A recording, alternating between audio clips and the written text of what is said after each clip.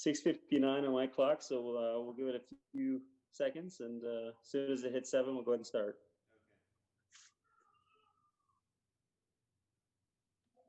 It's okay if community members are seeing us a minute before. I think we'll be okay.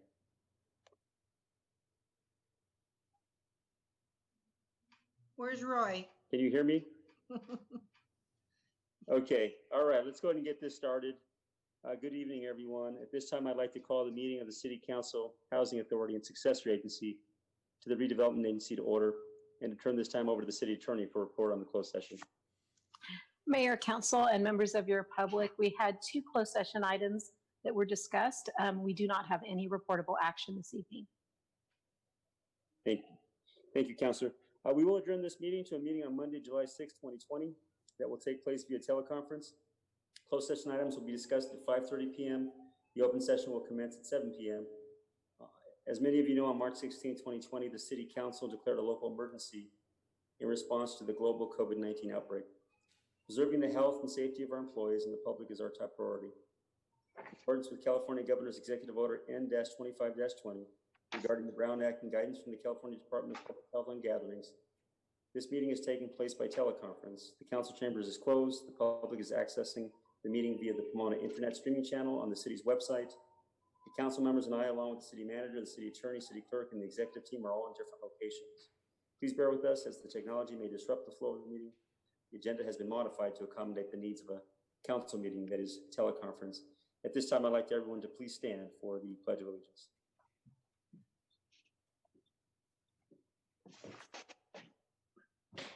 Please place your right hand over your heart and repeat after me. Ready, begin. I pledge allegiance to the flag of the United States of America and to the republic for which it stands, one nation, under God, indivisible, with liberty and justice for all.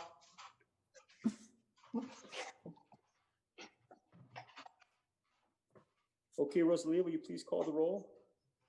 Councilmember Gonzalez, Councilmember Preciado. Here. Councilmember Garcia.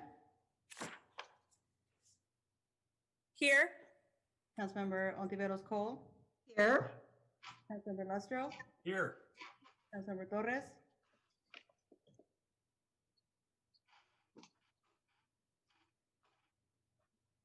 He didn't connect yet. Okay, and Mayor Sandoval. Here. Next item. Next item is presentations. This is a presentation on the Gold Line Parking Management Plan by the Metro Gold Line Foothill Extension Construction Authority. Right. Habib? Thank you, Mayor Sandoval. Thank you for including us tonight. We are joined tonight by Chris Berner, who's the Chief Executive for Construction at the Authority, as well as representatives from Gibson Transportation. Tonight we're going to talk about what happens when the Gold Line opens and how to prepare for parking. This was a lessons learned from the previous phase of the project, where there were a lot of issues and questions and concerns from the cities as this project went into operation. So with that, we brought on Gibson Transportation last fall, and they looked at the experiences of the previous phase of the project, what can be expected in the future phase, some things that they discussed with the cities in the past. We've been working with them on a regular basis to put together a plan on how best to work with parking once the Gold Line is in operation. One of the things that has changed since the opening of the previous phase is Metro is now charging for parking, and that has changed the landscape and the need of parking out there, and that's something that we are considering now. And with that, I'll introduce Rich Gibson, who's going to talk us through the draft or presentation that he's put together, the plan for parking in the future. Thank you, Rich. Thank you, Habib. We're going to go through a relatively large overview of this. We're not going to get too into the details here in the interest of time, so I just want to kind of give you the 1,000-foot overview of what this study is all about, our goals, and the real timeline for the whole study. So, like we mentioned, it's the Parking Utilization and Protection Study. This is a little program overview of what we've done so far and what we're hopefully going to accomplish in the future here. So what does a Parking Utilization and Protection Study involve? Well, here are the study goals. Ultimately, the most important goal of this study is to identify and protect vulnerable parking near the station. Now, the number of spaces that are ultimately built in the Gold Line parking facility, garage, or surface lot don't have too big an influence on this study, because this study is just looking at people who are not going to use that Gold Line garage. Now, no matter how many spaces we put there, somebody is not going to want to park there for a variety of reasons. So we want to figure out where the vulnerable parking might be, public and private, and figure out how to protect that from Gold Line riders. As part of the study, we also want to look at some alternate strategies to get people to and from the station, not in their single occupancy vehicle, either carpooling, biking, riding, taking an Uber pool, something to that effect. We want to figure out if there's anything we can do to get people out of their car and to the station in an alternate mode. But if we can't do that, we want to figure out how we make those riders park where we want them to park. And we want to give you some guidance on how we implement all of these various strategies that we're going to discuss. So the study is relatively simple in terms of phases. There's a phase 1 that we're almost done with now, and a phase 2 that will start closer to the actual construction of the station and the parking facility itself. Phase 1 involved field research, where our office went out and collected all of the field data we could. We tried to find every parking lot we thought would be a concern. We've looked at all the on-street parking restrictions in our study area to see where those potential vulnerable block faces were. And we drove through every private lot in the area that made sense to see how quickly we got harassed and whether or not that was a private lot that was a potential place for overflow power, for excess demand of the Gold Line to park. The study cover you see on the right, that's basically the end of phase 2, or of phase 1, excuse me. We will be delivering the final version of this preliminary study sometime this week to you guys. We got some comments back on the draft of it, and we've incorporated those comments, and we're going to get you an updated version this week. Having said that, if there's something else that comes out of this meeting that you guys want to see included in there, we're happy to revise it again. This is the City of Pomona's study. It's not the Gold Line study. It's not the Construction Authority study. It's not the Gibson study. This is the study for the City of Pomona. So we really want you guys to be happy with it.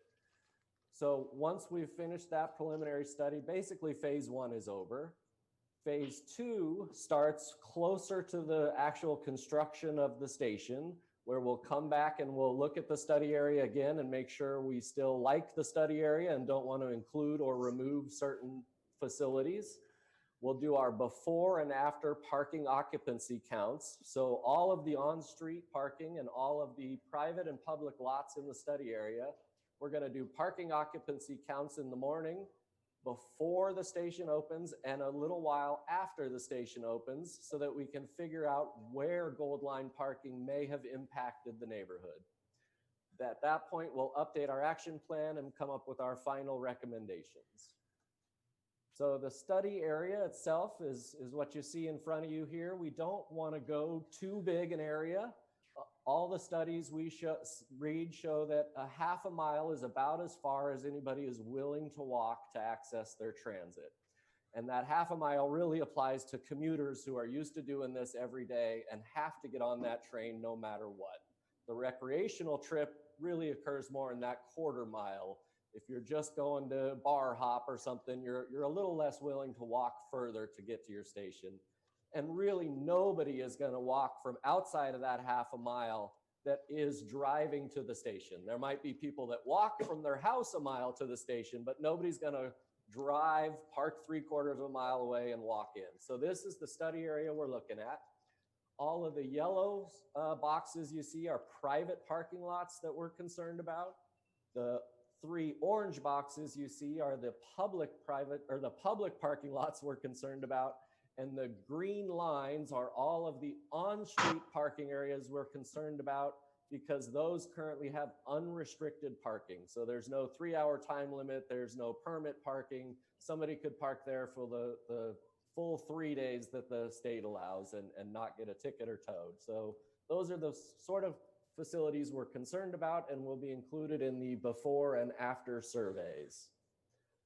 So right now, we don't have very many specific recommendations because one of the things that Pat and I have learned from working on these parking studies in Arcadia and Monrovia is that we don't want to be too proactive and put out too many restrictions that affect our neighbors and our business owners more than they affect the Gold Line riders.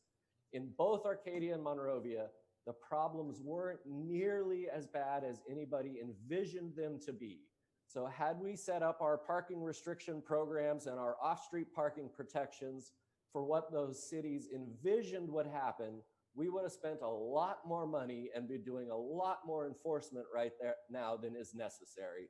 So the real lesson we learned from everything we've worked on so far is let's react for the most part and figure out where the problems are and fix them at that point rather than being too proactive and setting a whole bunch of stuff out there that bothers everybody. So some of the stuff we're going to look at are on-street parking restrictions. If you do a 3-hour restriction early in the morning, it'll tend to only affect Gold Line riders and it won't affect business owners and employees as much. For off-street parking for private and public lots, we need to figure out a way to do a tow-away program. If the tow-away program isn't good enough, we go to a gate arm system that has a validation system or something like that. We also want to look at all sorts of mobility enhancements and last mile strategies that might get people out of their car and accessing the station in a different way where they don't use a parking space just for their one car. There's education and enforcement programs that lead into this. And when we get into greater systems, we can look at on-demand or shuttle systems if we're having real long-term problems that need a bigger and more expensive solution to implement. Then we'll give you some timing on how to implement all of these things. So the end of the report that we're going to deliver later this week has the action plan in it. And these are the kinds of things we need to be looking at right now, a little bit before service starts, right before service starts, right after the station opens, and in the long term. So there's a whole bunch of different strategies and items we need to consider at certain points during this development process. And those are all on the screen there. I won't go into those in too big a detail because I could talk forever on those.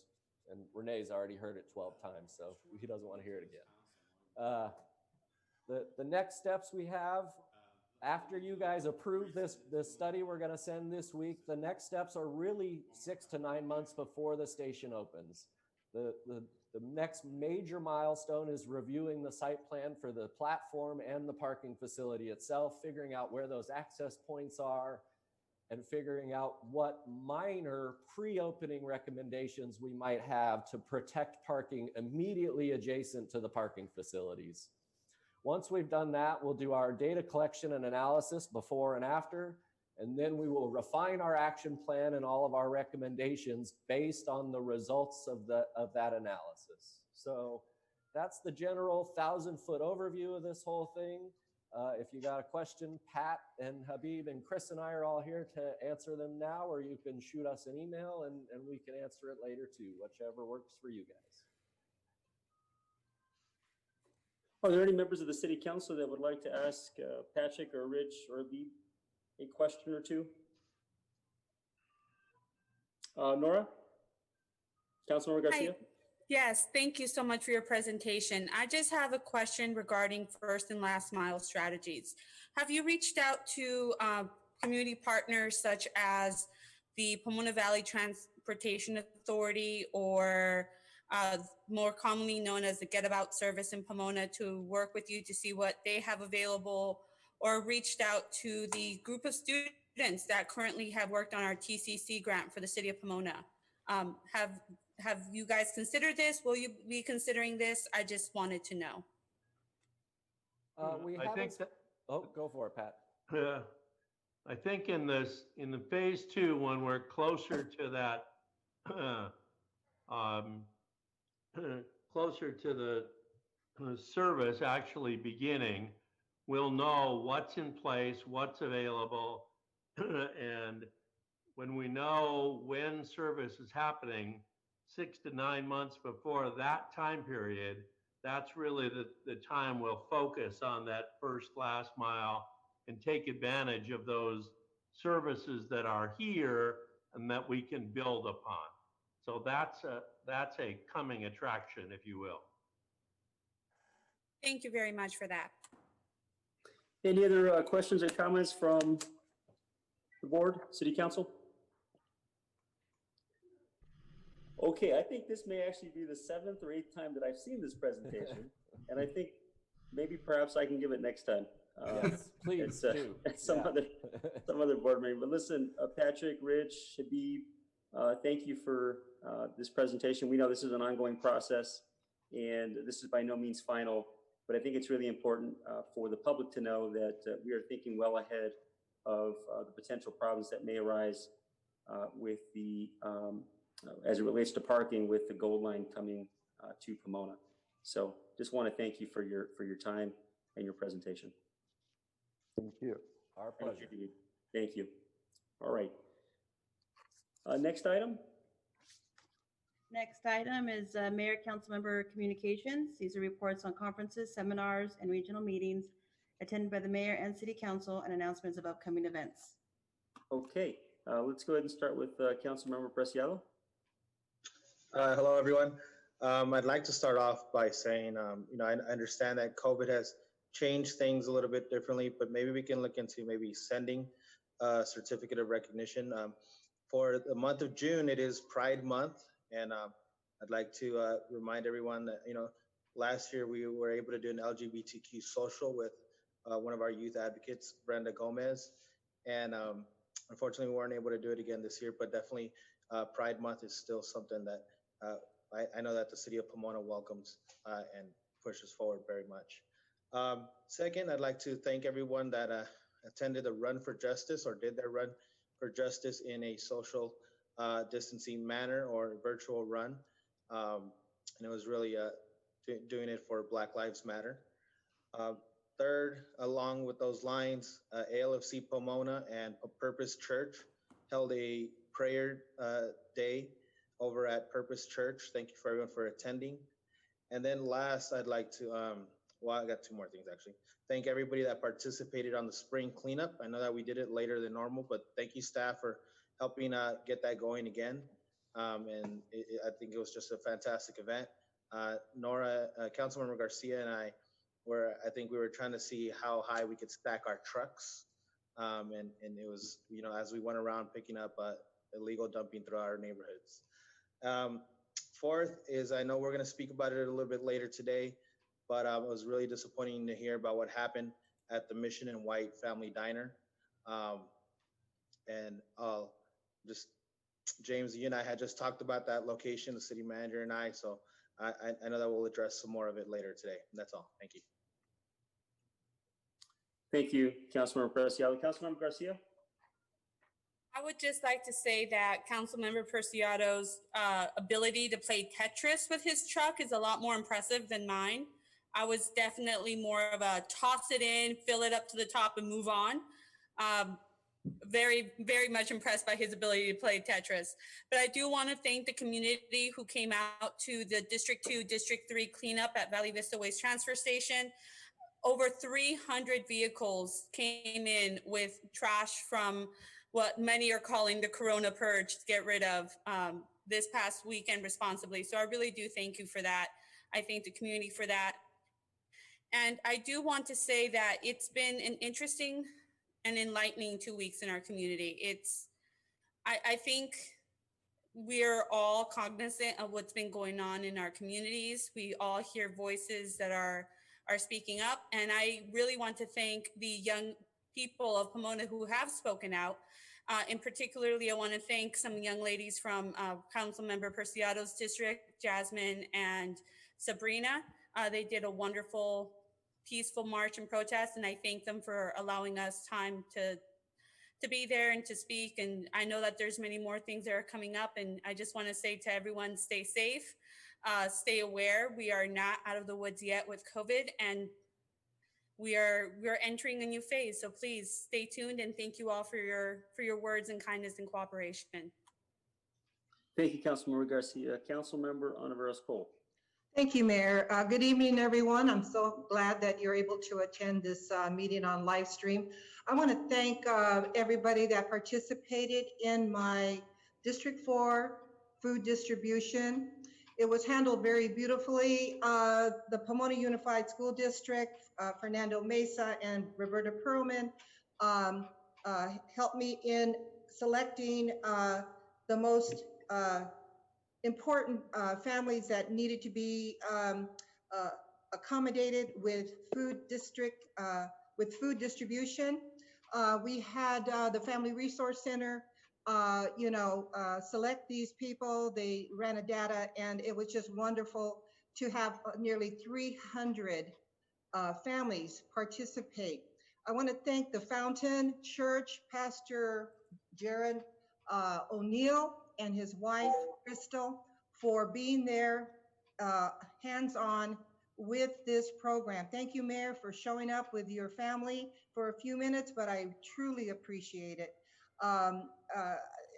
It was handled so wonderfully. The volunteers, the Fountain Church took care of everything. I want to thank Doug Alvey. I want to thank Hilda Solis for donating at least 300 diapers, which went very quickly. I want to thank Freddie Rodriguez, who showed up and donated a very generous amount of money, along with 350 bags. All the volunteers, Paula Lance came and helped with rice. I mean, I couldn't have asked for a better volunteer group, and it was a success, and just goes to show you that when we work together, partner together, and I want to thank Pomona, City of Pomona, for coming in at 4 o'clock in the morning and setting up everything for us. It was just wonderful, wonderful. Pomona Valley Food Bank came in with some wonderful items for the people. I mean, I can go on and on, but this is something that I am truly grateful for.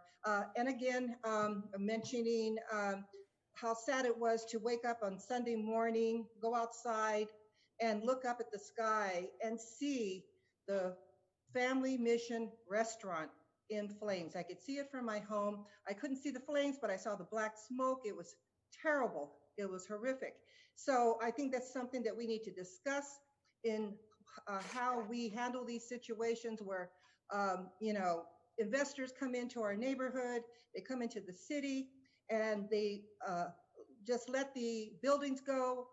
They're abandoned, they're destroyed by neglect. But the thing is this, I think we really need to do something about this. I think it's something that the council and the city staff needs to really take hold of what we need to do. And if necessary, there's other things I'd like to discuss, but at this time, yeah, this was horrific, and this was something that is not going to be forgotten for a long time. Thank you. Thank you. Councilmember Lestro? Thank you, Mr. Mayor. Without repeating everything my colleagues have said, I certainly support all the comments that have been made thus far, certainly about all of the voices that have been heard throughout the community over the last couple of weeks. Certainly we hear you loud and clear. And also with regard to Mission Family Restaurant, like Councilmember Ontiveros-Cole, I was saddened to read about that and see pictures of it Sunday morning. Very, very poor loss, or very bad loss for the city. Just want to add that it's good to see everybody, and hope everybody out in the Pomona community is doing well and everybody's healthy. Thank you. Thank you, Councilmember Lestro. Councilmember Torres? Mayor, we're having technical difficulties getting Councilmember Torres hooked up. The IT staff is working to get him connected, but I'm in contact with him and we're having difficulties. Okay, all right. Well, he'll have an opportunity to speak later if he so chooses. I have a few things that I would typically share during mayor and council member communications. I'm just going to share with you what I plan to introduce later, and I'll go into more detail later because I think several of my council colleagues touched upon them. But before I do that, I just want to acknowledge that this weekend, there are a number of different events that are happening.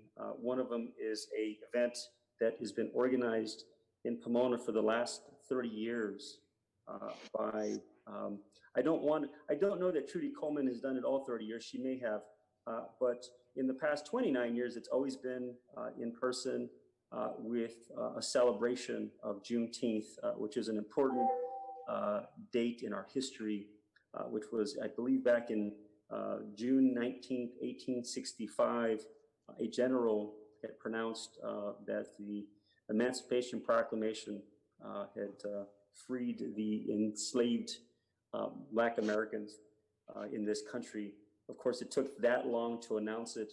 And of course, even though it was proclamation, the Emancipation Proclamation was in name, we all know that in practice that actually did not happen.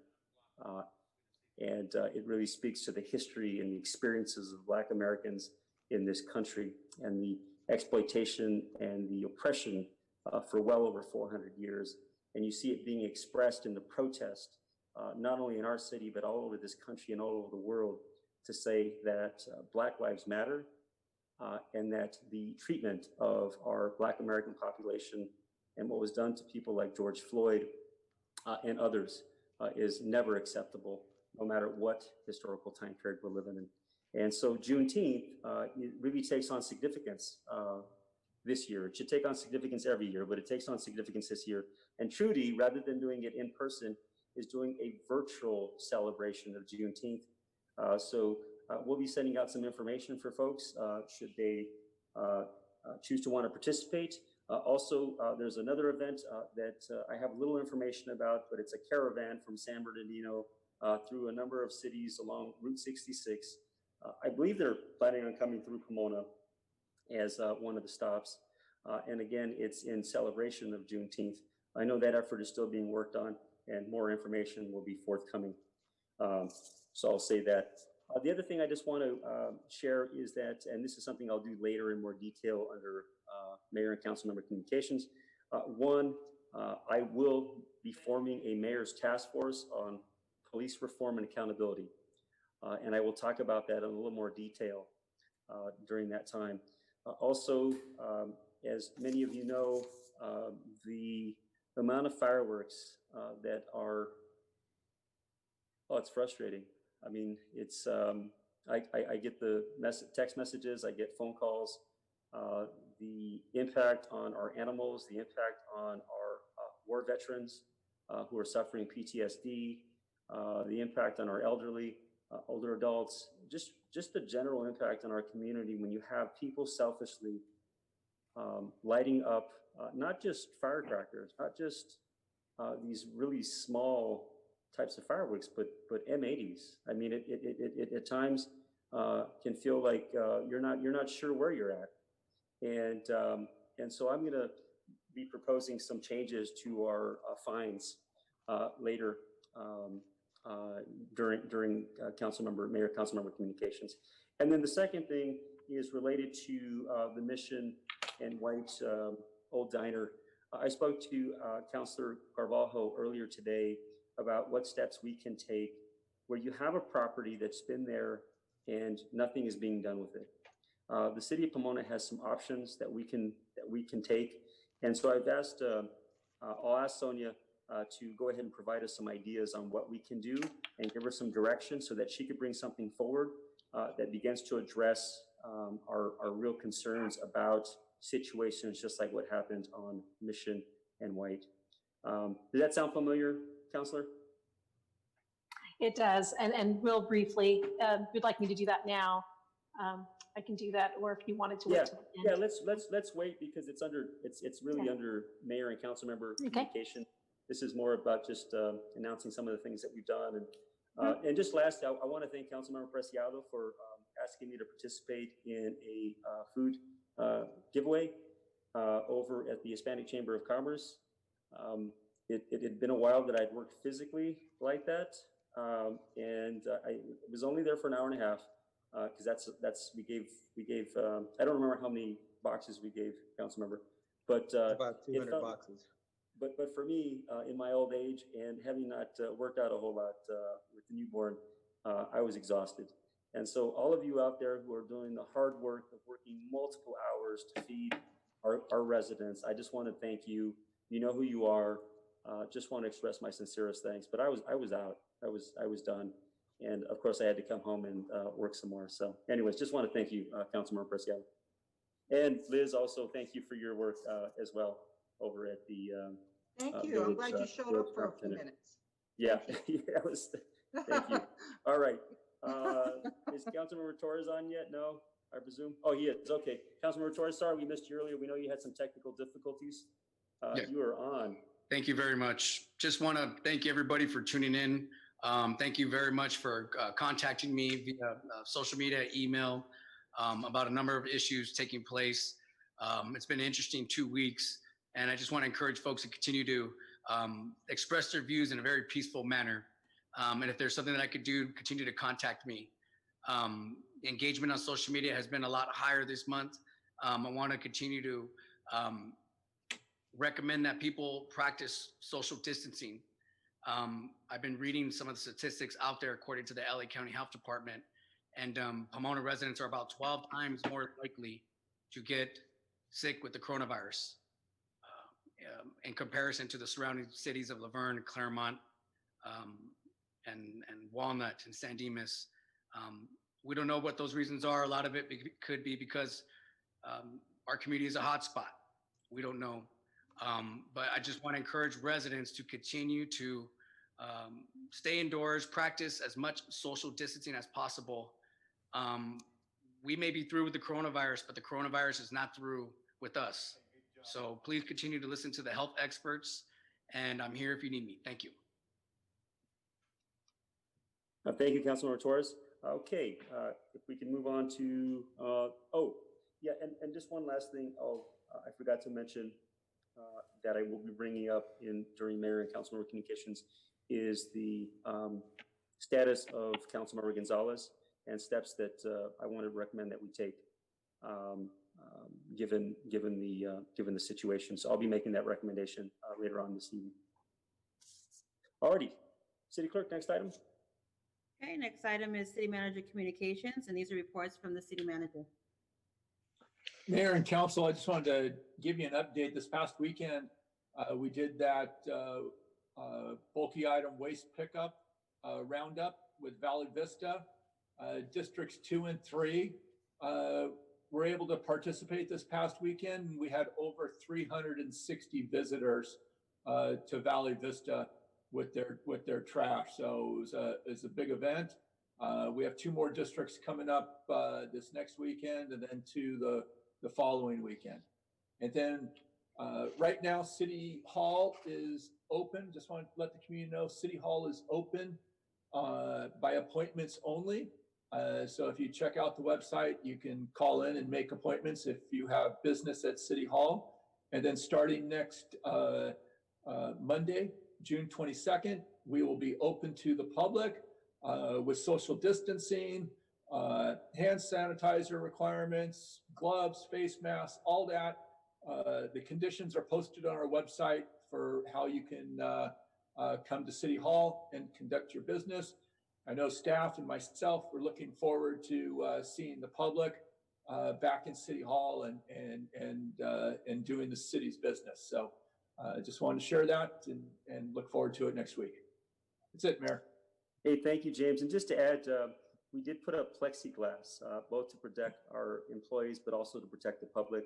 So when you come in, you will notice it looks very different. But we do on the first floor where we host most of our direct services, you will notice the plexiglass is up, very similar to what you see at supermarkets and other stores. So just thought I'd mention that. All right, next item. Okay, next item is public participation. In response to the global COVID-19 pandemic and in accordance with California Governor's Executive Order N2520 regarding the Brown Act and guidance from the California Department of Public Health on gatherings, please note that comments for public participation or for a specific item on the agenda were accepted by email only. Comments will be read into the record by the city clerk. The deadline to submit the comments was 6 p.m. today. All comments must be limited to 200 words. And I'll go ahead and move forward and read those comments. Okay. First comment is from Diane and Richard Lufton. Dear Mayor Sandoval, Vice Mayor Torres, and City Council members, the purpose of this letter is to request action regarding the barrage of fireworks in Ganesha Hills. What used to happen around the 4th of July is now occurring throughout the year, especially from just before Memorial Day to way past July 4th. Worse, people are throwing very loud M80s from the hillside above us onto our yards. One hit a tree on the hillside beside our driveway. When we went out to check, the base of the tree was black, which indicated a fire had started. Some are so close they shake the house. This sometimes goes until after midnight. It is as if we live in a war zone. This is causing great stress for our veterans who suffer from PTSD, as well as the elderly and our pets. We fear if this continues, there will be a major fire in our hills that will destroy our homes and cause casualties. The police and fire departments tell us there's not much they can do. As our elected representatives, we ask that you raise the priority of this and act before there is a tragedy. Next comment is from Arthur Martinez. The reason for this email is my concern of the residents here in District 1 that are lighting off bomb-type firework blasts.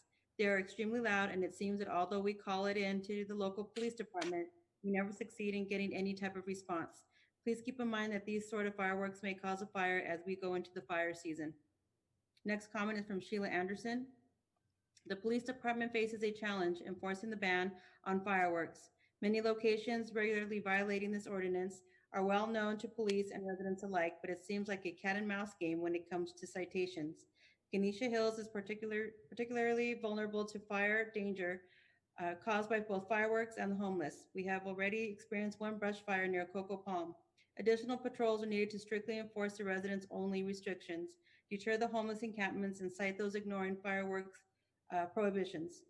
The fire danger is my primary concern, but consideration must also be given to our veterans, those in local nursing homes, board and care facilities, young children, and our pets who are traumatized by the loud fireworks. PTSD is a real and tragic result of military service. We owe our veterans a debt of gratitude, not continued trauma. Our older residents need undisturbed rest. Young children need to feel safe in their homes. Pets should not need medication to calm them from fireworks. Please institute measures to immediately mitigate the serious hazard to public safety. Next comment is from Daniel Lee. Thank you, City of Pomona. My name is Daniel Lee, and I'm a partnership specialist with the U.S. Census Bureau. By now, everyone should have received invitation letters in the mail asking you to take the census either online, by phone, or by mail with your enclosed census ID. To fill out the census by phone, you can call 1-844-330-2020 for English and 1-844-468-2020 for Spanish. Remember, your answers are strictly confidential and won't be shared with any other government agency, including ICE, the CIA, or FBI. Please note that the last day to self-respond has been extended until October 31st. Pomona still has areas where the census response rate is lower than other parts of Los Angeles County. Therefore, I would like your help in identifying organizations in your area that would be willing to host virtual meetings for us. Lastly, the census is still hiring. For anyone interested in applying, you can go to www.2020census.gov/jobs or call 1-855-562-2020. Remember, 10 minutes of your time filling out the census will impact your community for the next 10 years. I can be reached at daniel.lee@2020census.gov and at 725-666-3245. Next comment is from Marcy and Jerry Smith. To all members of the Pomona City Council, since late April, we have been bombarded by fireworks being set off in Ganesha Hills. Last week, someone ignited at least 6 or 7 of what sounded like M80s by the intersection of Hillcrest and Sunset.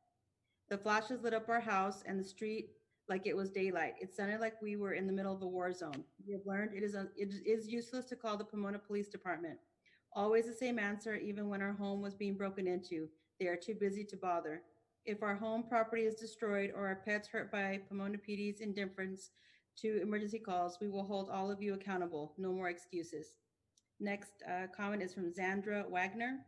Dear Mayor and City Council members, I would like our City Council and community to come up with a comprehensive plan to address the nightly firework issue in our neighborhoods. This is not an issue the police can solve on their own. It will take the city and the community. I'm not interested in arrests and punishments. We need to figure out the source and then use it as an opportunity to engage in dialogue about care for one's community while we also hear their concerns, since they are expressing discontent through explosives. The nightly explosions are so deeply distressing for our young children and pets, and degrades our quality of life. The community is invested in helping to solve this issue, and we need your leadership. Next comment is from Andrea Edwards.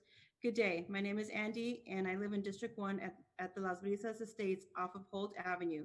Every single night from the Hi-Fi Mobile Home Plaza on 1010 West Holt Avenue has fireworks coming from their place every night.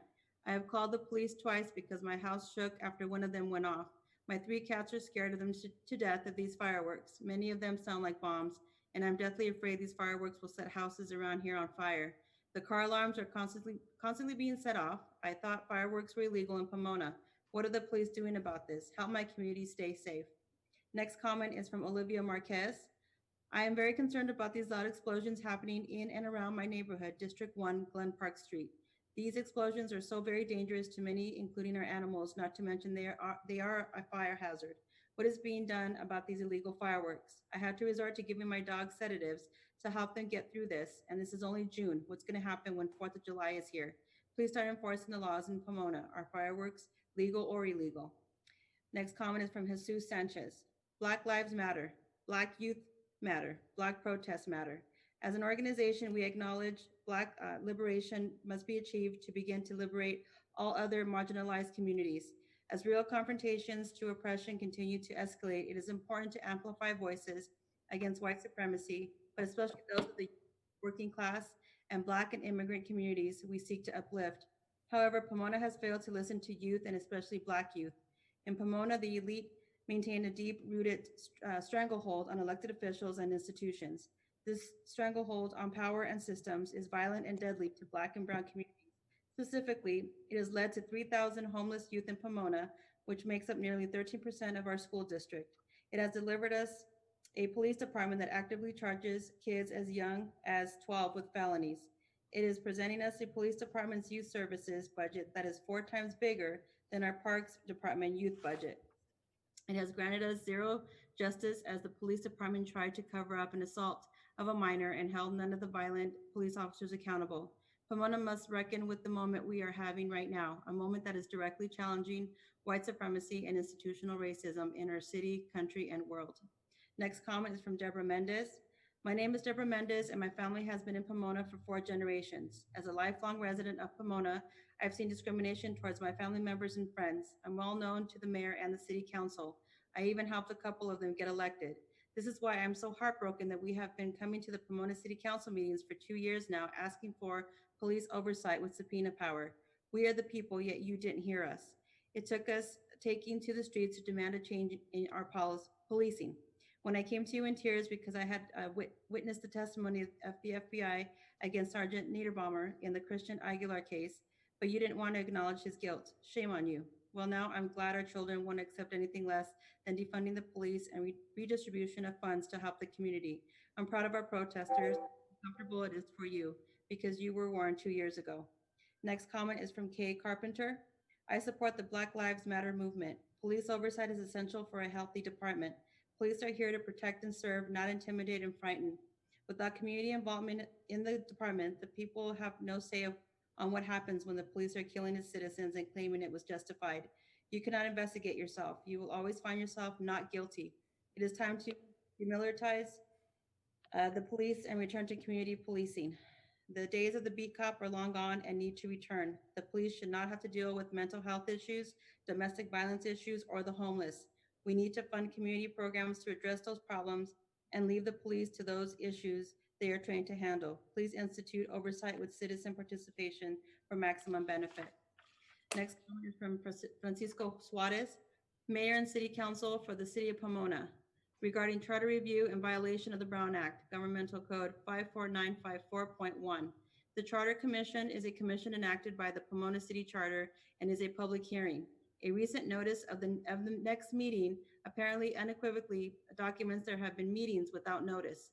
Under the Brown Act, as specified, the above meetings must be publicly noticed within 72 hours prior to their commencement. A coalition of concerned citizens post police oversight starts today have attended each commission meeting from the inception of the current session and have been denied access to address the police oversight issue. This has persisted even though a member of the commission encouraged post participation. Again, post is requesting a hearing for a presentation to address this timely issue and demand that the mayor and city council admonish the Charter Commission for its unprofessional conduct. Next comment is from Angelette Joseph, manager of apartments at 2137, 2143, 2149, 2155 North Town. Hi, this is a reminder about the potholes in the alley between Town and Stalker and Bangor and Laverne. We would really appreciate if this matter could be a priority. Next comment is from Cynthia Nichols. How can we address the issue of fireworks every day and night since May 2020? The issue has been extremely bad this year. It is horrible for our veterans, elderly, or our animals and our children because the fireworks are all illegal.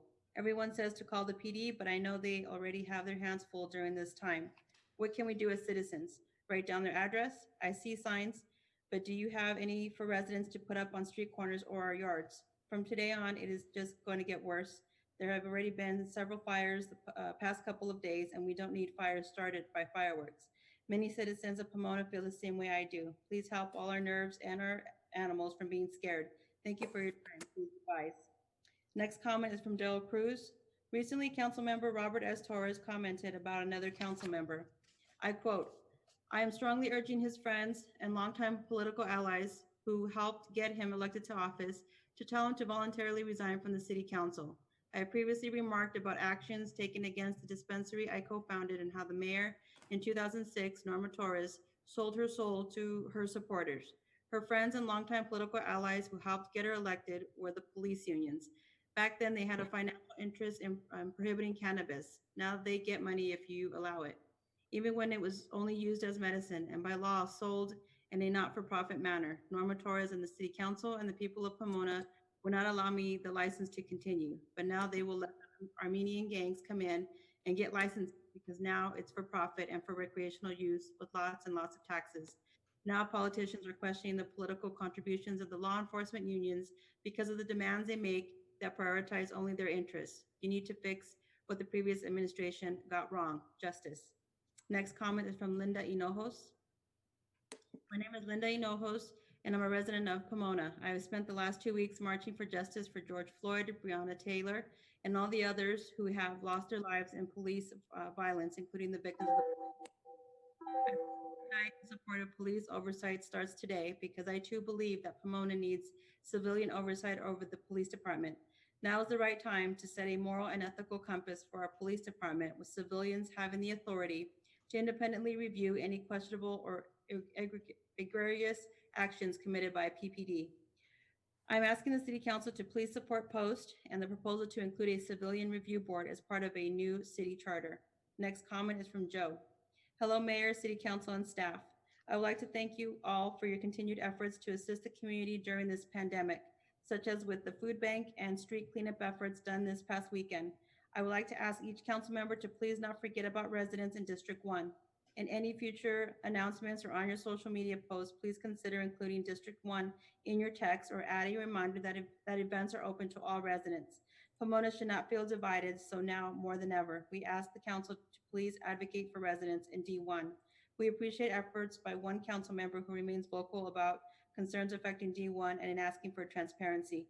Also, can the council and police department please share any efforts being made to battle the ongoing use of fireworks? It's getting worse, so perhaps a neighborhood watch or civilian patrol committee can be established to collaborate with police. Reporting to the non-emergency line is only one step to an issue that needs a dedicated team. Thank you. Next comment is from Benjamin Wood. While we look forward to collaborating with the Charter Commission to place a proposal for police oversight on the ballot in November, we must continue to call on you to provide meaningful oversight of the police and to be watchdogs over staff in their responses to Public Records Act requests. You may have asked yourselves why in my last comments I said we had received lies. In our April 4th PRA request, we asked for any information regarding prior use of force incidents of misconduct or officer-involved shootings in which Chad Jensen may have been involved. In a response dated May 7, 2020, the deputy city claims that the city does not have any records of prior incidents involving Corporal Jensen regarding the use of force resulted in great bodily injury or death, discharge of a firearm at a person, or sustained findings of misconduct. This statement directly contradicts information we have received from the family of Christian Aguilar, who have disclosed that the complaint they filed against Corporal Jensen in regards to the beating of their son at the fair was indeed sustained. We have asked for clarification of this matter and none has been forthcoming. The people have a right to know who is telling the truth here. Next comment is from Jose Rodriguez. Hello, my name is Jose Rodriguez and I am a current and longtime resident of Pomona. I voted for Tim Sandoval into office as mayor when he campaigned. I am here to let our public city officials know that Pomona wants the budget for the upcoming fiscal year to be redirected away from police and distributed fairly amongst housing, community development, homelessness, parks, firefighters, education, etc. We demand the police to be defunded and abolished, period. Please follow in the steps of San Francisco, who have already abolished police for non-threatening disputes. We are watching you, Tim Sandoval, and the team that manages and distributes Pomona's funds. We will not be satisfied with any other outcomes whatsoever. Next comment is from Danny McLaughlin. I'll get right to the point. As you know, through social media and just looking up at the sky, we have an illegal firework problem in the city.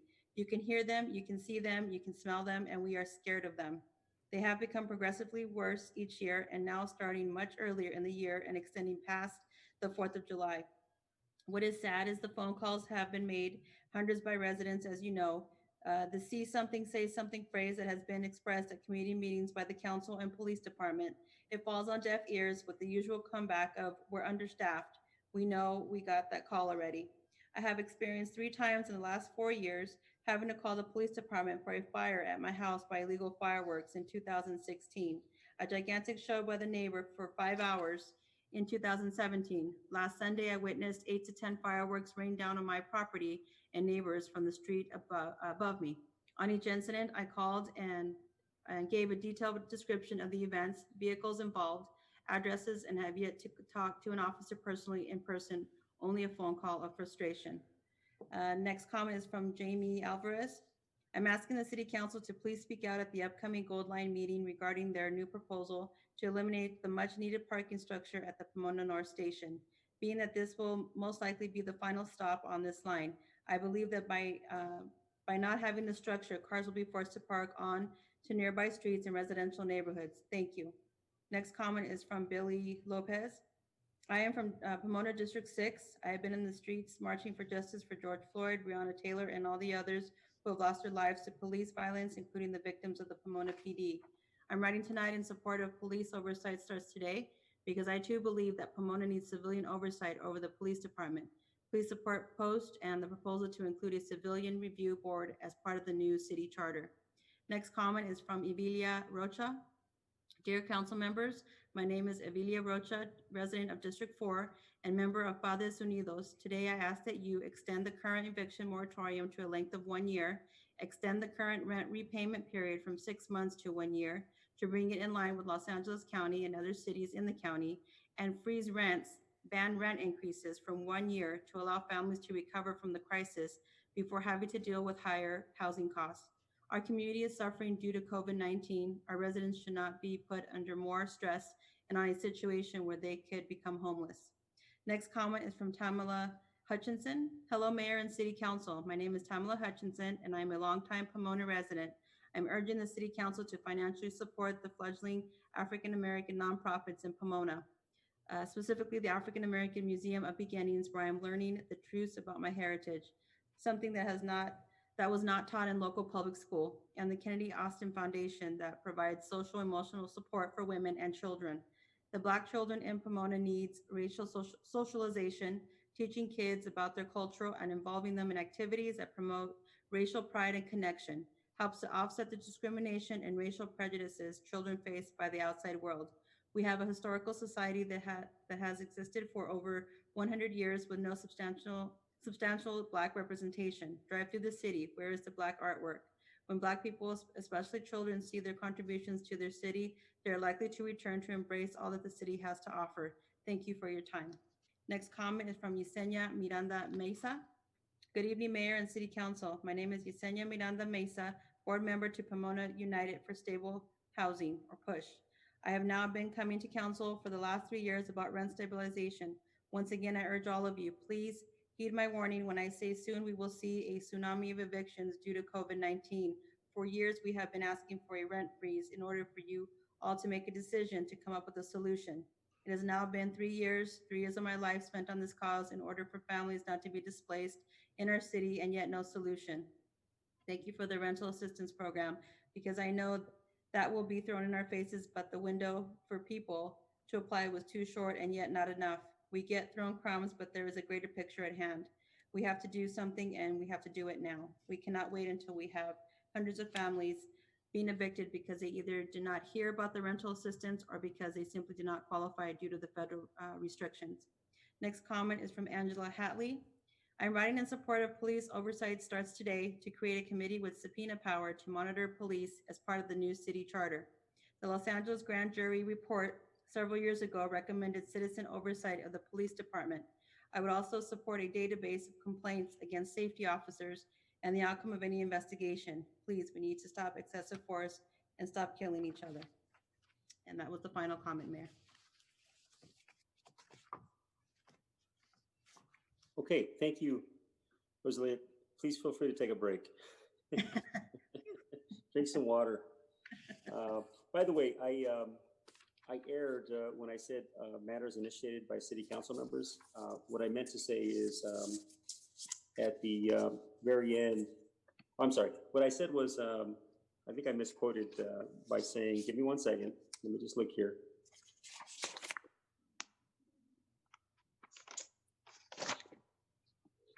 Yeah, under mayor, council member communications, I think I said that rather than saying under matters initiated by city council members. That's when I'll be raising the things that I brought up earlier, just for clarification, if I caused any confusion. Okay, the next item. Okay, next item is consent calendar. These are all matters under the consent calendar, which may be enacted by a single motion without separate discussion. If discussion or a separate vote on any item is desired by a council member, that item may be removed from the consent calendar and considered separately. All consent items pulled for discussion will be limited to 5 minutes. If they are not enacted upon within 5 minutes, the mayor will move that consent item to the end of the agenda after consideration of the public hearings.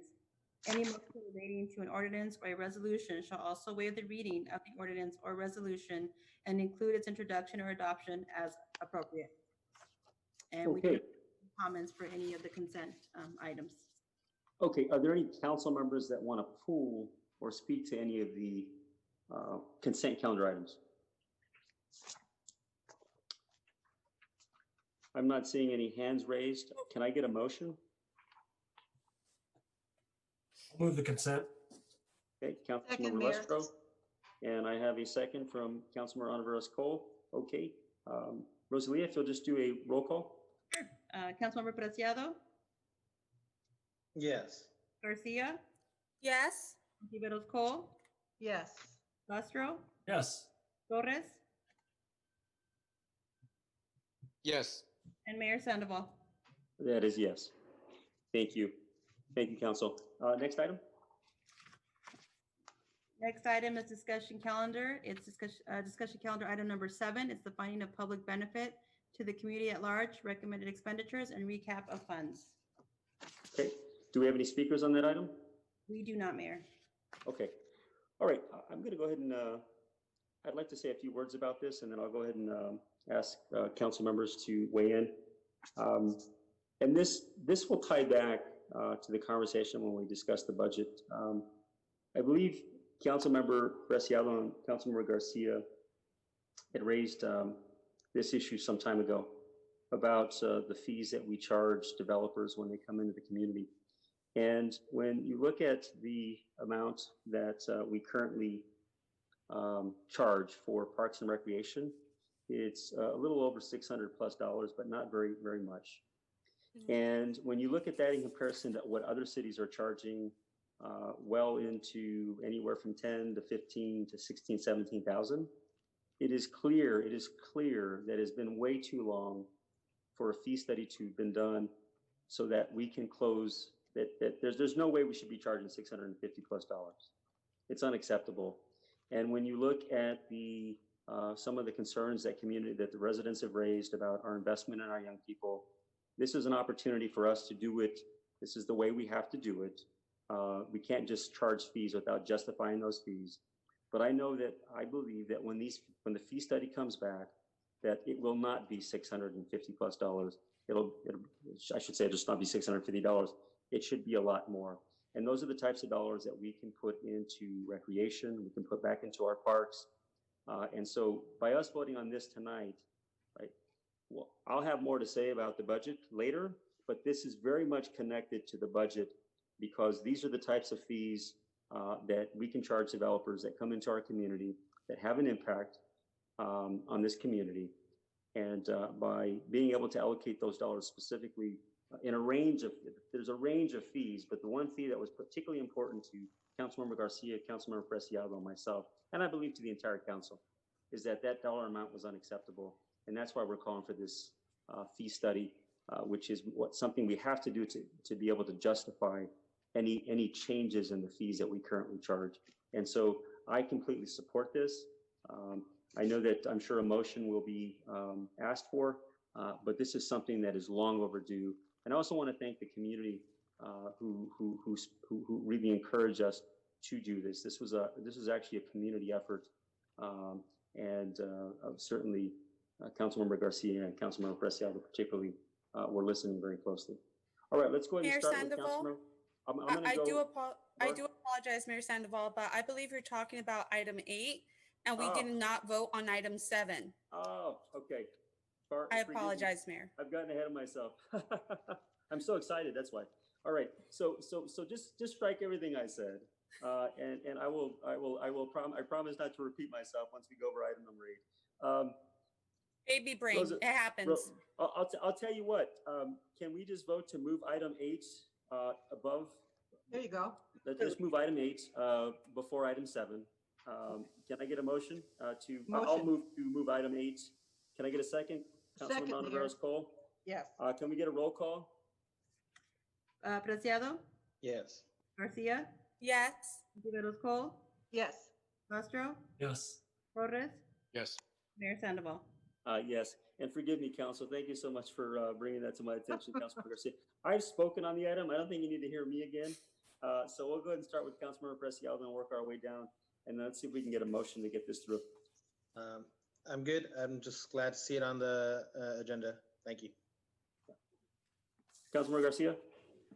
The only thing I would have to say is that I appreciate this is coming. I understand that there was a lot of reasons why it was delayed, but I would really emphasize to staff that when something is part of our priorities or it helps council priorities, which we spent a lot of time on setting upon about 2 years ago, almost year and a half ago, I would really appreciate it if it was handled more expeditiously. Just a little bit quicker would be great. I understand there's a lot of red tape involved in government, but I thank you for bringing this forward, and I look forward to positivity happening for our city. Thank you. Thank you. Councilmember Riveros Cole? Yeah, I concur with my colleagues. Thank you.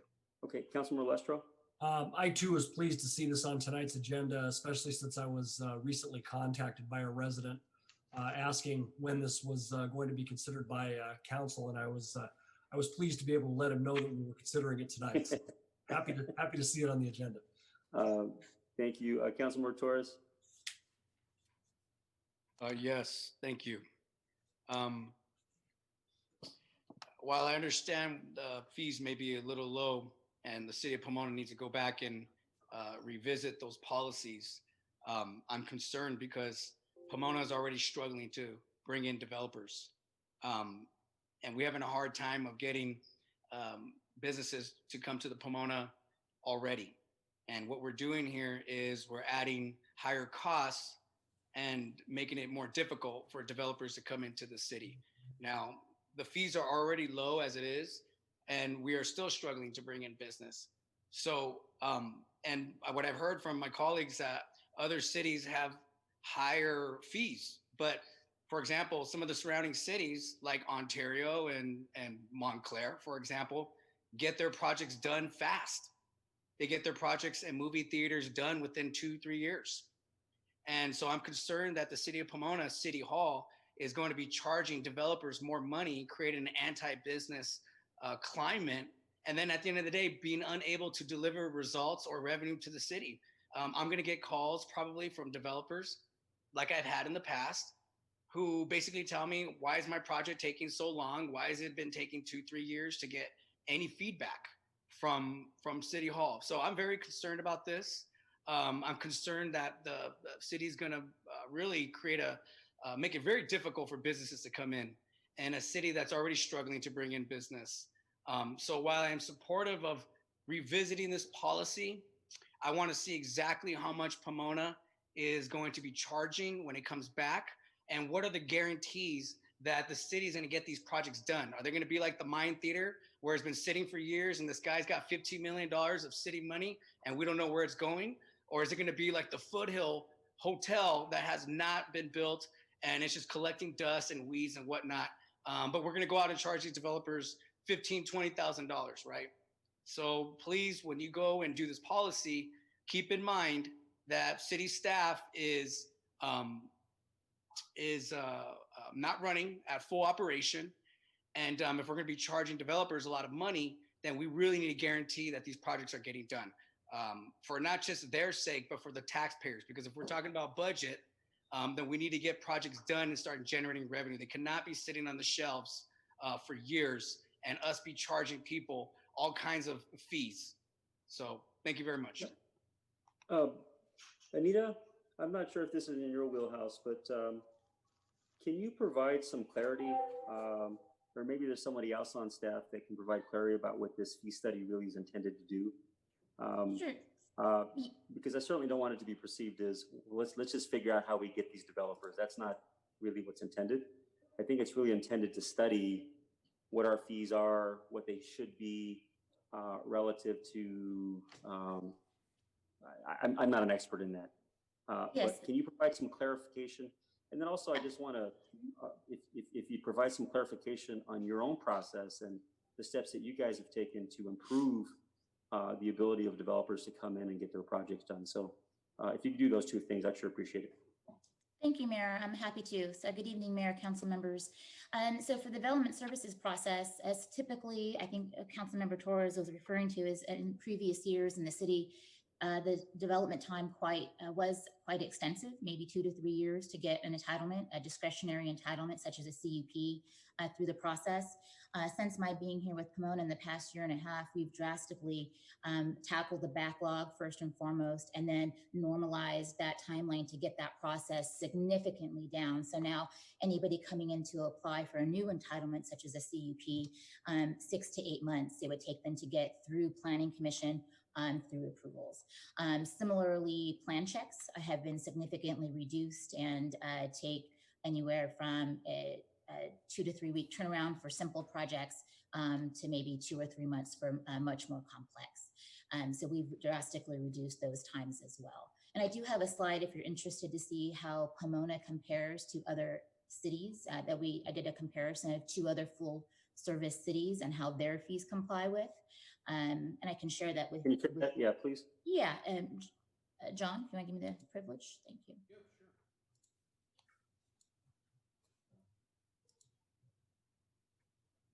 There. Can you see my screen there? Yes.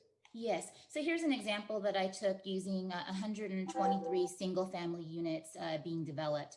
Here you can see the 7 impact fees plus the new construction tax. I added that in just to additional monies that we would get that goes to the general fund. And you can see the unit, what it's based upon here per dwelling unit or per trips, what the fee would be per unit, which would be about $6,676 per unit would be that fee, generating approximately $821,000 for this entire project in fees, including your parks fee, your traffic fee, road and highway.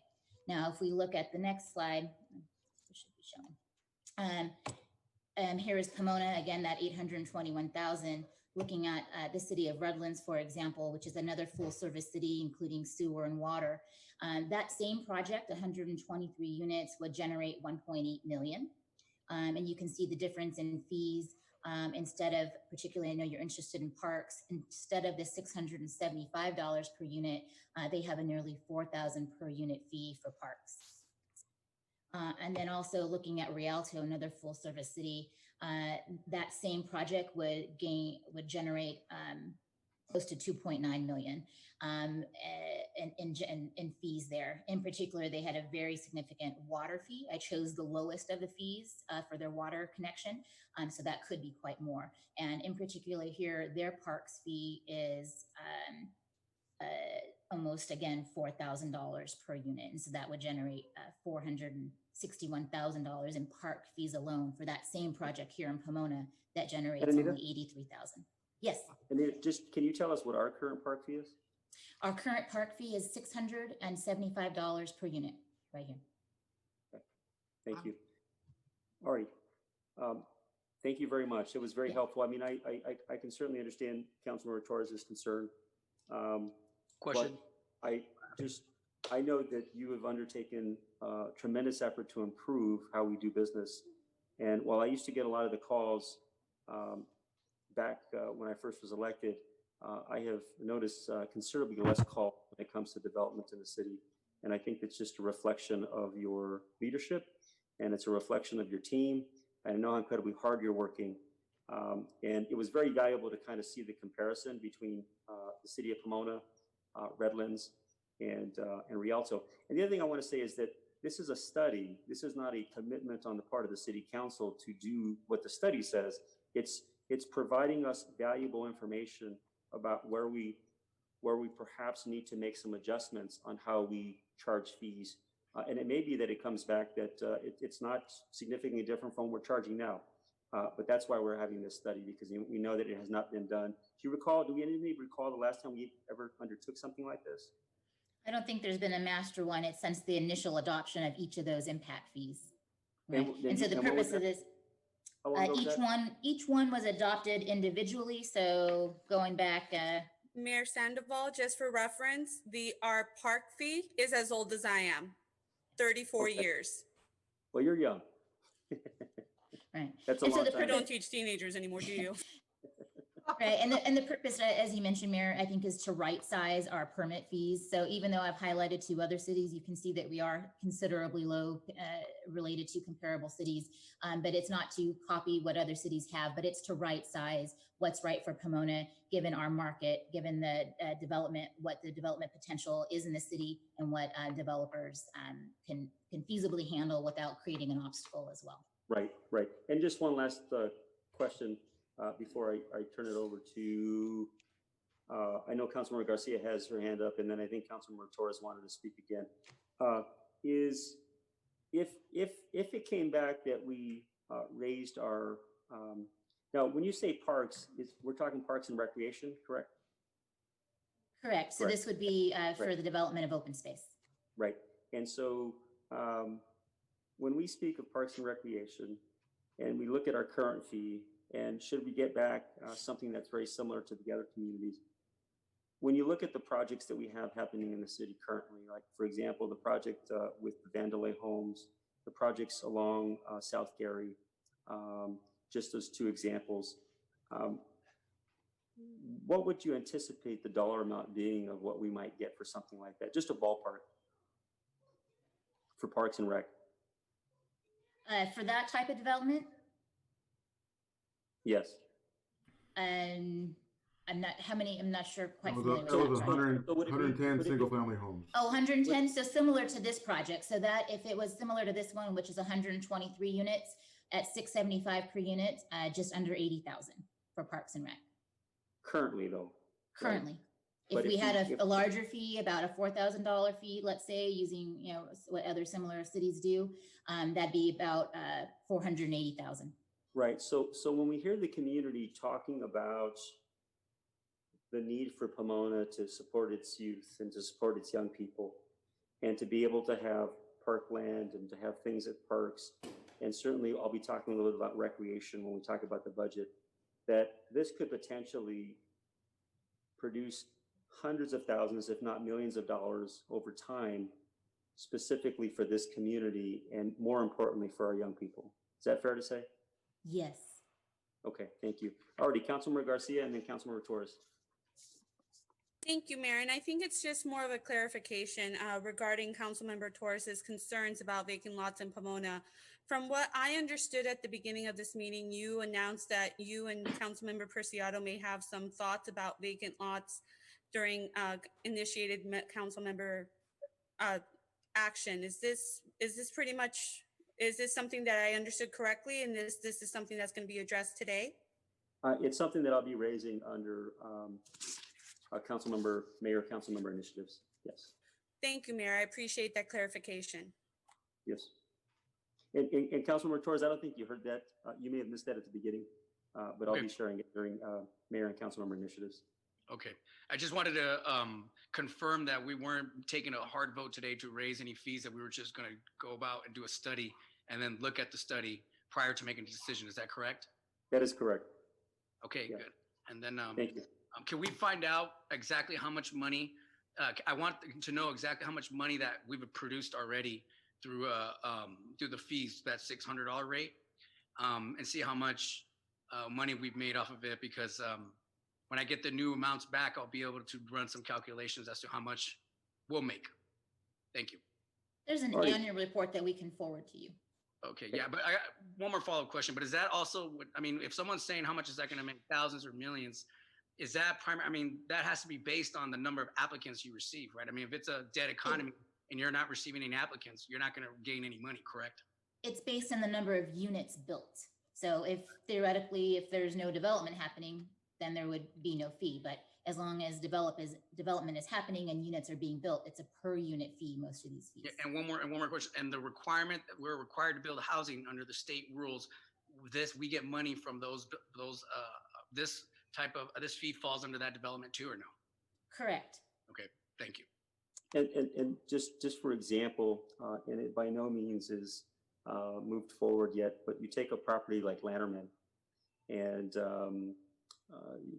which is in the city of Pomona, which Cal Poly is currently working with private developers.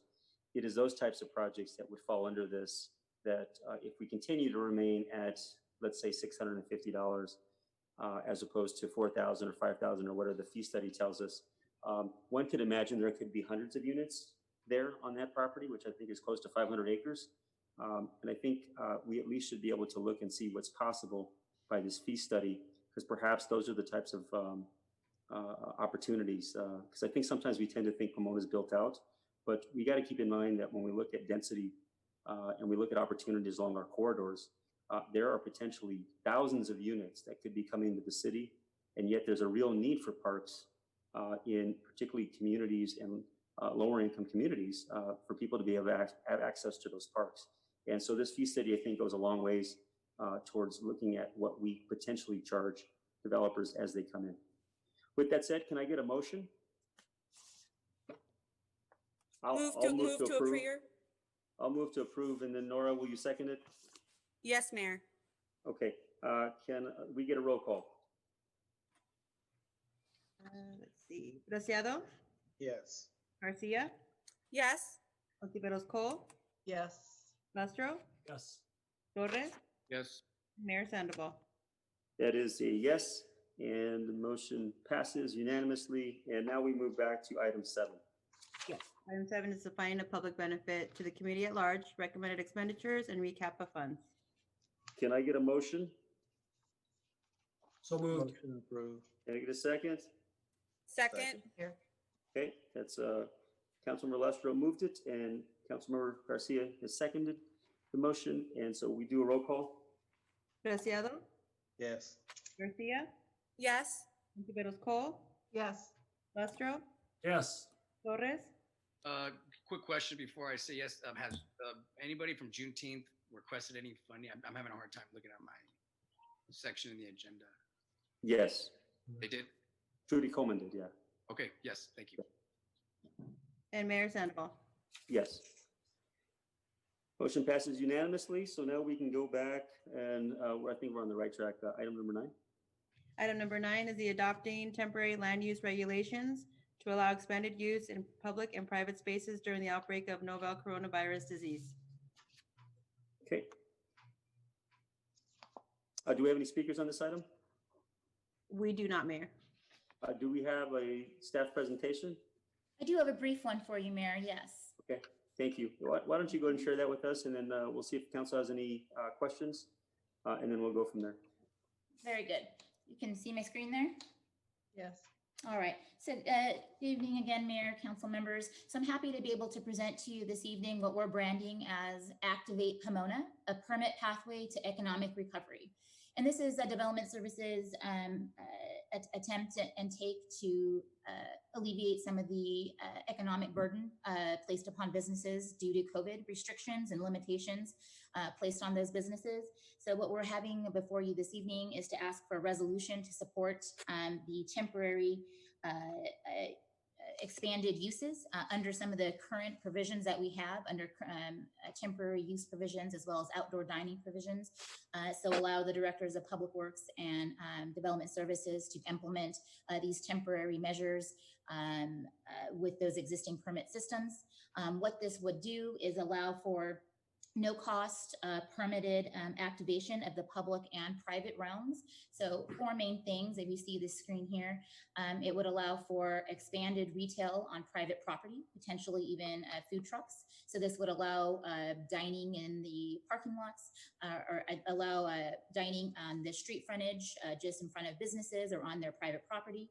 It would allow on-street curbside pickups, parklets, subject to public works requirements, potential street closures in the downtown area, sidewalk dining, retail and pop-up art potentially, and seating in the public right-of-way, as well as something new that we're offering, bringing to Pomona, which some other cities have not done in kind of activating this outdoor dining space, is expanding definitions for home-based businesses. We plan to have a website directly linking to all of the regulations, developing a user guide by the end of the week to allow this for residents and business owners, and we would allow asking through the resolution to waive the fees of this permit. This would be looked at as a pilot program, 6 months, expiring the 31st of December. Permits would be reviewed jointly by Development Services, Planning, Building and Safety if need be, and Public Works. We'd coordinate with stakeholders like DPOA, who has already sent a support letter, local retailers, promote the pilot program on Instagram, Facebook, and our city website, and provide provide documents in English and in Spanish. And we would be able to track these permits, evaluate the permit process, and report back to the Planning Commission in January of 2021. So this is a recommendation that's been reviewed by the Planning Commission, unanimously supported, and this is consistent and does incorporate the recommendations brought forth by the COVID Action Committee and Economic Subcommittee. So with that, I'm available to answer any questions. I'll be brief. I'll have some comments, but this is exciting, and I'll leave it at that. I mean, I like to think there's some smiles on the council's face about what this could mean for a lot of folks. And then I'll have a couple of comments to make. Councilmember Preciado, we'll start with you. Thank you for the great presentation. I love the branding of the Activate Pomona. I know that I've sent a couple of emails on this, so thank you very much for bringing it forward.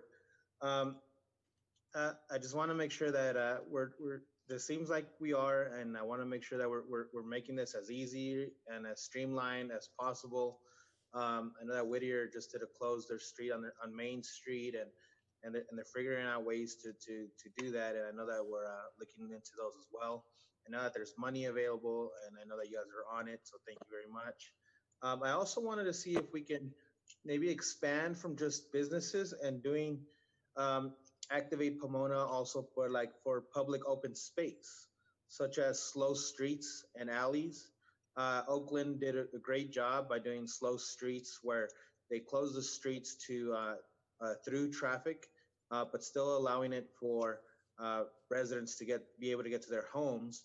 And then maybe partnering up with nonprofits in the city to be able to select neighborhoods to pilot it on, to where maybe the alleys or the streets can become a type of connection, or a type of bike path, and that we would be able to connect multiple neighborhoods that are safe enough to do it, and we can make sure that it would be like an extension of a park through running, cycling, or any other means, but activating the streets for public open space. Yeah, thank you, Councilmember. So I think you're probably exciting much of my planning staff right now. We're very excited to hear that. They've been tossing that idea out, and we're very open to it if the council is. This particular program, Activate Pomona, we focused primarily on economic recovery, so the businesses and retail sites within Pomona, and didn't really take a look at the recreation lens, which certainly we certainly could. Might be a little bit more of a process to evaluate what streets are appropriate and how we do it. So that's what we, in the interest of time and wanting to get this program up and running for those businesses, we did not incorporate it into this, but we certainly could expand. Well, I wouldn't want to slow this one down, but I'm glad to hear that we might potentially be having something soon. I would fully support that as well. Thank you. Thank you, Councilmember Preciado. Councilmember Garcia. Good evening. This is so exciting. I have friends in Orange County, and they're letting me know that Laguna Beach is also doing patios and parklets around their dining establishments, designated pickup food spots. So it's wonderful to see that Pomona is getting behind this. And I really want to commend city staff for recognizing that in this era, office buildings might be a thing of the past. Many big companies are now asking their employees to work from home. And this is only logical that many people who are small business owners, when they see a dip in their business, it might save their business to be able to work from home. So thank you to the city of Pomona and city staff for thinking of that. This question I asked via email earlier today, and I just want to reiterate it to the public. Director Gutierrez, can you confirm that not only will the parklets and patios be ADA compliant, but they will also be accessible? Many people who are ADA, wheelchair or otherwise require services may not be able to go into a physical restaurant for their health. So will they be able to enjoy outdoor dining? So is all of this going to be within ADA compliance and access? Yes, that is the goal. And in terms of access, keeping access on our sidewalks, and then ensuring that any of the parklets or outdoor dining areas newly created are accessible to disabled persons. Thank you for that. I appreciate it. Okay, Councilmember Ana Rose-Cole. Yes, thank you, Mayor. I think this is a very exciting idea. I am really I'm looking forward to seeing something like this. I like the idea that Council Preciado mentioned regarding maybe extending it further into the neighborhoods. I think that would be something that would probably, the placemaking theme would probably work very well with some of the people, because it would give them a chance to maybe create something new and different in their neighborhood. It's also something that I enjoy, because it kind of adds to the European flair of the things that I saw when I was in Europe at one time. So I think something like this is really going to excite the public. It's going to really make a difference in our city. It's long overdue. Thank you. Councilmember Lestro. Thank you, Mr. Mayor. So I think this is a great program to help jumpstart many of our businesses that have been struggling or have had to close during COVID-19, to help them kind of get up and running again. So my compliments to staff for coming up with this.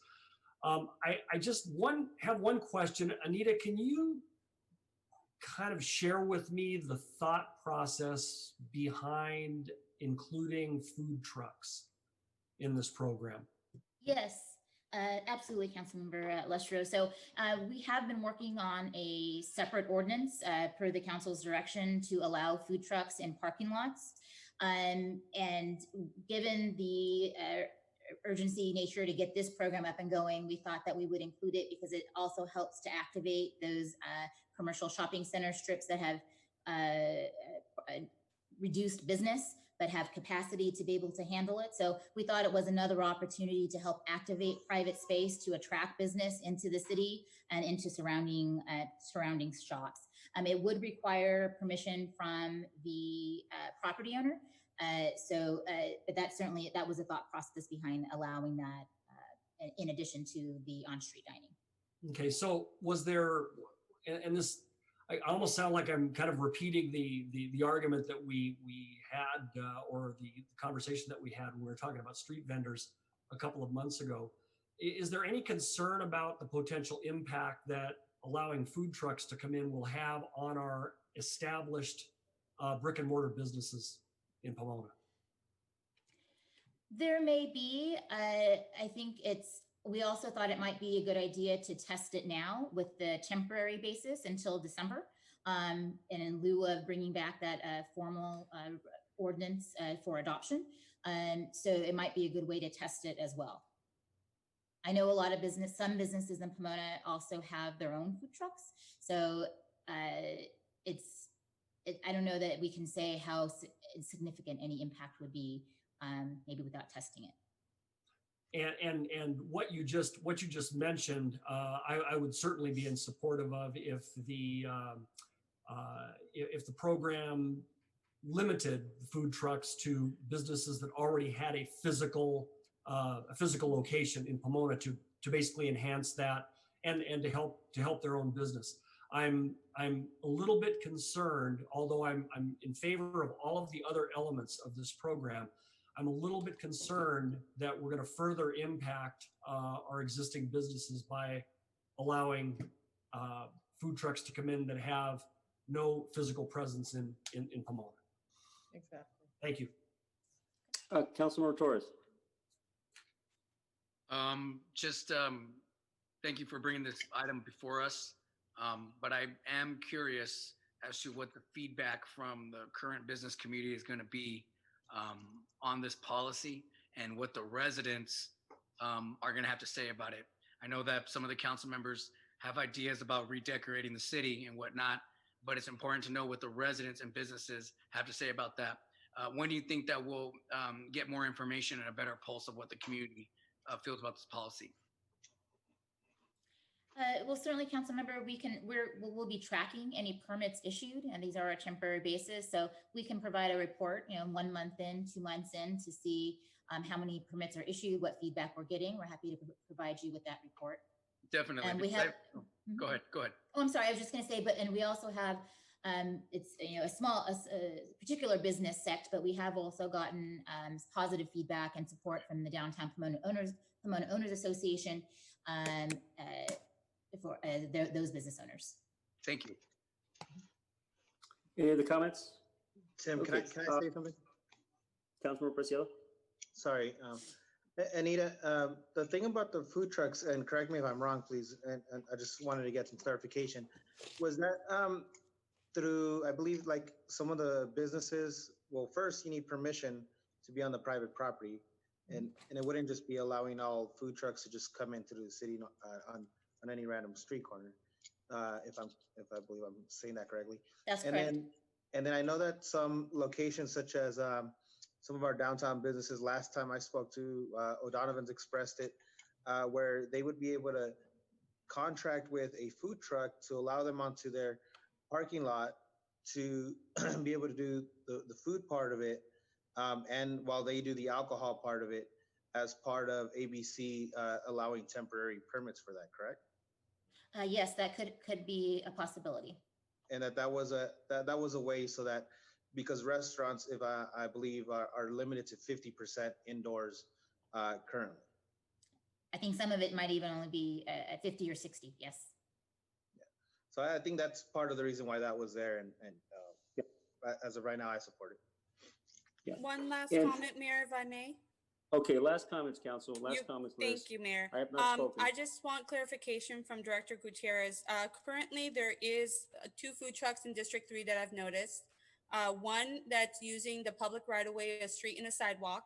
So you're telling me that under this Activate Pomona plan, that food truck would not be given a permit, and they would be cited by code enforcement or asked to move along. Is that correct?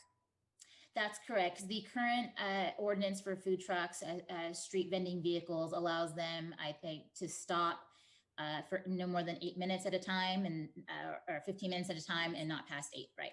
That's fine. But there is another food truck. Thank you. There is another food truck that currently parks in the empty gasoline station on County and Gary.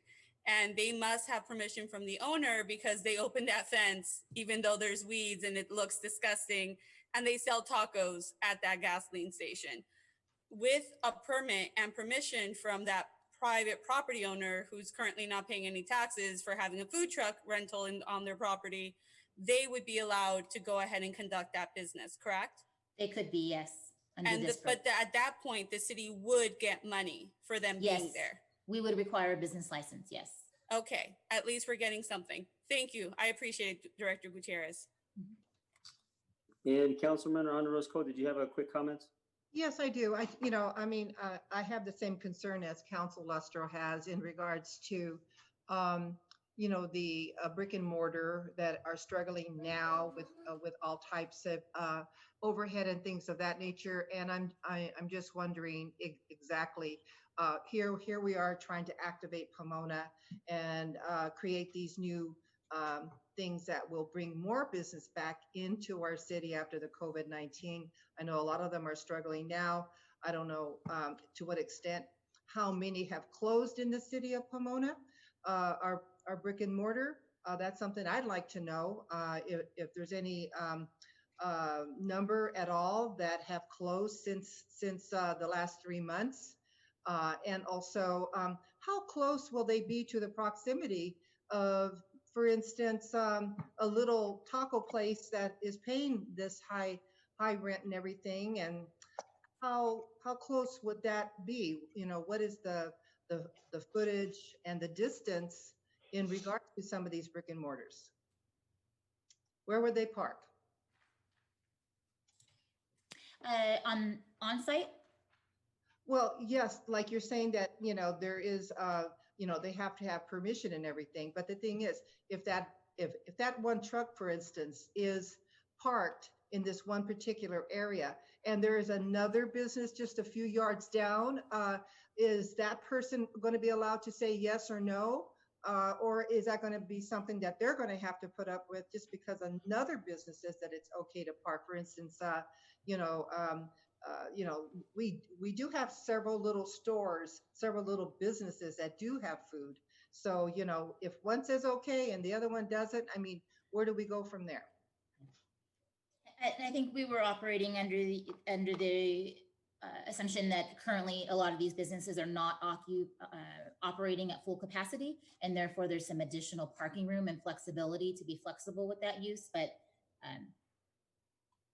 if one business says yes and the other one says no, I know we have many businesses like that, that they're right next to each other practically. So if one is permitted, sure, you can go ahead and park here, but the other fellow down just a little bit further down says, no, I don't think so. It's going to impact my business. I'm already losing money, and if there's a conflict like that, what is the city going to do?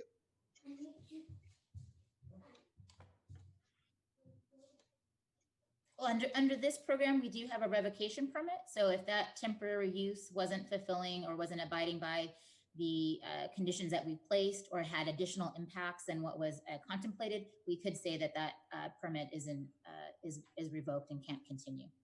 Okay, thank you. Yeah. Thank you, Anita. And thank you to your team for putting this together. We realize that this is a temporary step, but I think that what it will reveal is that this is a great opportunity for the city, but it's a great opportunity for the residents of Pomona. So for example, there's a sidewalk vendor that often spends time at two locations. One is at the old Rite Aid, which they are actually a food truck vendor, but because we don't have a food truck vending ordinance, they can't operate as a food truck. And they've also operated on White, I believe. This would allow them to be able to do that. Of course, they'd have to get permission from Rite Aid to do that. If I'm not mistaken, they were doing it previously at F&H Tire. I wanted to say that I truly respect the brick and mortar businesses, but I think that it'd be valuable for us to look at there's other examples in other communities where you do have vibrant restaurants that are brick and mortar alongside street vendors, or I should say food trucks. the fact of the matter is that people will go to places where there's great food. And if the brick and mortar business has great food, they'll go there. If the food truck has great food, they will go there. And I think this adds to the flavor of the community. This adds to the economy here in Pomona. It gives people an opportunity to be able to perhaps even start up their own business. But I think this is, when you look at communities that are vibrant, is that food trucks are very much a part of that dynamic. And I think, again, there are examples that we can look at in other communities that have already undertaken this. And I think that'll be helpful in our process if we can learn from other communities. So I'm excited for this. I mean, there's some unknowns here. I get that. But I think that we're going to continue to get some of the challenges like at Holt and San Antonio, as well as on South White. And here's an opportunity for them to be able to do it in a way that is respectful, or maybe that's not the right word, but it's a way for them to be able to earn a living, but also provide great food to the community. So with that said, can I get a motion? I'd like to motion, please. Okay, Councilmember Preciado, can I get a second? Second. Okay, roll call. Preciado, Yes. Garcia, Yes. Ontiveros Cole, Yes. Castro, Yes. Torres, Yes. Mayor Sandoval. Oh, can I just hold off 1 second? I'm sorry. I forgot to ask this. Forgive me, Council. And maybe it's not related to this, and I totally understand, is I'm getting calls from folks who are really dependent upon yard sales and garage sales during this most difficult time. And, when I look at the different uses that people can use to activate Pomona and give residents an opportunity, would this appropriately fall under this, or can I ask that at the next meeting that we bring something back that will allow temporarily for us to increase the number of yard sales, garage sales that are allowed from, I think, quarterly to once every month until further notice, just because I know that people are really relying, given their economic situation, to be able to sell things in their yard. But can you just comment on that, Anita?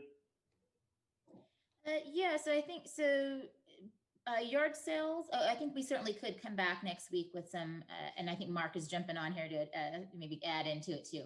Go ahead, Mark. It's more in his wheelhouse.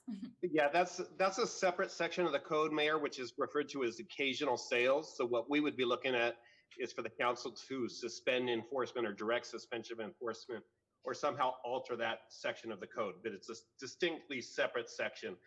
This is the zoning code that you're looking at on private property and understood this matter, and the other one is the municipal code. Okay, maybe if I could just ask that I come back at the next council meeting, just because I know that there's a lot of folks in our community who are hurting, and while $100 or $200 or $300 might not seem significant for some families, that's the difference between having food, paying their rent, and I know I've been asked by a lot of residents if we could do that. So I'd like to at least give the council an opportunity to weigh in.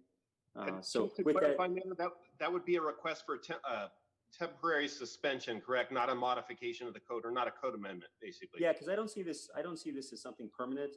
I see this as for a period of time while people are still trying to get back on their feet from COVID-19. Okay.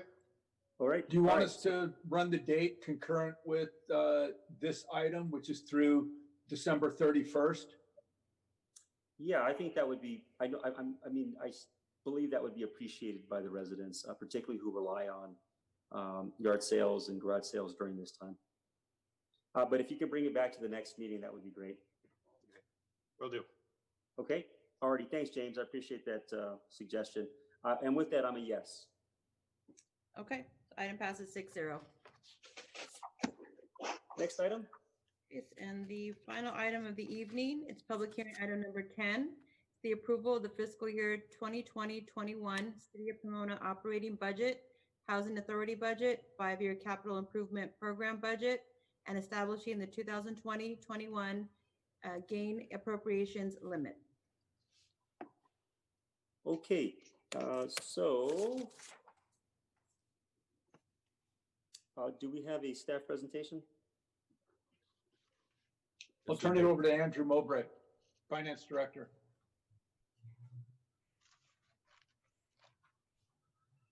Andrew, I know you gave a presentation prior, but is there anything you want to add?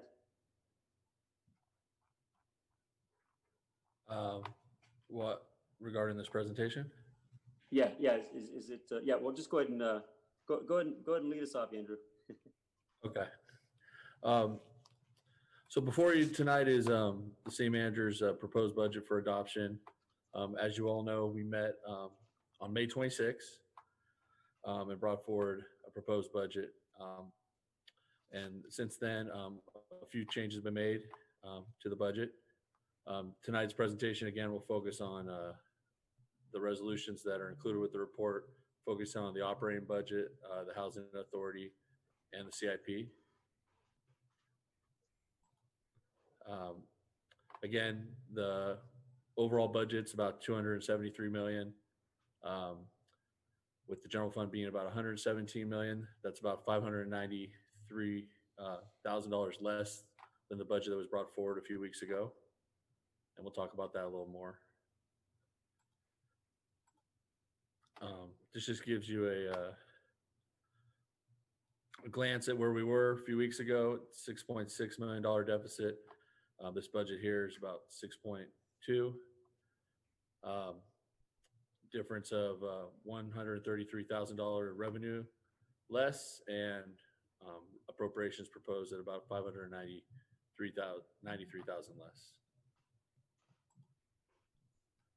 less. This is just our general fund revenues. Again, proposed about 111,000. A few minor changes we'll go over, but again, when comparing to 1920, our biggest decreases are in the areas of our big three: the property tax, sales tax, and utility user tax, which make up 75% of the general fund revenue. Since the study session, revenues have decreased 133,000, mainly related to a reduction in the community service resource officer program with the school district. And then we had some omitted revenue for parking violations that wasn't realized, that we've corrected. What this slide here does is just show, again, a recap of where we start off with about $122 million budget by department. This budget proposes about $4.6 million in reductions, which brings us to about $117.4 million, which is about $118,000 increase overall compared to the 1920 budget. Since the May 26th study session, we've been able to decrease appropriations by $592,000. 58,000 of that's related to the summer pool operations, 390 for the Inland Valley Humane Society contract savings. Been able to cut the police department crosswalk contract about 133,000, and then development services realized some additional non-personnel items. What this slide just shows and is covered in the report is just, the $4.6 million reduction that's offered, just a bottom line amount by each department, and then just some of the significant items that contribute to that. So police reduced about 2.8 million, mainly due to about 19 vacancies, 8 of those sworn. Public Works, 212,000 related mainly to the HARP program that's basically backfilled with the OATH grant. So it's not needed next fiscal year. Development Services mainly contributed to some vacancies in their department. Neighborhood Services related to pool operations and some hourly savings, as well as some reorg by moving the community affairs position over to Neighborhood Services from admin. General Services, we talked about the Inland Valley Humane Society contract, and then libraries, materials and hourly savings, and then general government, which covers admin, council, finance, HR, had various non-personnel and vacancy savings, including 2 hourly positions reduced from HR and finance respectively. This just gives a breakdown by category. Again, we can see the total change when comparing the current year budget to the proposed is only going up 118,000. Again, the largest increase is personnel due to salary increases and PERS increases, but again, offset by the vacancy savings related to those positions will keep vacant in the fiscal year. Not much other information has changed since the presentation, but required expenses, again, the fire contract, the $1.7 million increase is included in there. This just gives you a snapshot. The last budget a few weeks ago, 6.6 million. And then these additional items that were added to bring our revised deficit to 6.2. Just reiterating, our reserve fund balance is 22 million. Based on our 1920 estimates, still planning on using as much as 5.9 million of from reserves. And if we did use 6.2 million, we would respectively bring our fund balance down to as much as 9.9 million by June 30th, 2021. This just shows a snapshot of that in a different way.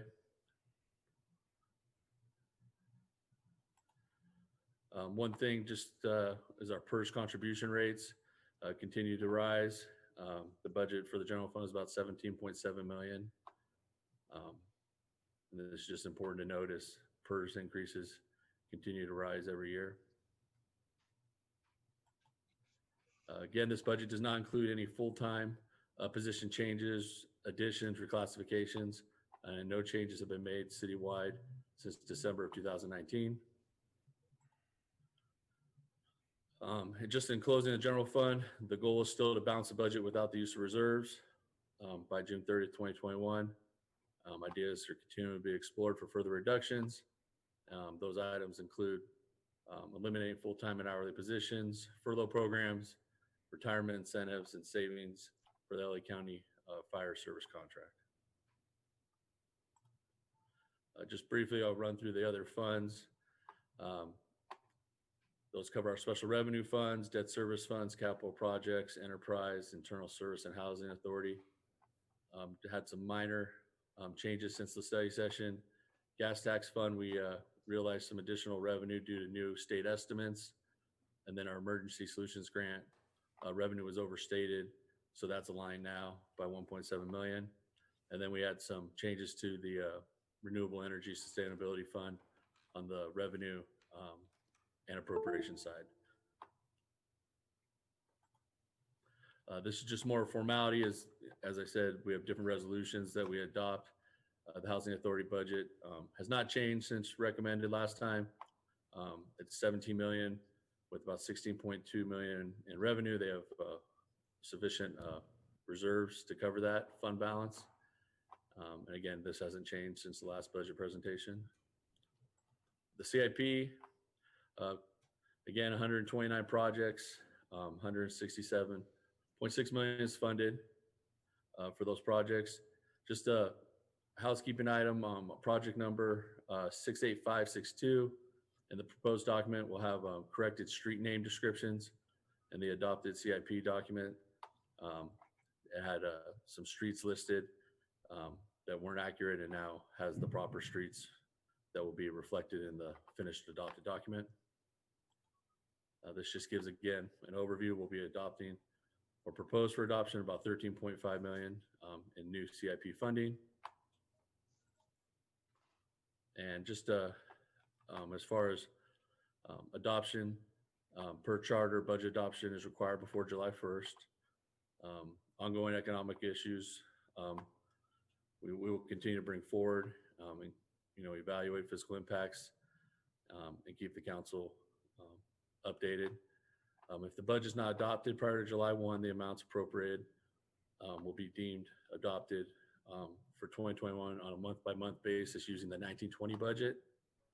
And just a reminder, budget amendments can be enacted throughout the fiscal year via council action upon an affirmative vote of the city council. And concludes my presentation.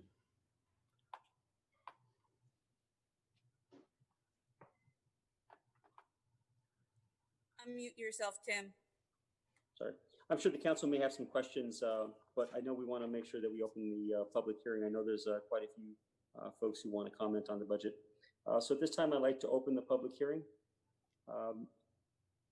Rosalia, if you'll go ahead and share with us the number of speakers and also the comments from speakers. Absolutely, Mayor.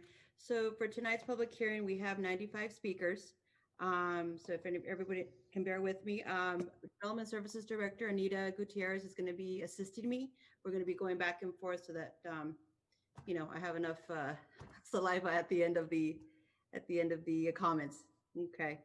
So the following individuals submitted the following comment below. Each of their comments expressing their view on why the budget is important to them will be read individually after this initial comment is read. So I'll go ahead and read the names. Jesus Sanchez, Stephanie Gutierrez, Sarah Hamid, Marilyn Lucas, Eve Lopez, Rebecca Reza, Melissa Gonzalez, Lisbeth Valdivia, Mayra Soria, Santino Lojero, Blasia Discoteca, Arlene Alfonso, Lorisa Tercero, Ellen Fonseca Vasquez, Hugo Alvarado, Mayela Ontiveros, Fiona Baylor, Patrick Braddock, Pablo Baylor, Rachel De La Cruz, Sabrina Liu, Patrick Bradford, Brianne Thompson, Alyssa Bonilla, Sarah Vasquez, Marcela Aguirre, Carlos Guerrero, Soleil June, Jocelyn Carrillo Cuevas, Emily Reyes, Stephanie Torcillos, Jesse Guzman, Emily Miranda, Annabelle Torres, Natalie Esteban, Vale Perez, Roseli Alexa Gill, Christopher Tapia, Reese S., Savannah Green, Michelle Lopez, Trey Brothers, Molly Rittenbach Brusella, Emily Duran, Russell Lanas, Yesenia Perez, Ali Ortiz, Evelia Rocha, Brenda Duarte, Bradley Smith, Yoke Lee, Juliana Pina, Miriam Farah, Rick Rhodes, Elizabeth Olmos, Luis Arenas, Suzette David, Melissa Salinas, Diana Guzman, San Gabriel Valley Progressive Action, Cindy Cemental, Jonas Huffer, Sandy Arenas, Giselle Avalos, Itzel Dimas, Karina Aguilar, Hayden Campier, Nina Anyahahen, Rob Guzman, Joanna Munoz, Giselle Rangel, Michelle Coronado, Jasmine Velasquez, Billy Lopez, Ana Laura Portillo, Selene Rodriguez, Brianna Medrano, Luz Bertadillo, Emma Wyatt, Maribel Padilla, Graciela Conchas, Berenice Nunez, Christine Perez, Ana Fuentes, Natalie Torres, Michelle Loren, Lee Castillos, Gulinailali, Elizabeth Perez, Jose Alvarez, Brenda Gomez, Ashley Magana, Anna Bean, Fernanda Frausto, Giovanni Rodriguez, Jesus Barrios, Iris Villalpando, Martin Vega, Cecilia Contreras, Benjamin Ramos, Orlando Pulido, Melanie Andreo, Javier Hernandez, Amy Trong, and Samantha Zavala. Mayor Sandoval and City Council members, if Black Lives Matter on your social media pages, why don't they matter in your proposed budget? Anything short of a real commitment to Black families is pandering. As the only youth organizing force in Pomona that has been advocating for an increased investment in families for the last 3 years, we stand in solidarity with the Black community in Pomona and their demands for transformational change. Pomona demands courageous leadership to deliver us a people's budget that establishes a new line item in the Pomona budget that is specifically for Black family services, defunds the Pomona PD budget that makes up over 50% of our total budget, significantly invests in Pomona children, youth, and families. As a Latin-led organization, we challenge other organizations to support a people's budget that values Black lives and children, youth, and their families. We challenge our elders, white, Latin, Asian, Native, etc., to follow our lead because Black liberation must be achieved to begin to liberate all other marginalized communities. Again, if Black Lives Matter on your social media pages, why don't they matter in your proposed budget?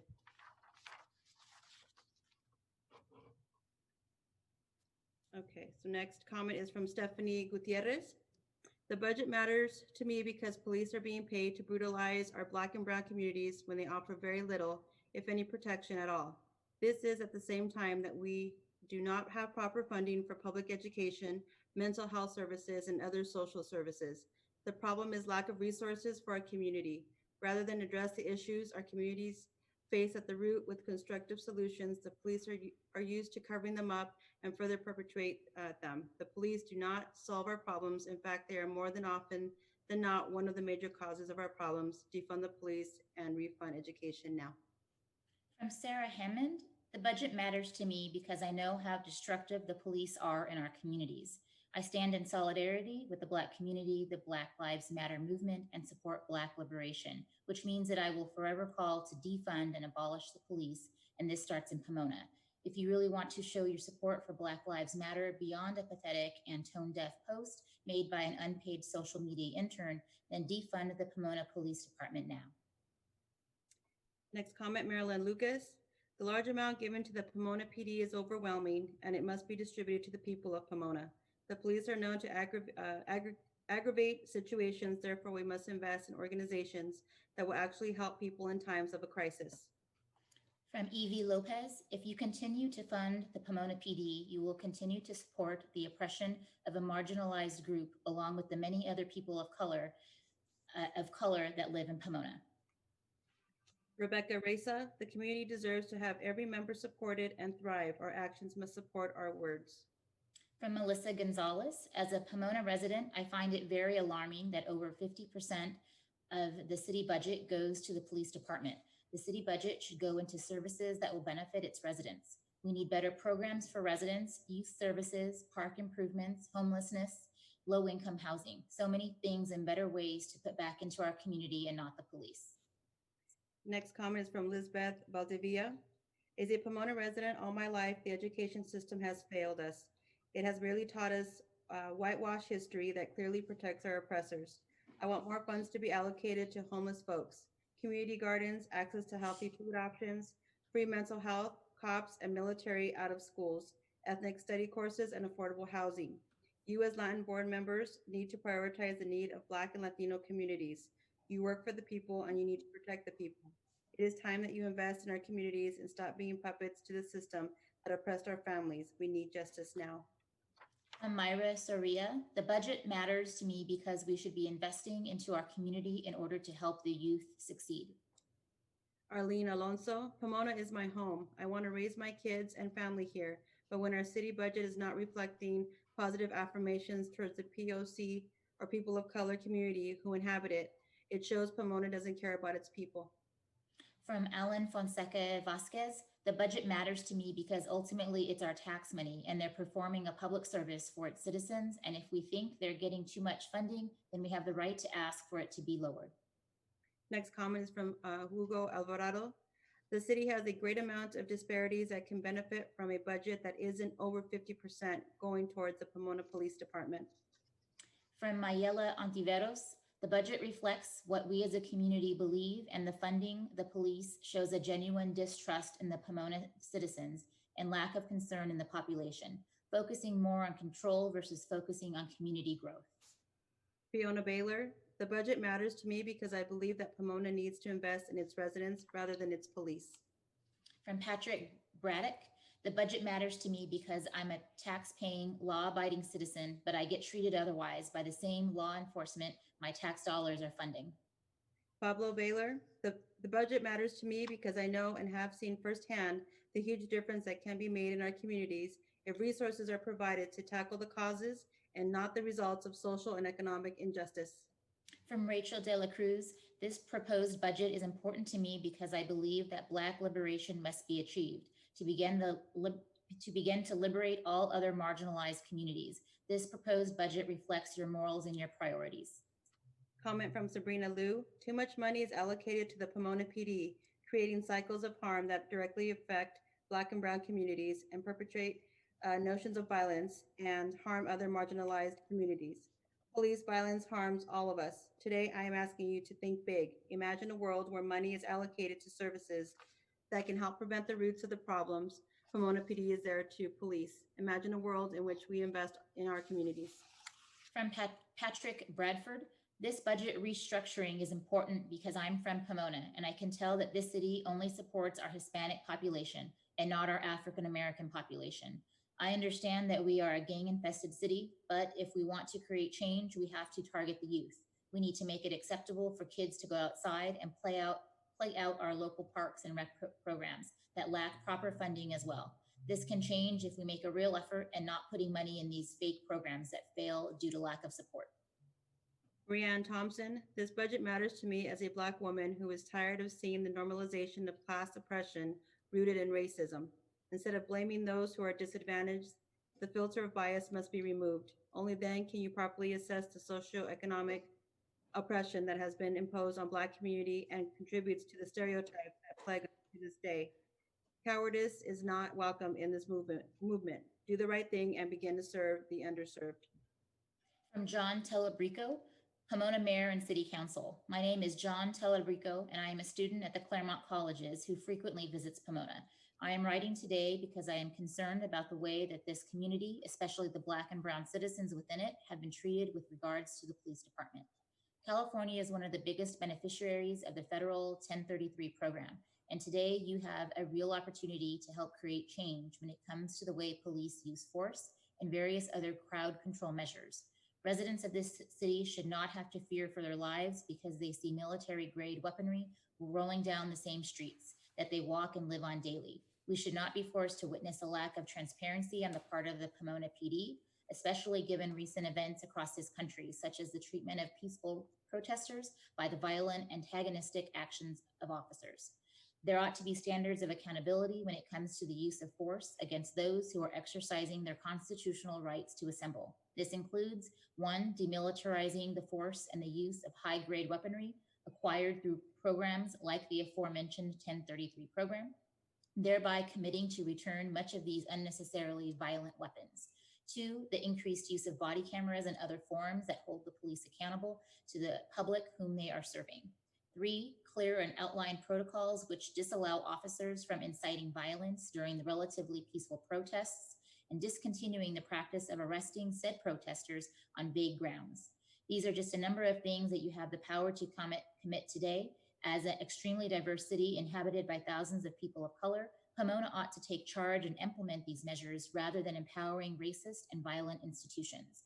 Realize that the conversation cannot simply end here. There must be continued discussion with regards to how the increased money to the Pomona PD in the proposed budget diverts funds from things like traffic safety and street improvement, library hours, community service officers, parks maintenance, and other important programs. Investing in our police force while divesting from low-income communities within Pomona is extremely detrimental to citizens. If we want to combat systematic and institutional racism, we have to address the inequalities entrenched in infrastructure, education, and ecology that disproportionately affect communities of color, especially Black communities. If Black lives matter to you as much as you say, that sentiment should be reflected in your proposed budget. Please keep these concerns in mind going forward and pass a budget that uplifts the people you have made a public commitment to. Comment from Marcela Aguirre. This budget matters to me because I'm only 21 and I want to see the future of Pomona focus more on its youth and people, and these streets are the worst use of some of the budget to fix the roads. From Carlos Guerrero, the budget matters to me because it demonstrates the potential our city can have. Our PD have already exhausted their potential and their budget should be limited, not increased or staying the same at 50%. I would like to see the decrease in the police budget and directed to other services, even developing new services for environmentalism, which is very disconcerting to see unused plots of land just for weeds to grow on there, when California native plants could be utilized. I expect you to look into that and research. I hope you know how to do that. In some parts of Chicago, the city took out plants and trees in a park expecting crime to absolve, since these criminal transactions would no longer be covered by trees and plants. Instead, the crime rate increases. Plants make people happy and our planet needs some help. Next comment from Soleil June. It is imperative that in such a diverse city as Pomona, there is direct action taken to benefit these groups of people who have been marginalized for too long now. We have watched a movement for the past few weeks that has proven the overwhelming support of reform, specifically defunding and abolishing police. From Jocelyn Carrillo Cuevas, the budget line is important to me because there are families in need, and giving them a part of this budget would not only do this, but also potentially change the poverty problem in Pomona.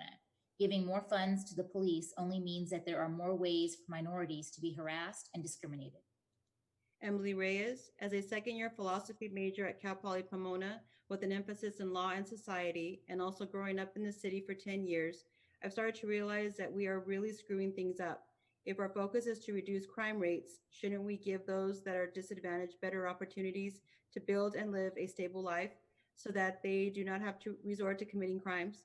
Don't you think that increasing resources for underrepresented communities is often effective than just throwing these people in jail? It seems that Pomona has a history of being reactive versus proactive when it comes to policing in our communities, and members of this community are starting to wake up and realize that we need to make much bigger and more effective changes. From Stephanie Tercios, invest in Pomona's EDU, youth programs, and homeless and mental health support. Jesse Guzman says, we need change.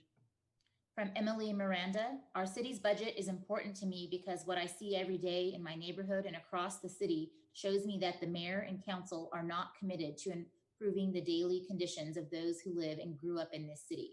We need more youth centers for Black and brown young people in this city, and more opportunities for Black community members to open and run their own businesses instead of selling out our city to big corporations. That only leads to more community members earning low wages and the increased policing of our community to protect these corporations' properties. I urge you to actively listen to the needs and demands of Black youth and parents. Annabelle Torres, this budget matters to me because the Pomona community needs more services, not more policing. Reese S. says, we must prove that we will create change by being the change.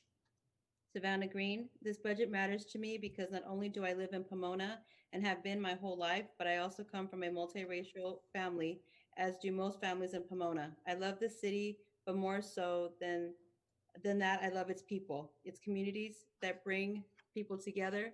Black families are not getting the prioritization they deserve. Being a part of LA County means we have the largest population of Black families. Their lives are suffering and are being excluded from opportunities they deserve. I cannot say that I support the Black Lives Matter community if I did not write this email. From Michelle Lopez, I find it absolutely absurd that over half of the total city budget is directed towards the police department when so many other services of Pomona are in drastic need of support and improvement.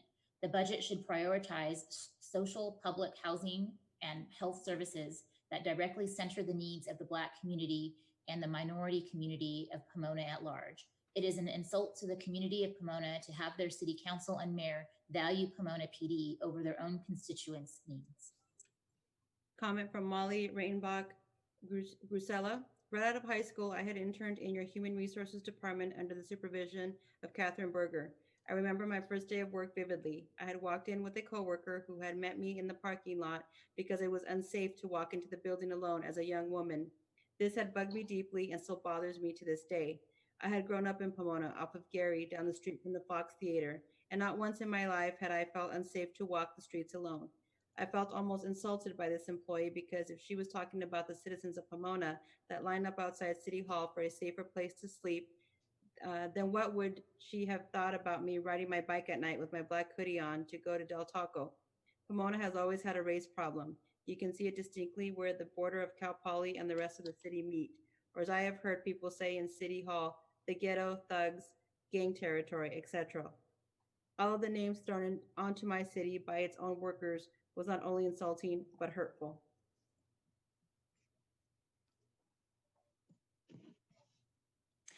Yesenia Perez, the proposed budget states, however, with 2.8 million in reductions proposed by the police department, this by far is the majority of the total 4.6 million general fund reductions proposed citywide. This fails to address the reductions across the proposed budget, still leave public works, development services, general government, and general services in negative variance. Additionally, the practical effects of the police department reductions do not drastically decrease the number of funded sworn positions. The total funded sworn positions in the police department will be 154 in fiscal year 21 of the 169 sworn positions that are authorized. Across the nation, cities are radically shifting funding priorities and making concrete financial investments in Black health, education, and housing. As a compassionate city, Pomona has a responsibility to respond to these demands and follow precedent set by Minneapolis City Council, New York City Mayor Bill de Blasio, and Los Angeles Mayor Eric Garcetti to defund their sworn and civilian police force. I stand in solidarity with the Black community in Pomona and their demands for transformational change. Ellie Ortiz says, this budget matters to me because I am tired of the changing same. From Brenda Duarte, the budget matters to me as everyone should be able to feel safe within their community. Evelia Rocha, the budget matters to me because we need more funding for youth programs. From Bradley Smith, this budget is important because lives are at stake every day that the police are around. Black lives are in danger. Yoke Lee, time and time again, it has shown that police do not keep us safe. They are overly militarized and continue to commit wartime atrocities, tear gassing unarmed civilians, murdering innocent Black lives, and have even shown to be undercover in protests as agitators to promote looting and rioting. Police in our communities are nothing more than modern slave patrols. This is a humanitarian crisis and needs to be stopped. Action to defund the police and reinvest that money into the community is the best alternative. Please make the right choice for the people you claim to serve. From Juliana Pena, the budget matters to me because youth programs lack so much funding or even resources that they need for school. Why can't they receive even just a bit more funding? Miriam Farah, I want to see a budget that actually uplifts Black and brown families. I want to see a budget that increases its funding for education, mental health services, after-school activities for children, homelessness, and so many other important issues that plague the Inland Empire. If we want to lower crime rates, we must invest in our communities. Police officers do not help prevent crime, but decreasing rates of poverty will. From Rick Rhodes, money should be used for city services such as community and education programs rather than militarizing the Pomona Police Department that will go out of their way to protect white supremacists speaking in Pomona, but laugh at Black Lives Matters protesters that are conveying their emotions of oppression. Elizabeth Olmos, as elected officials, you have a duty to serve the community, including allocating funds towards services, for example, education, food security, housing, among other services that lead to our city's improvement. You can be part of the transformation and you can help our city uphold our nation's ideals of justice and equality. From Luis Arenas, I care about the budget because growing up in Pomona's education system, I feel that there could be better resources distributed to education. When I got to college, I felt unprepared compared to the rest of the university students, but that can change if we allocate our resources to improving education so we can level the playing field. The budget could also be used to finally rebuild the roads all around Pomona, which in the long run end up destroying our tires and cars, which is money out of our own pocket. Suzette David says, I've lived in Pomona my entire life, and this is extremely important to me and will affect who and what I vote for. From Melissa Salinas, a people's budget would uplift our community and give us the opportunity for real positive change. The budget could be used on what the people of Pomona actually need: housing, food, medical health care, physical and mental services, recreational outlets, quality education, etc. With the budget, the community would have the resources needed to reduce crime. Crime is mostly done out of desperation to survive. The budget will give power back to the community. San Gabriel Valley Progressive Action. Dear Pomona Mayor and City Council, we are a grassroots San Gabriel Valley coalition of Pomona residents and residents across the San Gabriel Valley dedicated to amplifying the demands of the Black Lives Matter movement. Across the San Gabriel Valley, young people are demonstrating in the streets and uniting around the call to defund the police. Budgets are moral documents. Allocating more than 50% of the budget to police isn't standing on the right side of justice. The needs of Pomona's youth, Pomona's Black community, Pomona's most vulnerable residents need to be addressed and included in the budget. Pomona needs to drastically defund the police budget and reimagine what public safety could look like. We urge you to listen to all the community-based groups in Pomona who have been leading this conversation. We implore you to follow the model of the People's Budget LA, which proposes a reduction of funding in police from 54% to 6% and a reinvestment in universal aid and crisis management, built environment and reimagined community safety. From Cindy Semental, the city of Pomona can do so much more for the communities if they choose to invest in housing, education, caseworkers, youth programs, etc., instead of the Pomona PD. Jonas Huffer, please, dear God, stop killing us. We must no longer believe in the myth of crime. If we provide for our people will lead us to a holistic community that continually fights against injustice. From Sandy Arenas, I was born and raised in Pomona, and it is time to revamp our city and use funds where it will impact our city and the people that live here the best way possible. Using money towards education, health, mental health, and our community will be the best for us for the future. Giselle Avalos, I want Pomona to be a safer place for everyone, and I don't think our police department, the way it is now, has served that purpose. This budget matters to me because it has the power to make a significant impact on the lives of all Pomona citizens, especially on the lives of Black people. Please choose to make that impact a positive one that will only welcome more changes to our police department and make an effort to fight against systemic racism every day. From Itzel Dimas, we deserve better programs in our communities. We cannot expect the police to save us from it all. From Karina Aguilar, the education and health of our Black and Brown communities matter. There are much better ways and places to be investing the city's money. From Leticia Casillas Sanchez, Pomona Mayor and City Council. My name is Leticia Casillas Sanchez, and I'm a District 3 resident. I stand in solidarity with the Black community in Pomona and across our entire nation and the demands for transformational change. Pomona demands courageous leadership to deliver us a people's budget that significantly invests in Pomona children, youth, and families. I would like to focus on the fact that much of the youth programming sits within the budget for the police department. As a leadership and governing body, how can you allow this? Why is the police the trusted entity in delivering these services to the youth? I have been part of the Citizens Oversight Commission, and we met numerous times with many questions about the distribution of funds and how these mostly went to the police and fire. But when we wanted to drill down to how they were spent, we got watered down answers. Around October 2019, we learned the police department got raises, and we know the funds came from primarily Measure M funds. However, we did not meet when this new budget was proposed due to COVID-19. Here we are facing a deficit, and fire and PD are getting raises, while other positions are cut or positions are frozen and money is taken from youth. How does this make sense? I'm asking for complete transparency about the budget and that more funds be put into youth, young children, youth, and families. Do not encourage systemic racism through the oldest and most pervasive system that was built in this country. I questioned the can't wait approach, as it sounds like a campaign rather than a solutions-oriented approach to end police violence.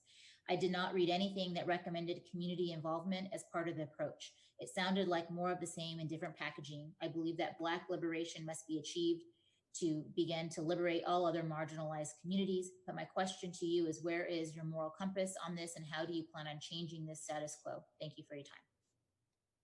Hayden Campier says the budget matters because it means the city of Pomona is prioritizing policing over youth and community. The budget, as stated above, needs a line specifically for Black family services. The police budget needs to be cut by at least 50% now and needs to be completely defunded. The loss of focus on Black family services and lack of youth services show the disproportionate priorities Pomona is showing its residents. Cut the police portion of budget and invest in the youth and Black family services now.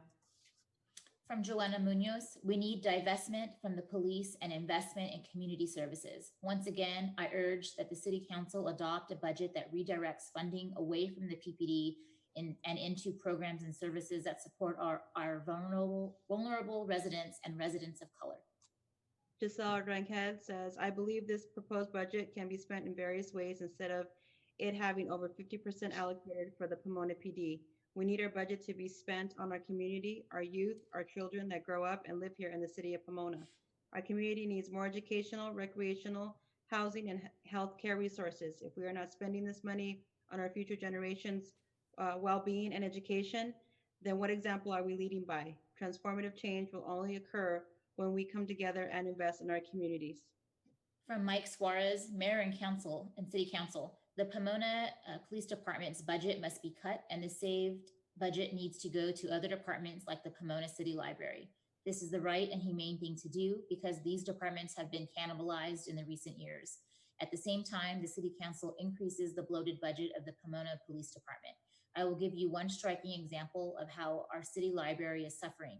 It has not bought books in several years due to the budget cuts. Had the library purchased the sorely needed books, it does not have the staff to sort, register, and display these books. How can the Pomona Police Department receive more than 50% of the budget, city budget, while all the other city departments suffer? Michelle Bernardino, defund the police now. Mayor Tim Sandoval, you cannot march alongside Black and Brown youth while you continue to fund the Pomona Police Department. I'm here to remind you that all funding to the police is inherently anti-Black. The police have caused more harm to Brown and Black youth.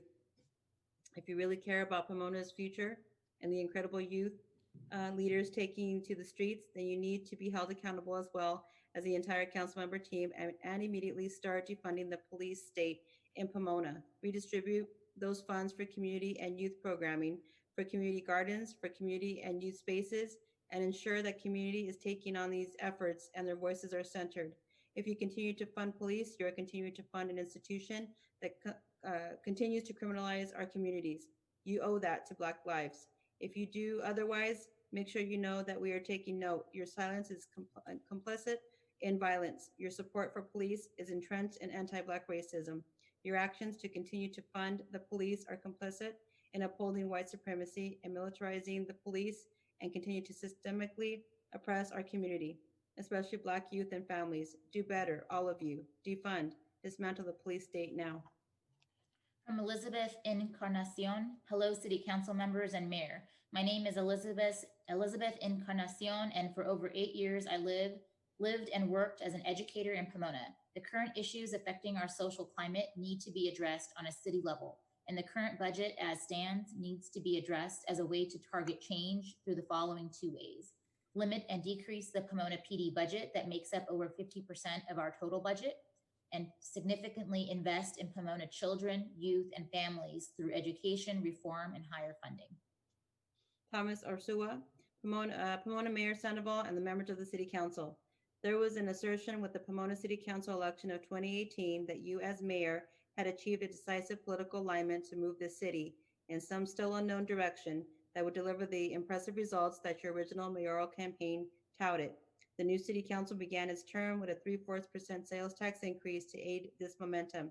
Unfortunately, the first year of the new council was no different than the vast majority of past councils. The administrative apparatus that runs our city demonstrated that it needs salaries, pensions, benefits were the priorities that guided the spending of our tax dollars, not those of the taxpayer resident. But now things have drastically changed. The pandemic has blown a hole in your budget, and any council person remotely aware of the situation needs to recognize that this financial crisis was already anticipated prior to the pandemic. As mayor and city council persons, you must see that unless you are able to make decisive changes to the city budget, that bankruptcy will be around the corner, and then a judge will have to make the hard decisions that you are unwilling to make. From Michelle Coronado, we have seen that all over the US, there has been a demand for reform in the system, and I believe that Pomona shouldn't wait to take that step. Pomona should start now to provide more for its community, especially since the majority of its population is people of color. Marco Robles, dear Mayor and City Council, as member of this community, I stand in solidarity with our communities of color as we demand transformational change in Pomona. Mayor and Council, it is time to shift resources and make changes that demonstrate a serious commitment to ultimately transform the police department and the city's general budget. With your courageous leadership, this can happen now. And you know, throughout my life, I have committed to leading efforts that focus on improving the quality of life of many, including Pomona residents. I implore you to research what is best for Pomona, a status quo police or efforts towards a better future of our community. It is time to modernize and maximize our financial efforts in areas such as education, mental health, youth prevention programs, and other community services. Finally, I ask you that you seek ways that help rebuild trust and accountability in police with our communities of color. From Billy Lopez, the budget matters to me because it is a direct response to what you care about the most in our city. Quite frankly, 53% of our money should not be allocated to the police department. We should be investing in our community that pours into our livelihoods. We need to refocus our mindset and community towards healing and solving rather than policing and punishing.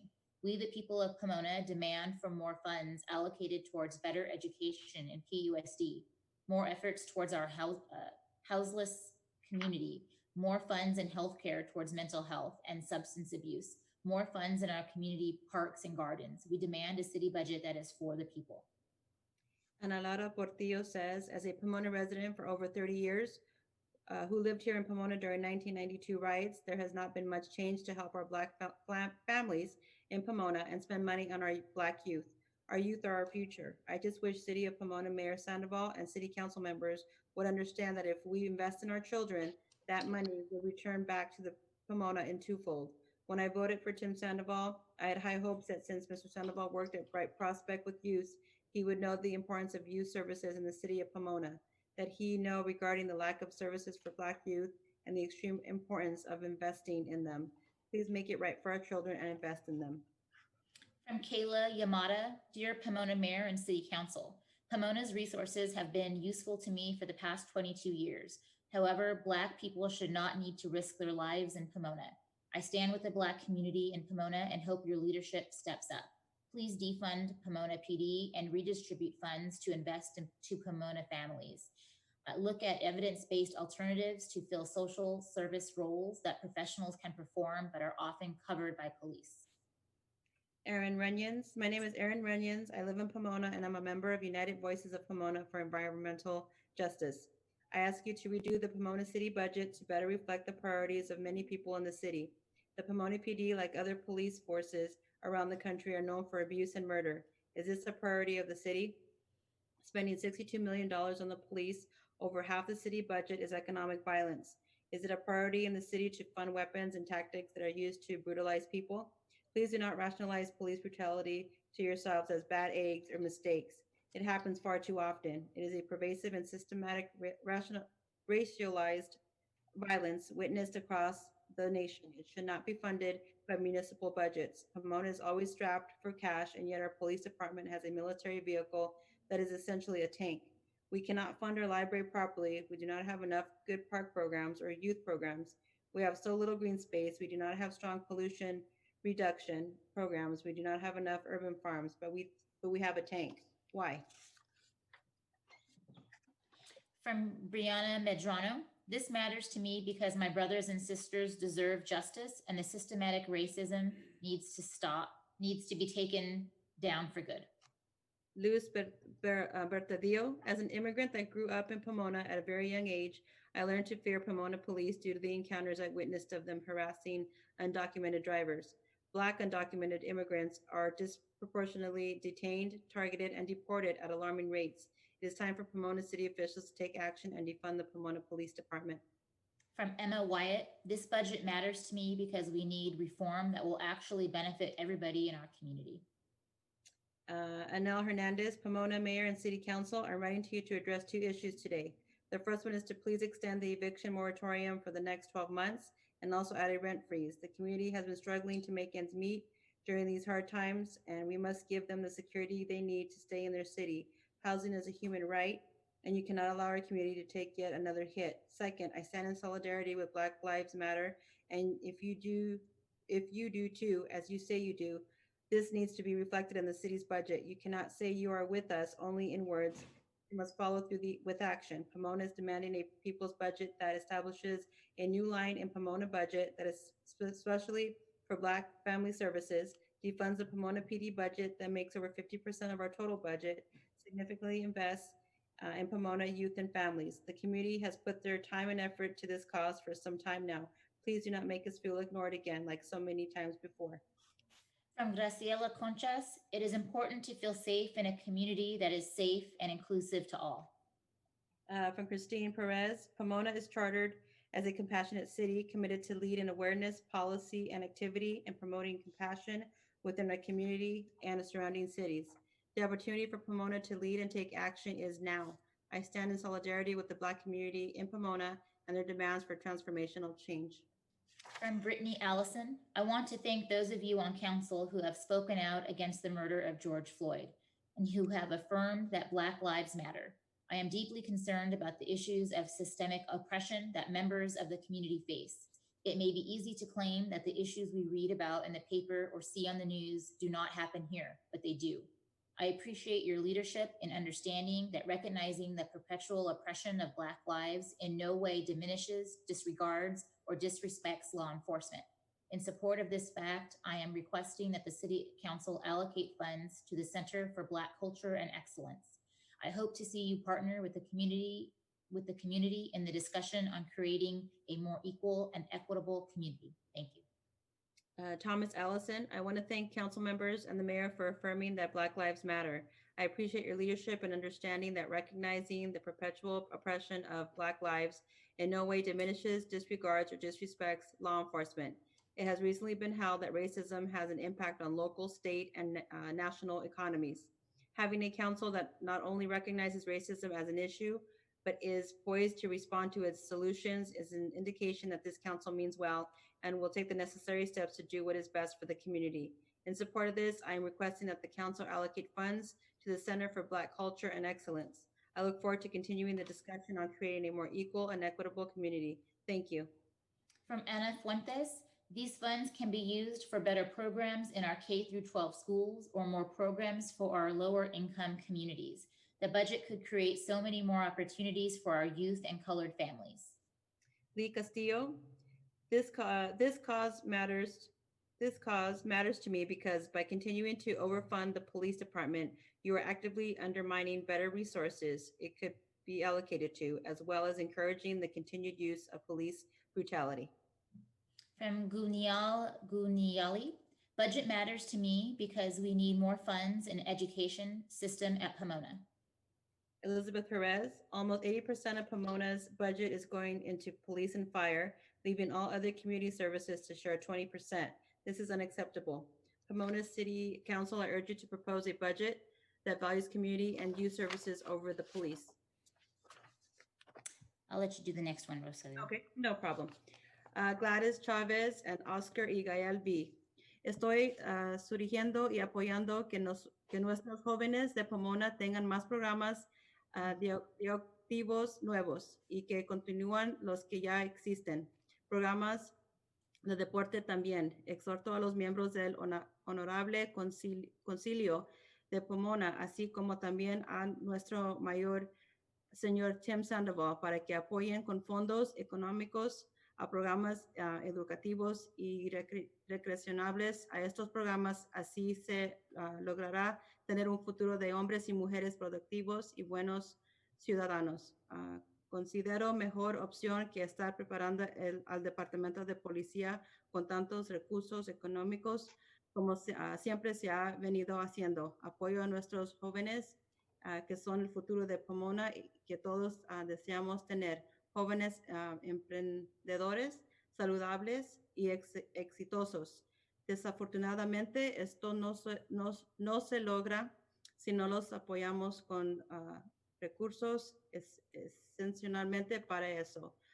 This speaker is in English, real quickly, just indicating how that funds should be given over to youth programs and for the youth instead of the police department. From Abigail Acosta, Pomona City Council and Mayor Sandoval, it is time to be true leaders. You claim to care about this city. You claim to care about the people and the current historical moments occurring before our eyes. Black Lives Matter movement. As a true ally to the Black community, I am using my voice to satisfy their demands. For years, we have been defunding our schools, our healthcare system, and resources for youth in this city. Over 50% of the city's budget is given to Pomona PD. We have neglected and failed the Black community as well as other people of color in the community. It is time to take that money and start investing it in our future leaders. The youth of this community deserve so much better. I have lived in this city consistently for 18 years of my life, up until I left for college. However, my heart will always be in this city. I have personally been failed by Pomona PD countless times, and I see how relocating these funds towards the community can greatly benefit everyone. If you truly care about this city and the people that live here and support Black Lives Matter movement, then this will be reflected in the city's budget. Jose Alvarez, almost 80% of Pomona's budget is going into police and fire, leaving all other community services to share 20%. This is unacceptable. Pomona City Council, I urge you to propose a budget that values community and youth services over the police. From Fernanda Frausto, these are the lives of not only our Black community, but Black lives and communities all around the world who can follow our lead. Which side of history do you want to be on? Iris Villalpando, as a young Latina living in Pomona, I'm able to recognize that the way our city budget is spent reflects the way the mayor and city council prioritize and acknowledge the needs they see. I've come out countless times for over 2 years asking for more funding and support for youth programs. Every time we were met with half answers, and it's extremely shocking to see that over half of our current city budget goes to law enforcement. How are you able to fund law enforcement even more, but not invest in youth programs, especially Black youth programs? From Aliona Quintua, I am a resident of Pomona, California, and I am emailing to demand the restructuring of our city budget so as to prioritize more social services for our community and to drastically minimize spending on police. It is unconscionable that 1/3 to 1/2 of the city's budget is going to the police department. This does not align with the values that I have as your constituent, and I demand that you and other city officials work together to draft and approve a budget that diverts funds from the police department and reallocates them directly to benefit those in need. Defunding the police and restructuring the budget is an absolute necessity now more than ever. Police perpetuate a pattern of excessive violence and force, especially directed towards Black people and their communities. The police refuse to hold their own accountable, and that is unacceptable. We are in the middle of a global pandemic that has killed 100,000 Americans, and more than 40 million people have filed for unemployment. Healthcare workers are without proper equipment, and essential workers are not being fairly compensated or protected for the work they do. We don't need more police, we need more social safety nets. Funds intended for police would be better off being sorted to initiatives that enrich our public schools and students, provide more affordable housing and mental health care initiatives, protect and bolster our parks, support small businesses struggling due to COVID-19, provide cheaper and cleaner modes of public transportation. Our nation is grieving the deaths of Black Americans that were murdered at the hands of police officers who have yet to be held accountable, while the police department has more funding than it knows what to do with. We have communities who desperately need funding, and every day they don't receive it, and their quality of life worsens. Thousands have died who do not need to. You have the ability to change this, so do it. Martin Vega, as a community member in neighboring Claremont and frequent visitor to Pomona, I'm learning more and more about the rich contributions of Black people to the city of Pomona and the wider Inland Valley at the same time as I learn about the long history of this community's marginalization in these regions. For too long, our local municipalities have ignored the needs of our Black community members in Pomona, Claremont, and neighboring cities. It is time to invest resources, our taxpayer-funded resources, toward uplifting the Black community rather than continuing to invest and double down on an antiquated policing system that demonstratively and disproportionately targets Black people. Our communities will be safer without police. I'm Cecilia Contreras. I'm emailing you today to ask that you address the issue of bad policing by ensuring that there are changes being made to the people's budget. It is of the utmost importance that we as a community seek to remove oppressive systems that have continuously terrorized Black and Brown people. We must no longer fall silent when injustices occur and ensure that the established institutions be held accountable. Our justice system is deeply flawed, and in order to right the wrongs, I urge that you look to defund Pomona PD in order to reallocate funds and resources to multiple community-based programs that would be equipped with the skills necessary to handle crisis, i.e. in the event that an individual is behaving erratically on the street, an unarmed responder that is trained in working with issues involving mental health is sent to de-escalate the situation. Our community deserves a system that puts their well-being first. People should not be afraid to live in their neighborhoods. They should be afraid to die. Anthony Solosano II, as an educator currently working in the city I was a product of, I have continuously seen the school budget be cut every year. It is outrageous to think the city values a militarized organization that showed up to my senior year rally at Gary High in SWAT gear because of a fight. That budget could have gone to art programs to allow students from around the community to express their creativity and other school programs that this city will benefit from. to consideration the current movement that our nation is going through when evaluating the city's budget. Invest in your people and stop inflicting fear in us. From Benjamin Ramos, if police departments across the nation will not respond to the horrendous videos of police brutality, in addition to the multitude of evidence of their crimes, then we must be the first. Efren Lagitan, I stand in solidarity with Black lives, and our city should reflect those values as well. The city of Pomona needs to defund the police and reallocate those funds towards enhancing the lives of its people. Defunding the police will increase budget for community events, and we should focus on our youth of color. They are the future of our city. From Melanie Andreo, this budget matters to me because our budget can be used for more peaceful resources, taking into account our population. There should be access to mental health professionals, peer support, EMTS, conflict resolution counselors, nurses, etc. Amy Trong says, this budget matters to me because I feel the budget towards the communities rather than the police department would be greater in effect. To defund the police departments means to halt the law enforcement systematic abuse of Black, Indigenous, and people of color. Rather than dial 911 for someone with mental disability needs or for domestic violence, Pomona should be able to retrain 911 emergency responders to direct the attention to specific professionals in their area. City council members should be able to look into the communities that they serve, for especially with the majority of low-income communities of Pomona, and seek solutions for why these ongoing adversities occur, such as low employment, low high school graduation rates, etc. Please listen to Black voices in your local communities, and please take in mind what you all know about the history and ongoing injustices in the Pomona Police Department. To ignore these solutions that we present to you means you are doing a disservice against the Pomona community, especially to the Black communities. From Samantha Zavala, this city's budget is important to me because I have been a resident of Pomona for a majority of my life. I have seen programs defunded, cut, and have had to walk through our far than impressive parks. Yes, in recent years, the city has worked to improve our city, but there is a lot more that has to be done, and this is how. There is a lot of money coming into our city, and the amount you spend on your Black youth has never been enough. Sonia Gonzalez says, City of Pomona has not invested in our youth for far too long. As someone who grew up in the city of Pomona, I know firsthand the lack of youth programs available in our city. This has not changed much over the years. It is time that our city reanalyze what is truly important for the future of our communities and youth. City officials have failed us, me, in the past, but we must change the cycle now. An investment of over 50% of city funds into police department is not the answer, and overall budget needs to be changed to better benefit our community. From Luis Cruz, good evening, Pomona City Council and Mayor. My name is Luis Cruz, and I am a former 12-year resident of Pomona. I am reaching out to you to voice my concern about your proposed budget for the Pomona Police Department.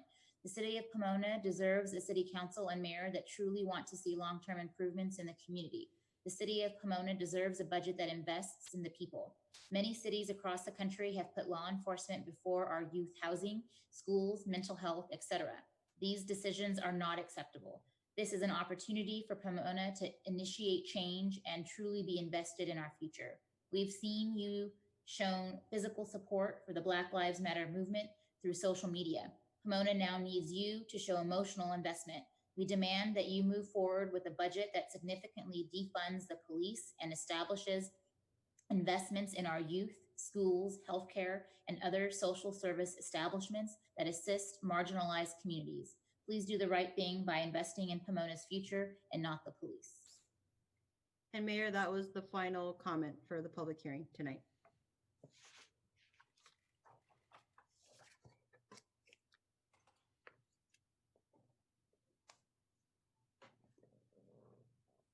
You're on mute, Mayor. You're muted.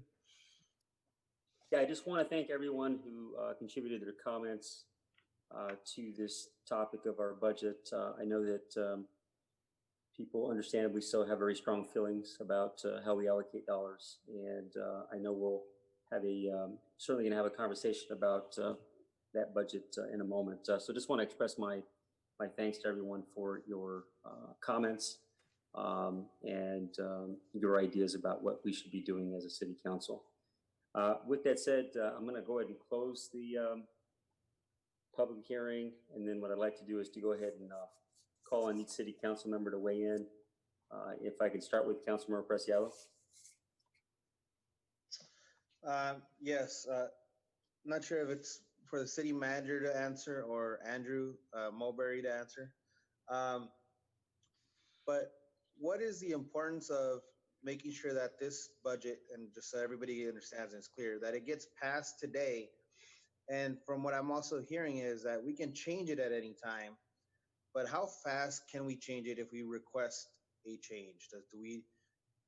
Does it take from one council meeting to the next, or if we get a subcommittee prior to change that? I just want people to understand what do we have to pass it today, or what's the reason for that? I don't think we don't have to pass the budget tonight, and we can make changes, but those changes that the council may propose at different times, they may take longer to implement depending on what they are. If they're personnel issues, they might have to be negotiated with the bargaining groups, and there might be meet and confer issues. If we don't adopt a budget tonight, we have to come back at some point and adopt a budget. And when you say we have to come back at some point, does that mean come back at some point before July 1st? Andrew, you're more familiar with the charter. Can you help out?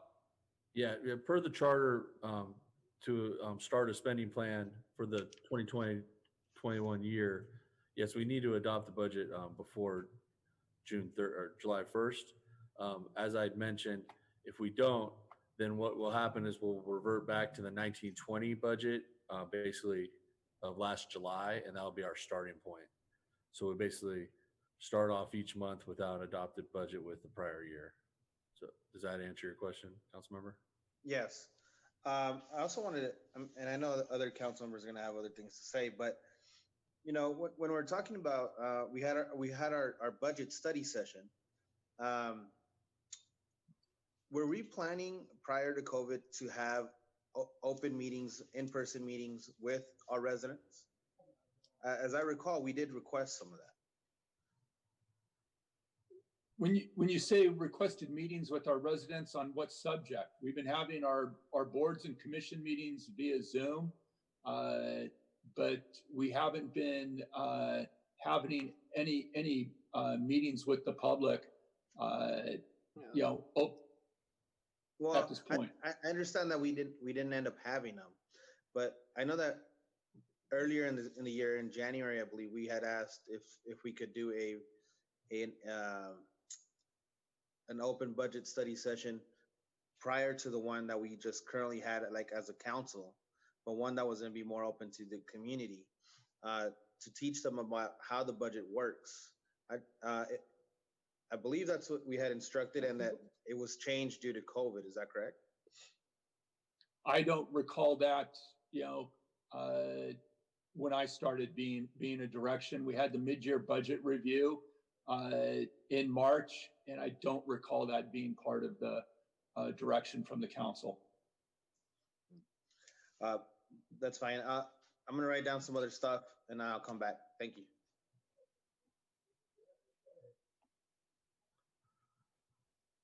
Mayor Sandoval, is it my turn? It is on mute. Yes, Councilmember Garcia, it is your turn. Thank you. First of all, I think my question is to our city manager. City manager, I had my commissioner for the COC reach out to me and ask why the commission that is overseeing the tax measure funds has not met during this COVID-19 situation. Can you please explain why our COC commission has not met? We've just been dealing with the budget, and I know the finance director's been in touch with the COC about our situation and not being able to meet, but it's just been part of the difficulties of getting together and everything. Okay, so can you please restate the purpose for the COC? Is it to provide input for the budget, oversight for the budget? What is the situation there? I think as I reviewed the ordinance today, I think it was kind of vague in what the purpose of it is. If it's just to oversee the revenues, if you look at the ordinance, let me look it up here. I'm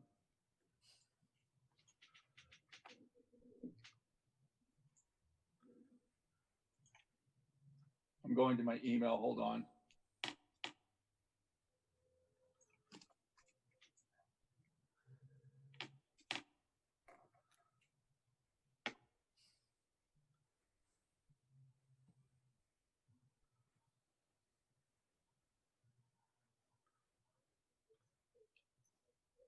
It says that it states that we'll annually review the city's revenues and expenditures of the transactions and use tax that went into effect. The tax went into effect on April 1st of 2019. And they've already had a meeting 2019 and they have not had a meeting for 2020 is what you're saying. Correct. No, can I chime in, James? Yes, thank you, Director Mowbray. The way the bylaws state is currently is that we meet annually, or excuse me, twice a year. We did have a special meeting in February, and we actually met quite a few times. But yes, due to the COVID-19 situation, we haven't met since February 20th, which was a special meeting. Are we breaking our own bylaws or our own ordinance by not having had our COC look over the city budget or inviting them to the study session?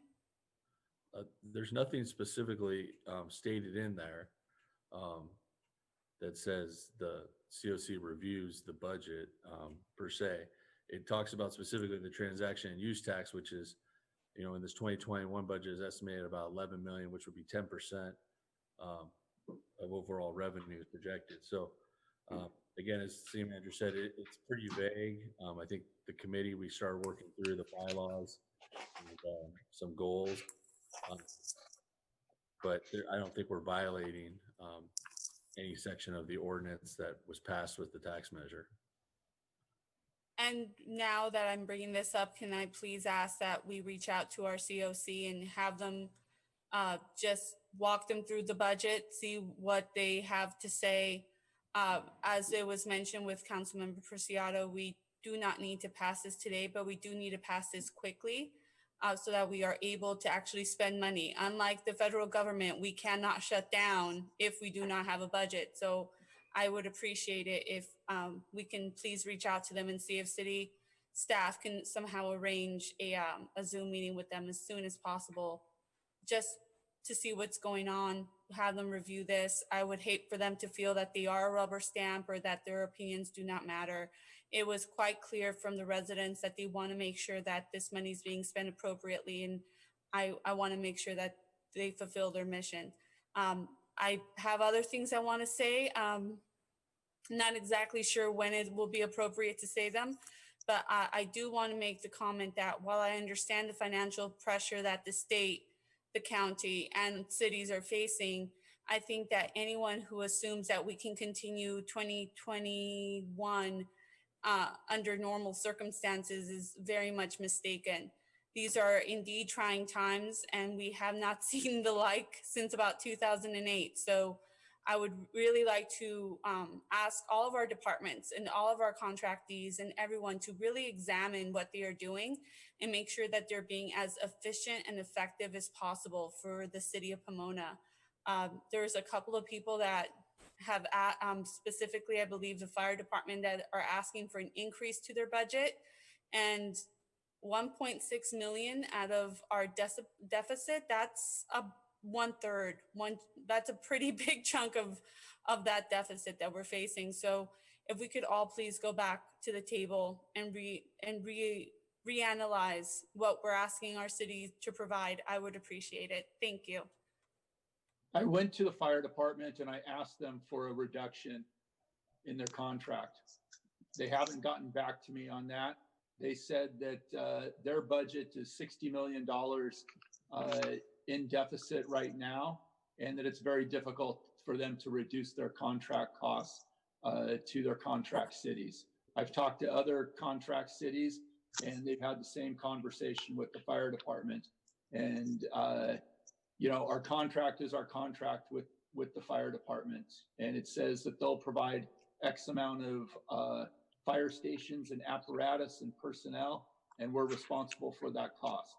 I've asked for them to look at their staffing model and everything and their apparatus model, but they seem to think that it's effective and it's what's needed for the community now. So they'll continue to send fire trucks even though someone fainted on the sidewalk, is what I'm understanding from what you've just relayed. They will continue operating the way they've been operating. 85% of their calls are for medical aid. Thank you. Thank you, City Manager. I appreciate that.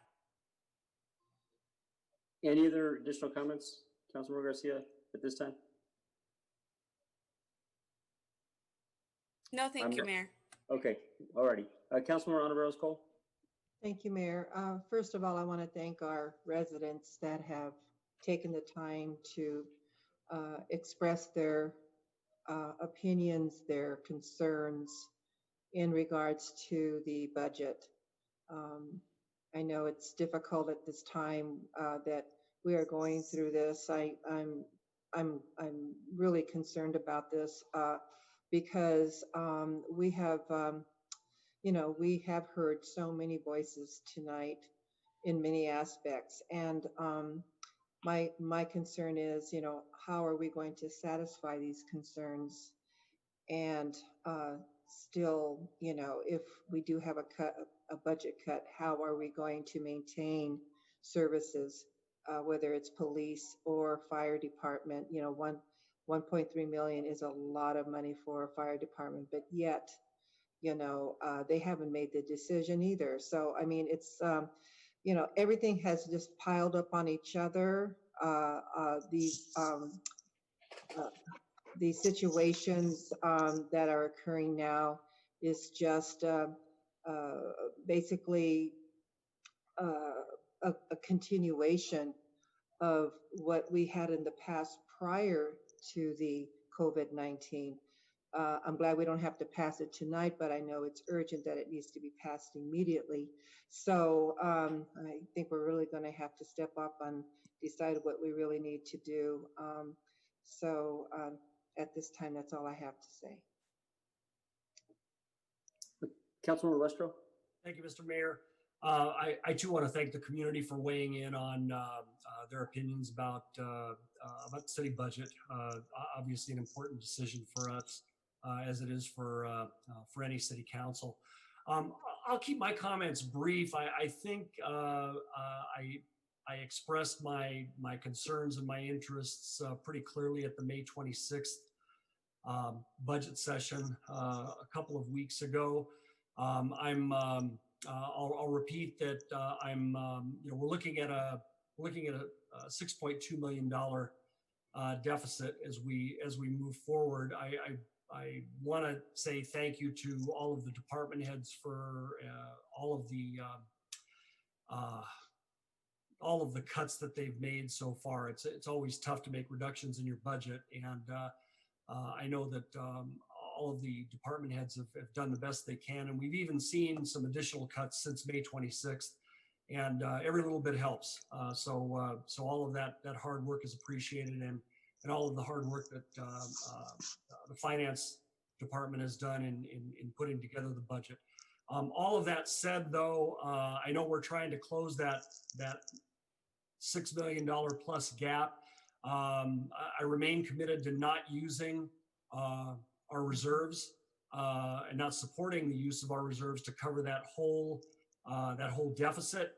I think there are other things that we need to explore. I know the city manager is working on doing that. They were outlined a little bit earlier in Andrew's PowerPoint presentation, and I'm just hoping that some of those efforts are successful in trying to reduce the gap, so to speak, and that we can bring some of the team together to help us find some solutions to reducing the budget deficit. And as we move forward into 2020, 2021, not knowing what the long-term impacts of the COVID-19 crisis are going to be on Pomona's budget. Thank you.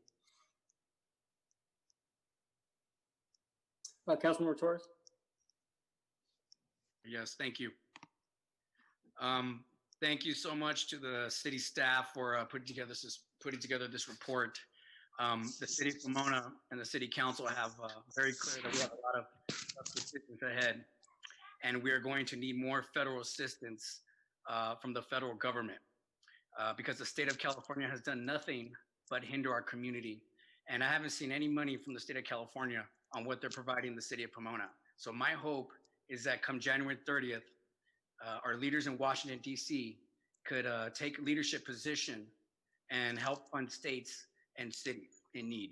Now, while I admit that there needs to be stronger leadership in the city and a better response from the city council, there are some considerations that we as a community definitely need to be taken into consideration.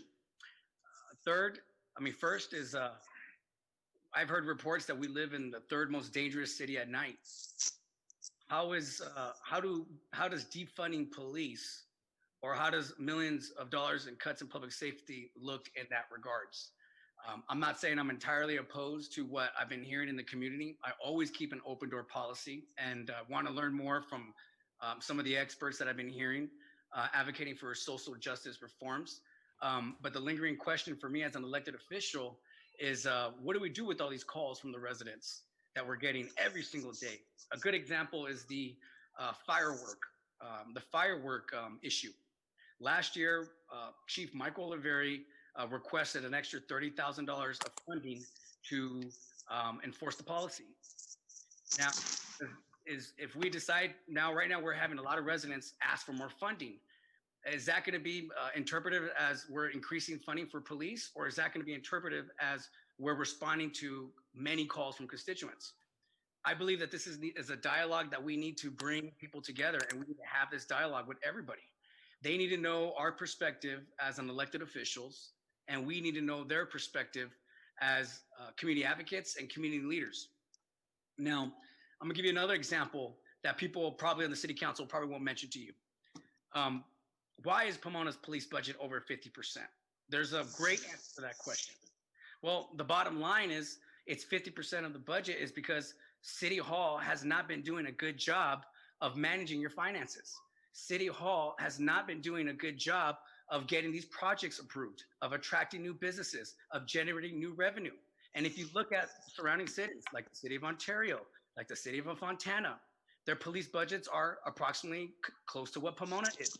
However, it makes up 25% of the budget. So if we want to responsibly lower the police budget, what we need to do, City Hall needs to do their part and start getting these projects like the Mayan Theater done and like the Foothill Hotel done. And they need to go back to the County of Los Angeles and demand TOT tax for that Project Room Key that we're not getting any money. And we need to go back and be business minded like the surrounding cities so that that denominator is higher. And so that the percentage is like 25%, like Ontario police budget, 19% like the city of Fontana. And then that extra revenue that we get, we could take that money and invest it in minority communities, Latinos, and African Americans. But like I said, I want to hear the community, and I want them to know my perspective as an elected official. And I want to have those serious conversations with them about challenges that we face as a city and increasing the quality of life, responding to homeless calls, quality of life calls, the Pomona PD Heart Team, the fireworks issue. There's a lot of issues in the community that require attention from the police department. And if we're going to be looking at policies that will be defunding police or making cuts, I think the magic word is cuts, then we really need to have a serious conversation about what that looks like in regards to the high crime in the city. But don't let the politicians or City Hall tell you that they're doing a great job about approving and generating businesses, because the bottom line is if our budget was like Ontario, $400 million, or like the city of Fontana, $370 million, or like the city of Rialto, $450 million, our police budget would be approximately 19 to 25%. and we will be able to invest more money in minority communities. So one way that I recommend the city council put more money into minority communities is to start getting these projects done finally. Thank you. Okay. I have some recommendations to the city council for consideration. I know that the council has kind of been hinting at perhaps some steps that we need to take as it relates to the budget. I want to be very concrete about some things that I think we can do towards addressing some of the issues that have been raised by some of the speakers, but also mindful of the fact that I know that the city council will often get calls from residents about specific needs where perhaps they need a police presence to address some of the issues that we face as a community. So I'm going to go ahead and start with, I want to start with Benita. Are you there? Yes, Mayor. Okay. Benita, I know we spoke a few times over the last couple of weeks, and I know that there's been information that's been put out there suggesting that we're not doing anything for youth development. So there's two things. One, I want to ask you to just share, I think you can probably bring it up on the screen, is to share what we're currently doing, both directly and indirectly as it relates to youth. And then I have some proposals on increasing the budget for youth, specifically around recreation for the upcoming year. I have several proposals related to that. And so can you bring that document up? I will ask Director Mowbray if he can. I know that he has the slide. Yeah, I can do it. And it's the document that you sent to me. Yep.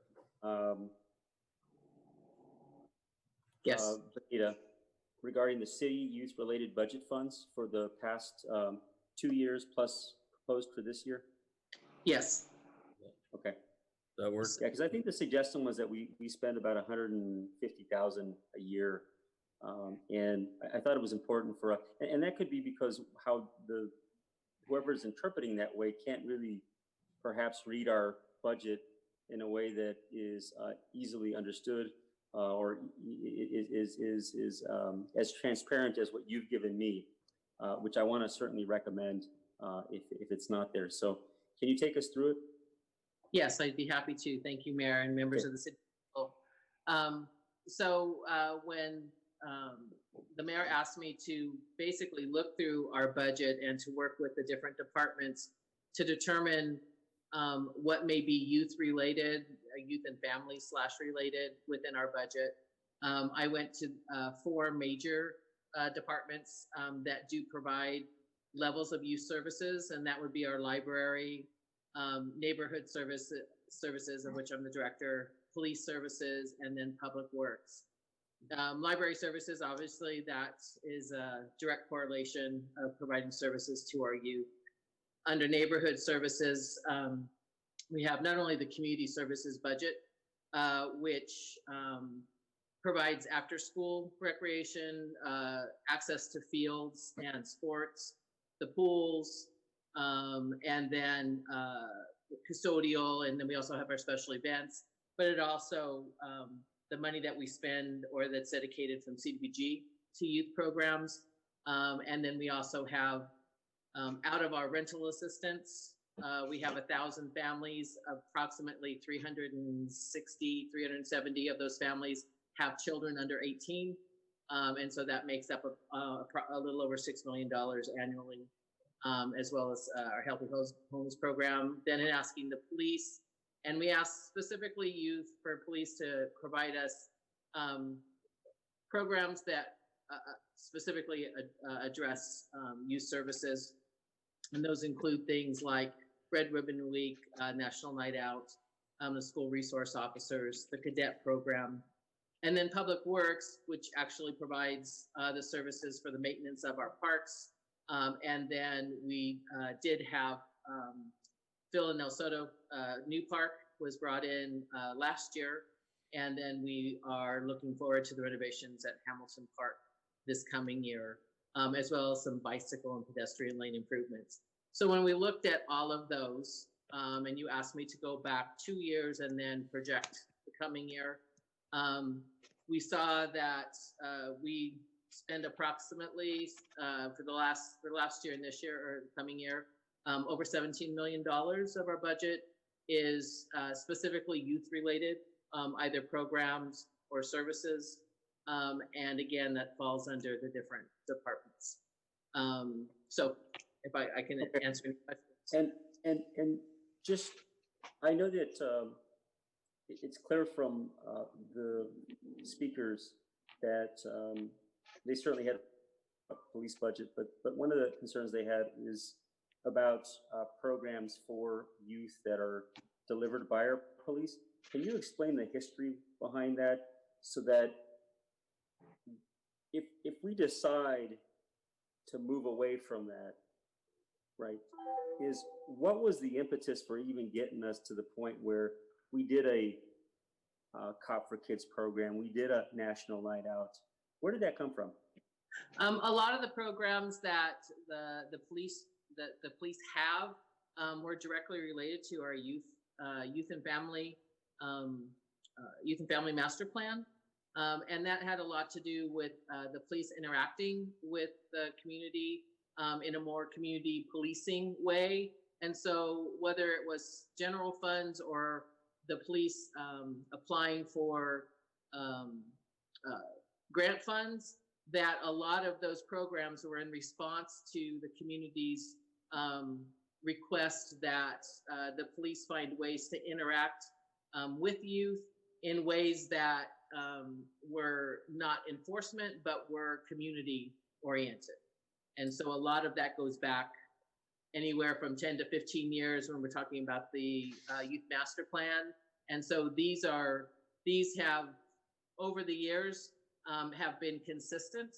And from my understanding, they're also things that the kids look forward to, like the Great Camp Out, graduating during Red Ribbon Week. Even the Explorer program gives an opportunity for youth to learn more about community policing. Right. Hey, Chief, do you want to comment on that as well? Yeah, like Benita said, over the years, these have developed based on not only community input, but, Pomona has a history, a past of gang violence. And the way that we've reduced gang violence in the city involves prevention, intervention, and suppression. Prevention being where you are making connections at the early age. Some of these are through OJJDP models, even grant-funded seed money, where these school resource officer programs and other programs are best practices from the federal government and in law enforcement in general. So that's why these have developed over the years to the point they are now. So Chief, if all of these are done away with, that would certainly mean that we would revert back to the way we did things, and in essence, it would isolate you away from, at least in this particular case, having some direct contact with young people. Is that fair to say? The police department's only as effective as the community will allow us to be. So if we have a neighborhood that's experiencing high crime or a major incident, we need people to come forward to the police. And if people are afraid of the police, that obviously does not allow us to do our job, because we need witnesses, we need information in order to affect change. So making those connections with kids in the schools, not only is it's great for everyone involved, but it's part of the moving into a community where we're all working together to solve these problems. And that does start at an early age, making those connections. Yeah. And I can certainly appreciate some of the concerns that folks have expressed, but I think it's going to be important as we look at police services, and later I'll talk about the task force that I propose on police reform and accountability, is looking at what does the research show, right? What does the research show as it relates to this specific part, without going into a yay or nay at the moment. I think it's something that can be looked at by the task force. Bernita, I want to bring your attention to the after-school recreation, which is proposed at $970,000. Yes. I'd like to propose that we double that. I've spoken to you beforehand, so this is certainly not catching you off guard. There are dollars that we spend for staff to be able to deliver the programming, correct? Yes. And what is that amount? In the after-school recreation, that's this 970,000. Pretty much is it's directly going to staff salaries, but it also the actual programs themselves to be able to purchase equipment and that type of thing for a year-round program. Yeah, so that's okay. So there are two areas that I want to look at, because I know this isn't just as if we just have this large fund here that we can just say, hey, listen, let's just add 5 million or 10 million. The main reason I had you go through this is, however anyone wants to interpret this, they can. But it was important, I think, to share with the community what we're doing as it relates to youth services, right? And that whatever amount that was stated publicly prior is not truly reflective of what we're actually spending. And so this was important, at least in my view. But now looking at the number of after-school recreation, I'm really interested in how do we continuously work to invest in our young people. And when I say, so how do we invest in young people? I have a couple of thoughts on perhaps where we can draw from in terms of resources, which I've shared with you already. One area is, I know that you've been able to identify about $500,000. Is that correct? About that amount? yes. Okay. Yeah. So CDBG. yeah, I'd like to propose to the council that $500,000 go in addition to the $970,000 to after-school recreation, specifically directly for the students. Now, I know that you have started a process back in January where you began to get input from community-based organizations who deliver youth programming. Yes. I think it's fair to say we do deliver programming, but one of the things that we have to ask ourselves is how effective are we at it, right?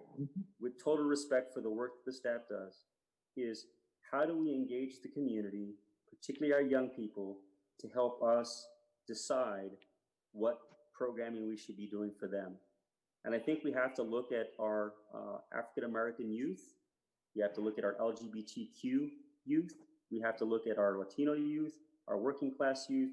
And so as part of our process, I'm going to ask that we look to them for guidance and for recommendations, because I'm hearing a lot of that from some of the speakers. Not all of them said that, but a number of them said that we want this process to be inclusive and that they can help to define both the community-based organizations who are already working with youth, but also a process for our youth to be able to participate in that conversation, whatever that may look like. That may be Zoom or that may be in-person meetings. The second part of it is that Pomona has a fee that it charges developers for art. Now, developers can choose not to use or to spend dollars on actually doing like a sculpture, or for example, at the Monterey station, they did these murals that face out to the train station, or the train tracks, I should say. But others have decided they don't want to do that. And so then they contribute to this art fund, which is currently at $1.2 million. I had a conversation with both the chair and the vice chair of the Cultural Arts Commission about allocating half those dollars specifically to youth artists. That amount is $600,000. I'd like to recommend that on top of the $500,000 that we take the $600,000 and ask the Cultural Arts Commission to consider appropriating those dollars specifically for youth artists. Obviously, the devil is in the details, but I think there's an opportunity for young artists, and I'm talking about youth artists, teenagers and younger, that can begin to look at this canvas that we call city, and that can begin to bring art that reflects their emotions, that reflects their vision, that reflects the things that are important to them, and to be able to canvas this city with that. And that also, as part of the recommendation to the Cultural Arts Commission, is that we also allocate continuing, not just this one-time 50%, but that 50% of the dollars generated from this fee, that they go to youth artists. I think it's a great opportunity for our youth to be able to contribute back to the really to the culture and to the expression of what they're feeling at this moment, at this very historical moment. So that's number one. So that's about $1.1 million, which is doubling the current amount. I know that will not be satisfactory to everyone, and I get that. But as mayor, I'm going to do everything we can to find these funds to get us to a place where people can feel good about our investment in our young people. And I'm very mindful of the fact that in the way the society is structured, the majority of the dollars that go for youth development and youth programming is specifically to the school district in terms of how we get taxed and how dollars come in. But the city absolutely can and will do better, in my view, as to the appropriations that we give to our young people. And we as a council have expressed that to our staff, that is important to us. And we know that it's important to you, to everyone who's spoken. The second thing I'd like to recommend is that we hire a full-time grant writer specifically to identify dollars both at the federal level, the state level, and the county level, but also the private philanthropic community, that given what's happened today and given the expression of our young people about their concerns and their anger and their frustration as to the treatment of Black Americans, particularly young Black Americans, and working class youth, is that we need to go out and get those dollars. And to ask staff in their current situation to go out and get those dollars on top of all the other duties, I don't think that's going to best position us to be able to obtain those dollars. I'd like to propose to the city council that we hire a full-time grant writer that will help us to procure what I would hope to be not only hundreds of thousands of dollars, but millions of dollars, because I think there's going to be a real fight both at the federal and state levels that they provide dollars specifically for an investment in our youth. And when I say youth, it's how I expressed it earlier about making sure that we're hearing and listening to the very diverse voices from our community.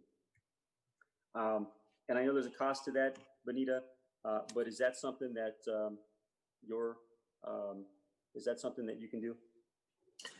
I believe that in speaking with the city manager and Director Mowbray, we should be able to find money in the budget to be able to address funding a full-time grant writer. Okay. Or a grant consultant. Okay. And then, we spoke earlier when we were discussing the fees that we charge developers. That is an important step in identifying resources for our youth. And so I just want to highlight that again as being very important, very critical, because we can certainly look at what we can contribute this year and what the council can continue to express to as we go through the budget process, is how do we make sure that we prioritize youth programming, youth services. I have one more thing related to youth, and I think I said it already, but I just want to point out to particularly for the youth who are listening and to some of the people that work directly with youth, is our effort to reimagine youth programming with your input from both youth and community members. That this is going to be a very heavily focused on getting your input as to what that should look like.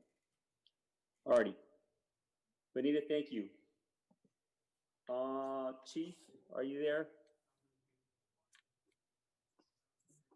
Yes, sir. Chief, I know that I know it's very sobering to hear the opinions and ideas that some members of the community have about police and the work that you do. And I know that you're dedicated. And when I say you're dedicated, I know that the men and women who work for our police department, at least everybody that I work with, I know cares deeply about this community and work incredibly hard. And I can certainly understand the anger and frustration that folks have with what's happened in our society. And I know that you guys on an everyday basis are asked to go out there and to deal with very challenging situations. I know that you're being asked to do a lot more in ways that perhaps you weren't being asked before, whether it's having to address mental health issues or having to address the increasing addiction issues that sometimes face our community. But one of the things I wanted to make sure is that, well, I know this will not be satisfactory to everyone. It's a step, in my view, as we begin to, as we initiate the task force, but also as we begin to look at the budget, is that I know that the budget for the police this year is slightly higher than it was last year. I'd like to ask, given the city's current economic and social environment, that this year's proposed police budget not be more than what was approved last year. And is that something that you can satisfy? Yes, I can. Okay. I'll speak with the city manager and we can propose something. Okay. And I know that amount is well, you can share that amount. Is what you might be looking at. It's close to $1 million, a little bit of under $1 million. Is that correct? I think it was just over 700,000. Is that correct, Andrew? Yeah, the current 1920 budget compared to the 2021 proposed is 714,000, about 715,000 higher. Okay, and so these are all recommendations that I'm making to the city council. One of the things I will say is that my goal would be to have the budget passed by June 30th. So I don't mind continuing the item to a special meeting next Monday.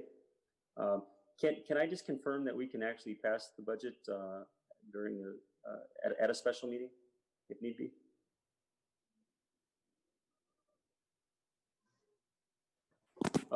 Maybe that's James or Sonia question. I'm not aware of any law that would prohibit you from passing the budget at a special meeting.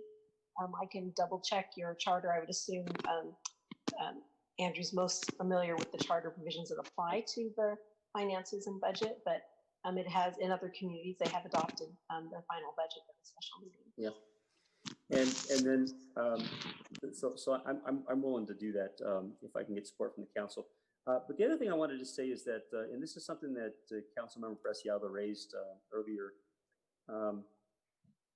You know, when I pick up the budget and I look at that thick book that we get, and by the way, Andrew, thank you for the work that your team does. Thank you to all the staff that has to figure all this out. As to, in this particular case, given the economic situation tied to COVID-19, I mean, cuts have to be made and hard decisions have to be made. And I know that the participation of the community is something that, as we look to next year's budget, it's something that I think would be valuable for us to and this is not something that we haven't done, but just something that really gives the community opportunity to weigh in. And it's important to hear the diverse voices that we have as it relates to our budget as we move into from 2021 to 21-22. I think that's going to be very critical. And I think that's part of what Councilmember Preciado was trying to express, is how important that is. So with that said, those are the comments that I have as it relates to the budget. I'm going to check to see if there's any other council members that wish to speak. If you do, why don't I just go back over to the other council members? Start with you, Councilmember Preciado. No, I like going to the proposed special meeting. Thank you. Okay. Councilmember Garcia. I am okay with going to a proposed special meeting, Mayor. Thank you. Okay. Councilmember Oliveros Cole. Yes, thank you, Mayor. First of all, I'd like to thank you, Mayor, and Benita DeFrank for bringing this out and showing it line item how we are using this particular amount of money for our youth. You know, I have been to all of these wonderful projects, the great Camp Out, National Night Out, I mean, all of them I've attended, and the police department always brings an excellent event on all of them. Cops for Cops, Cops for Kids, I've been going for the last 4 years. The amazing transformation of students that go through this program and receive awards and things like that, and showing responsibility and you know, many of them wanting to be police officers. So, you know, these programs are very, very important, and I'm really glad that you brought this up. And yes, I'm in favor of a special meeting. Yeah, and just real quick before I go to Councilman Melissa, one of the things that we do not know going into 2020, 2021 is we don't know what the federal government is going to do as it relates to helping cities. We know that the Congress has had discussions about a stimulus package, and we know things have been talked about at the state. And what I can tell you is that because this is not a budget etched in stone, that any dollars that we get from the federal government and perhaps from the state government is that the things that all of you have raised in your comments that I will certainly fight and advocate for the things that are important to you.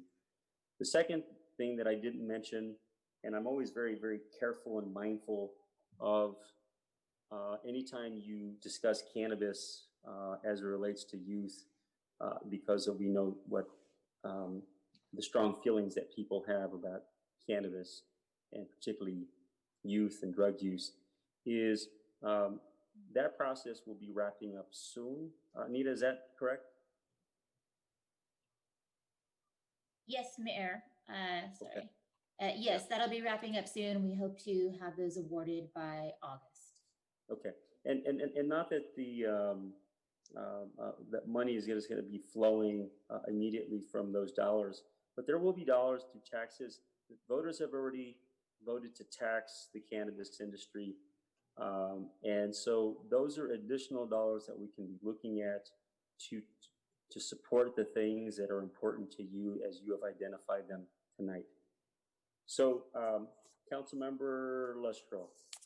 Thank you, Mr. Mayor. Yeah, I'm fine continuing the budget to a special meeting. Okay, and Councilmember Torres. Yes, I think that we're not ready to approve anything tonight. I think that we need to take our time. I'm fine with the special meeting. I've heard a lot of comments about listening to the youth, about listening to the community. I hope it gets done in a timely manner, and I hope it's not like the Youth Commission just sat on the books for a long time and just we really need to get that moving. That's a priority too. I don't know if what people are proposing is going to supersede that, but that youth commission is part of this, I believe. It's something that should have been started a long time ago. Why it wasn't started or even completed, I don't know. The grant writing process, I absolutely support it 100%. City of Pomona is missing out on a lot of grants, and they need to be applying for them, especially at the federal level. When it comes to federal funding, City of Pomona needs to realize that all the money that they dished out to help homeowners and businesses have come from the federal government, okay? And it's just been renamed as the Pomona Cares Act. What we need to do is we need to start working on building your relationships with the federal officials in Washington and start lobbying and representing your city like we as mayors and council members should be. That's how we're gonna get things done. But like I tell you, we're not going to get things done by not working together. And so what I'm encouraged this council is to start taking a better look at some of the commitments that they're making to the community and start getting them done. Thank you. Yep. Okay, and so just Benita, one of the other things that I'd like for you to do for the next meeting, and I'm thinking that the next meeting would be on the 29th, which is we have 5 Mondays. I'm sorry. Yeah, we have 5 Mondays in July. I'm sorry, June. Is that's the week of, yeah, I think that should be fine if the council's okay with that. Is there's some question about what we're providing for families in terms of housing, in terms of food. Obviously, we talked about youth services, but I think it'd be important, much like you did with the youth services line items, is to provide that. Because there may be the impression that we're not doing enough, which is one could argue that's a fair criticism, but you know, when I see it and I think about our efforts to address homelessness in Pomona relative to other communities, and certainly there's more work to be done, is I've seen us take steps to address homelessness, as hard as it is to address. When I look at affordable housing that's happened in this city, we created a corridor-specific plan, which this council supported. Didn't happen under this council, but this council supported. And at least 2, if not 3 of the projects that have been proposed, 2 were built, one on South Gary, one on East Holt Avenue. There's another project across the street from the police station that is the council specifically allocated for affordable housing. And I just want to say that the city of Pomona, relative to other communities, has been absolutely committed to supporting our immigrant community, our undocumented community, our homeless community.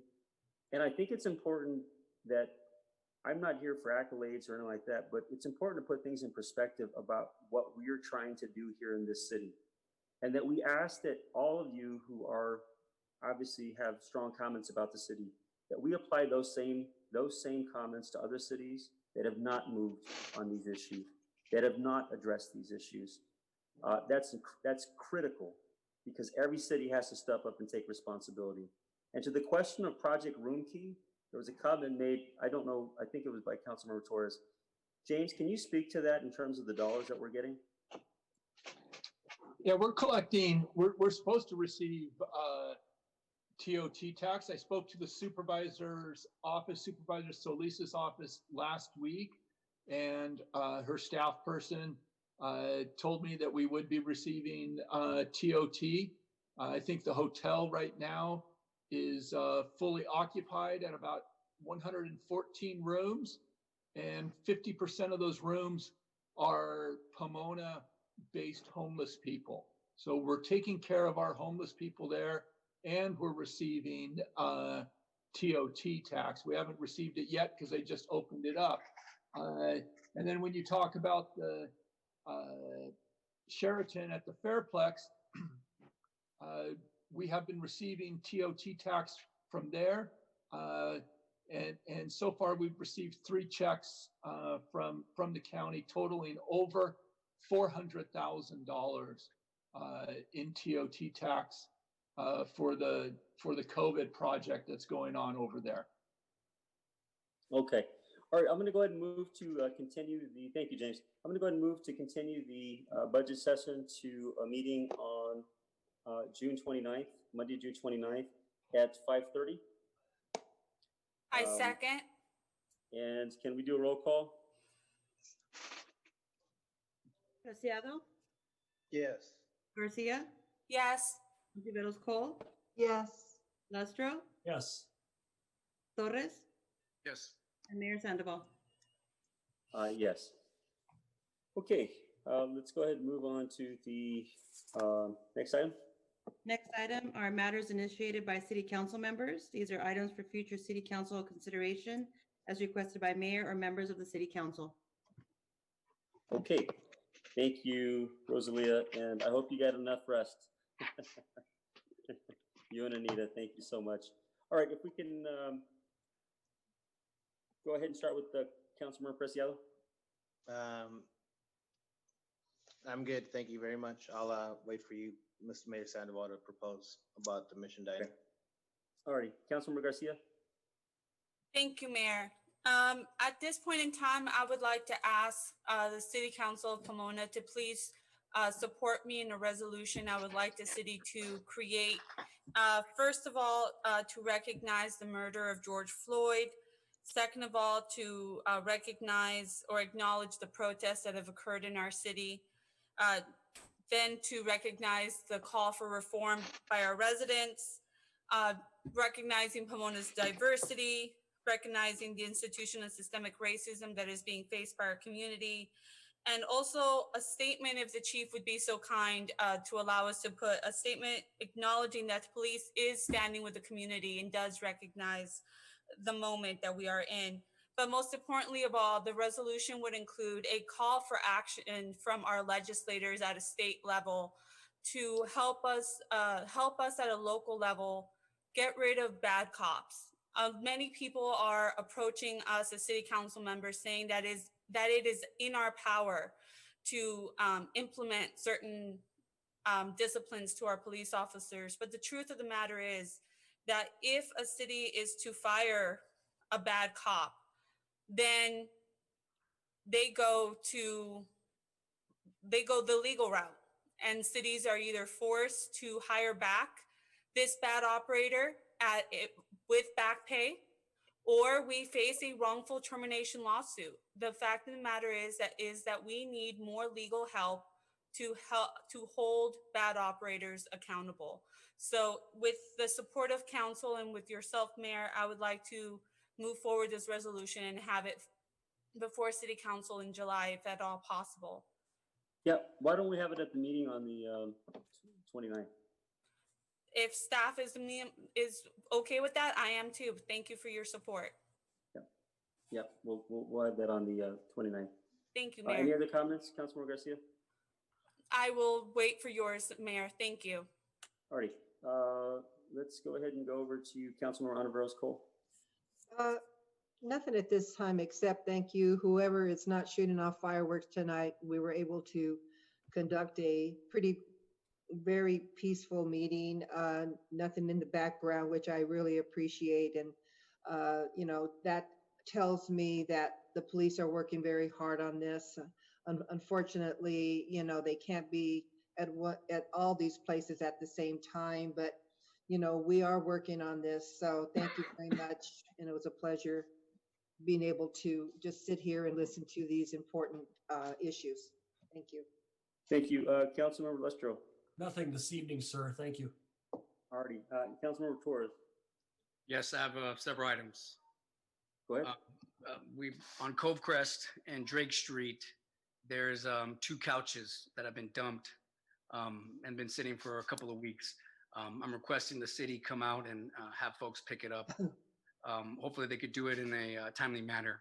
I want to thank the city employees for continuing to take out the trash and respond to the graffiti removal and the illegal dumping items. There are essential workers and they need our strong support more than ever. Second is last year, Chief Mike Oliveri ramped up enforcement on the fireworks. He requested additional funding from the city council and was able to provide more enforcement. I like this mayor and city council to consider bringing back that policy because we received many complaints and inquiries from the constituents. My next question is for the city attorney. Ms. Carvalho, are you familiar with City Code Part 1, Article 4, Section 405? Council member attendance would state that no council member may miss 30 days, consecutive days of regular city council meetings without special permission from the Pomona City Council. I'd like to have an interpretation from your office about that code and provide the city council with our options moving forward. Lastly, yes. Yes, I am somewhat familiar with that code section. I have read it. I've been asked by a number of council members and the city manager to be prepared to answer questions regarding the absence of our other council member. And when the time is appropriate, I'd be happy to address the issue and provide advice. Thank you. And I wasn't a part of the beginning of the council meeting. I had technical issues. But I want to be able to mention one thing. In February of 2018, I made a motion and led the effort to establish city employee evaluations for the city manager, city clerk, and city lawyer.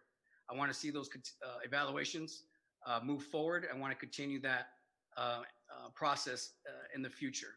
And I think that there needs to be I'm going on the record in public right now, there needs to be a framework moving forward for the next city council to follow as to how they will evaluate the 3 employees appointed by the city council. And if we have to, we may want to extend, I'm not going to mention, I think everybody knows what I'm talking about, but we may want to extend the evaluations to other departments. And lastly, I know I've said that a bunch of times, I want the community to know that I'm listening to them. I'm getting a lot of feedback from people, and I want you to know that I support what you're doing in the community, and I'm always here if you need me. Feel free to contact my office on social media or via email. Thank you very much. Alrighty, I have several things that I want to recommend that moving forward. I'm going to start with the first one, okay? I shared this earlier that I think it's critical well, let me just say this. I'm establishing, Mayor Sandoval here, I am establishing a task force on police reform and accountability. Now, let me just say a little bit about this, okay? Let me just share the makeup of the group and then also just some of the scope of what they're going to be looking at. But the scope is going to be to the recommendation of the group as to what they're going to look at. So there will be a total of 7 committee members representing the six districts and the mayor. In the absence of Mr. Gonzalez, since I serve as mayor of the district, I will select a community member in his place. It will include Chief Mike Ellis and 2 members of the department. It will include the mayor and 1 council member. It will also include a mental health expert. So 7 community members, the chief, and 2 designees, 2 council members, the mayor and a council member. It will also include a mental health expert as well. I'm going to need some help with that. And it'll also include 2 youth as well on this task force on police reform and accountability. What I want is for the task force to give recommendations to the city council on steps that we can take to work to make us the absolute best police department where the community has the trust in our police department. And let me just be clear, there isn't categorical distrust of our police. There are a lot of people who absolutely appreciate the dedication of the men and women who work for our police department. But I know that there's always room for improvement. There's always room for educating, informing, but also there are steps that we can begin to take as a city that I know our police chief supports. We could be looking at the Police Oversight Commission, which we had talked about before, Chief. I know there's questions around use of force. There's questions around, for example, you are now being tasked to deal with issues related to mental health, addiction, right? It's like you're the complete umbrella to these things. What are the things that we need to be advocating, particularly at the state and the federal level, to make sure that you have the support you need to be able to carry out your work, but being mindful of what is actually needed in different situations? That's really important. We can be looking at, people are talking about de-escalation. I know you talked a lot about that, Chief, with me, and I know that the community wants to hear from us. And also, what are the changes that need to happen at the state and federal level? And how can this task force, much like what Councilmember Garcia mentioned about, if 99% of our police, or whatever percentage of our police, are doing it right, and there's a few bad actors, what are the steps that need to be taken to make sure that we protect the integrity of our police department? And I know people talk about reimagining our police department. I know, Chief, you're absolutely committed to making Pomona an example of the type of policing that needs to happen in this country, that is not working against the community, that is not criminalizing the community, but that has every intention of building a strong working relationship with the community to help address the issues that are important to them. And so I believe that there's that commitment. And there's different ways that this can be approached. We can push our police away, we can isolate them, or we can work together to try to resolve these very real issues and these very real frustrations and the anger that people are feeling. And so I'm setting up this task force for the purposes of not waiting 6 months, not waiting 12 months to try to come up with recommendations, but I'm asking for a 60-day period to come up with recommendations that can be presented to the City Council. That's number one.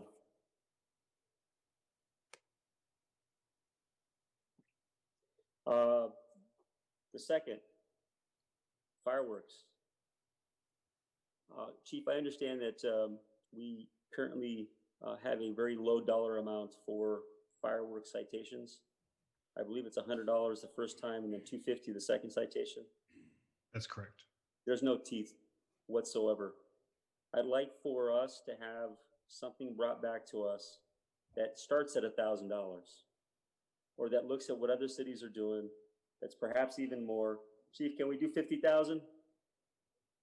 I don't think we can justify that, right? So you might have it. But I guarantee you there'd be a lot of people that would vote for that in this city, just given how traumatic it is for them to be hearing. And I get, the idea that people want to shoot off fireworks, but there's a time and a place.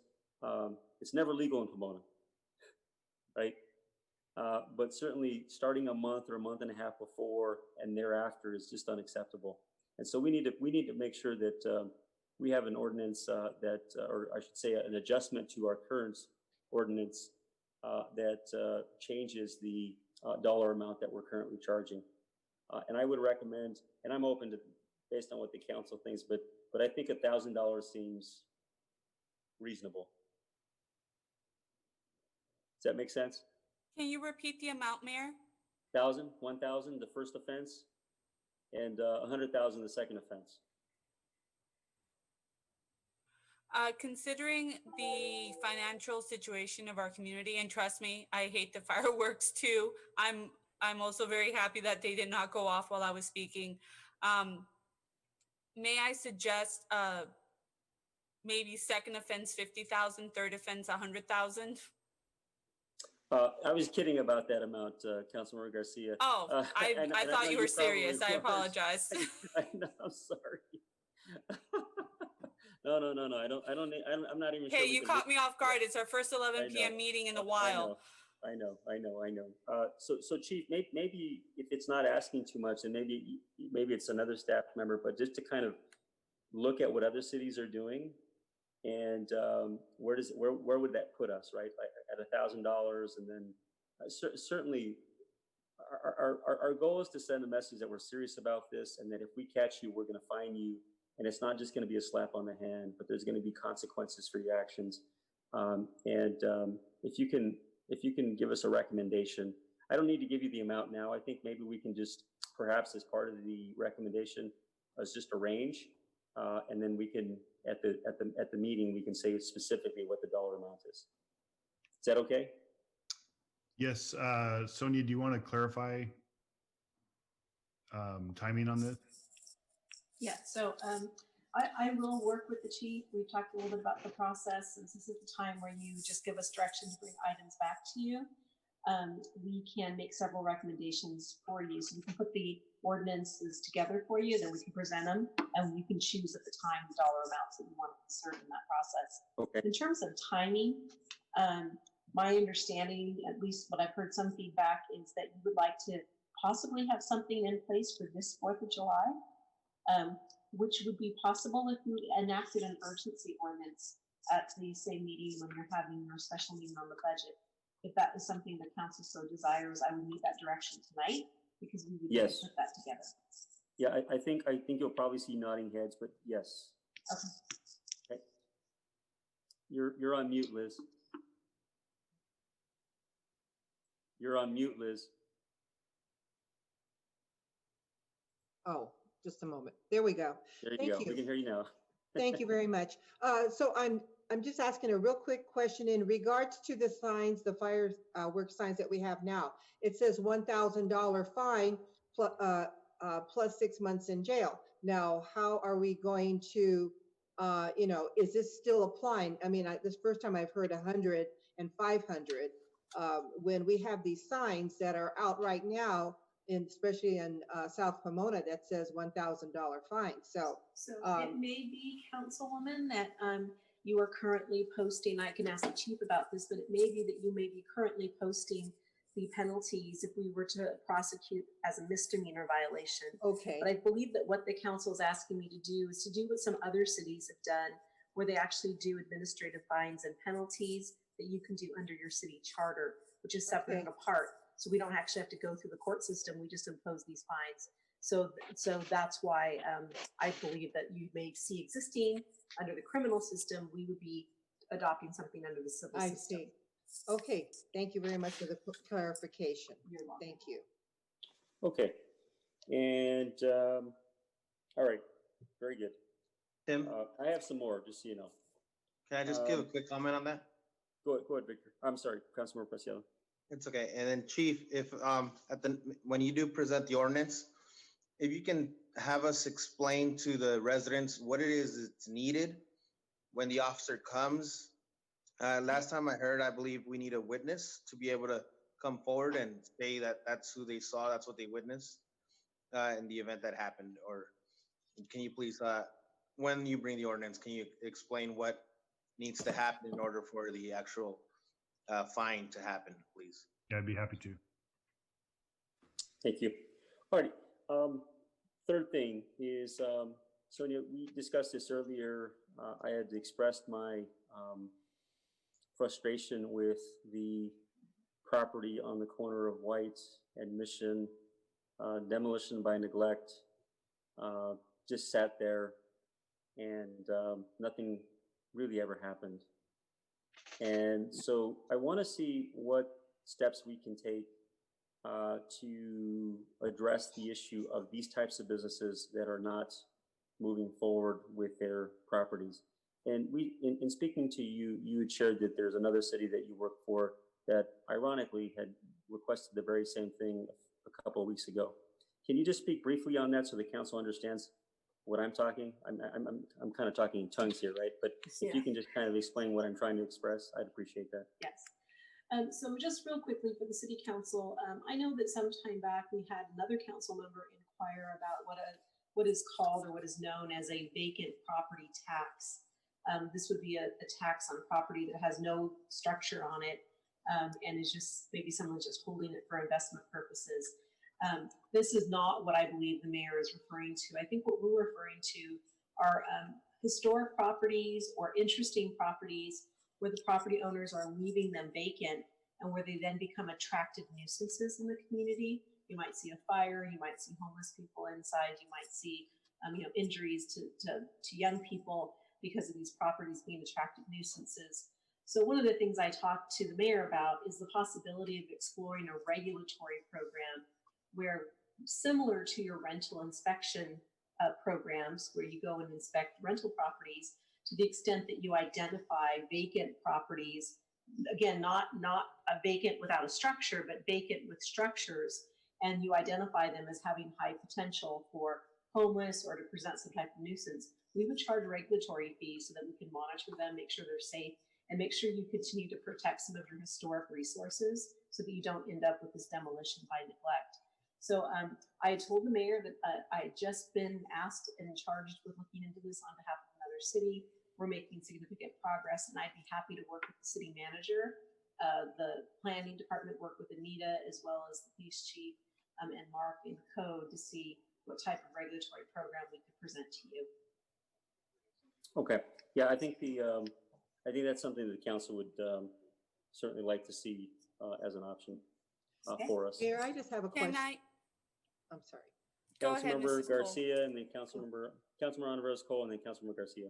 Okay, just a quick question. When I saw this was happening, and we still have some other historical buildings that are left, and I'm hoping that nothing else happens to those. But my first impression was, if there is a person that comes into our city and decides to invest in our properties, especially if it's historical, but either way, what can we do to actually really make them aware that we're serious? For instance, if we have a contract with somebody that has bought a property from the city of Pomona, can we have a clause somewhere in that contract where we can specify a certain amount of time only that they can be vacant? After that, penalize them. I mean, we have to start being strict. We get a lot of people coming from different areas, buying properties, letting them sit 20, 30 years. And here we are. We're losing properties, or we have a big crater in the in the city that is not being utilized. I mean, things like this are happening, and people are asking, why aren't we doing something about it? And now that we've lost another beautiful, iconic building, it's time that we hold these investors accountable for these actions. I mean, this is unbelievable to be able to just remember what we had at one time, and now it's gone, just like that. So, that's something that I'd like to discuss and maybe bring that into effect. That's essentially what I'm asking for. Exactly. Alrighty, Councilmember Garcia. Hi, I have actually brought this up to our city manager a couple of times, I think, and he indicated that for that we would need to take it to the voters in order to get some teeth behind it. Counselor, could you speak as to whether this is still what would be needed? So yes, city manager is correct. And what he, I think, is referring to is at one time, I know that you had a conversation with me about a vacant property tax. And in order to have a tax on vacant property, we would need to go to the voters. I think what I'm exploring right now on behalf of Pomona and some other cities is there room for a regulatory program, much like a nuisance abatement program? And how can we maybe implement that and not have to go to the voters for it? It really would be more designed, not around simply a vacant property that we wish someone would hurry up and develop, and therefore we're going to make them pay a tax on it, but really starting to look at these properties where people are not taking care of them and where that lack of care is leading to nuisance and even health and threats to the health and safety, threats to people who might be in them. And that's the direction I'd like to go in. It will require us to do some surveying. I think we're going to want a list of properties in town that have suffered fires and have been boarded up. I've got a few addresses for you. Yeah, and I think we're going to want to understand who purchases these properties. Are they truly investors, or are they people who thought they were getting a bargain only to find the properties are too expensive to develop? Okay, and because you compared this to abatement, after a certain set of things or thresholds are met, are you saying that the city could then put a lien on it and then we could take it over, or it would just be a lien upon property? Well, we would bring you back the options to determine whether you have existing tools already that exist that you could use. And what we have found is sometimes when we get a particularly historic piece of property where someone just is letting it, be demolished by neglect, sometimes we petition the courts for a receiver because the property can be saved. Some of those tools you already have. I suspect that really where we need to start, because this is being presented both as a safety issue and an issue to protect historic properties, is that we might start somewhere in the middle. So I'd like to be able to, if you guys can just give me direction, because we can't discuss it fully tonight because of the Brown Act. Yeah, but I think I get the gist of where you guys want to go, and I'll work very closely with the city manager and staff, and we'll bring back some proposals for you. But I think you'll be happy with. Thank you, Counselor. Thank you, Mayor. Thank you, Counselor. Alrighty, I have 3 more, just so you know. The 4th one is Mr. Gonzalez. I want to know what steps that we can take immediately to remove Councilmember Councilmember Rubio Gonzalez. We currently, under the city's charter and your own regulations, have 2 potential ways to proceed. A council member can only be vacant from council meetings without council authority for so long. And also a council member must continue to reside in the district that they represent. So I think there have been some facts raised as to both those issues. If the city council wishes to proceed on them, we would need to prepare a staff report for your consideration. You would give the council member a due process and an opportunity to come forward. If he did not come forward, then you could immediately instruct the city attorney's office to petition the California Attorney General's office for what we call a quo warranto. And it's permission that we need to get from the Attorney General. It's kind of a check and balance before we would go to a court and ask the court to vacate the office. It's a process we have to go through, even though the charter says that a seat is vacated. The state of California says we cannot take away someone's vested right to be a council member until the court's satisfied they have violated your rules. Okay, so I think there's, I don't want to speak for every council member, but I think there's strong support for that, that we move forward on that. Okay, we'll work with the city manager on that as well. Alrighty, and then I'd like to ask that we, the city council, a subset of the city council, meet with the Charter Review Commission in a joint meeting sometime in the near future to discuss their work. And so I'd like to see if what council members would be interested in serving in that. What's the best way to describe it? Would it be it's just a meeting with the Charter Review Commission. So it's just a committee of 2, of myself and 2 other council members. James, you want to make a recommendation? I think we were asking for a subcommittee of the city council, 3 members of the city council to meet with the subcommittee of the Charter Review Commission. And we would like to do that pretty quickly here in the next 5 to 10 days and get something on your get something on your agenda with them. Okay. I'm available if. So I'm hearing Councilmember Preciado and Councilmember Garcia. You've been selected. Thank you so much. All right, let's move on. Okay, and then just lastly, Benita, I know that we didn't raise this. I mean, there was some comment made earlier about what we are providing in rent relief, and that that the amount that the number of people that applied wasn't the number that will, how might you say, absorb all of the dollars allocated. And that, so in other words, I think we had an allocation for about 500 families at $1,500. And we certainly won't meet that in this first phase, but that we're looking at a second phase that will allow people who didn't receive money in the first phase is to apply, so that we'll extend the phase for folks to apply for those dollars that have been allocated for rent relief. And that the Pomona Compassion Fund is really meant to help complement those family members who may not be eligible for these federal dollars.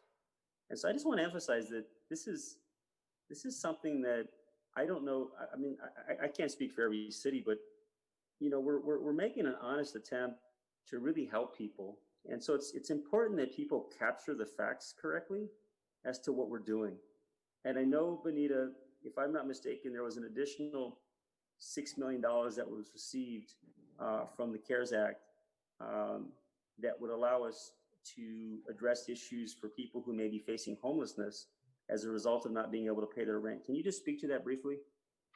Yes. So, Mayor, we were the first round. We had 166 apply, and we are prepared for a second round.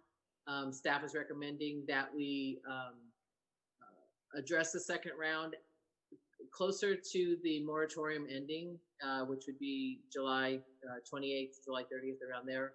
And then we did receive word last week that we received an additional $6.2 million in CARES Act funding, of which some of it we'll be asking council to provide us direction to use that for homeless prevention. And so we'll be able to make, especially those who are 30% or 50% of the area median income, we'll be able to help people pay off the back rent more than $1,500. But again, using federal definitions of for the regulations. But we will have a good deal of funding to be able to help different households that are experiencing the COVID crisis differently. Question there. Yeah. Councilor Torres? Yeah. When do you anticipate receiving the funding for that? And when will you come back to the city council on how we could properly distribute those funds? We got word from HUD last week. So we will actually be bringing that back to city council in July to accept into our budget. We wanted to get the letter from HUD. We got the paperwork. Our representative told us the amount that we received, but then they follow up with an actual letter. Once we get that letter, we'll be bringing it to city council to accept the award and to place it within the 2021 budget. Oh, great. Thank you very much. I think it's another classic example of the federal money that our congresswoman and the leadership in DC has been able to deliver for the city of Pomona. It's very unfortunate that the state of California has not delivered any money to the city and done nothing but impose these facilities upon our community without any financial resources that we've received yet.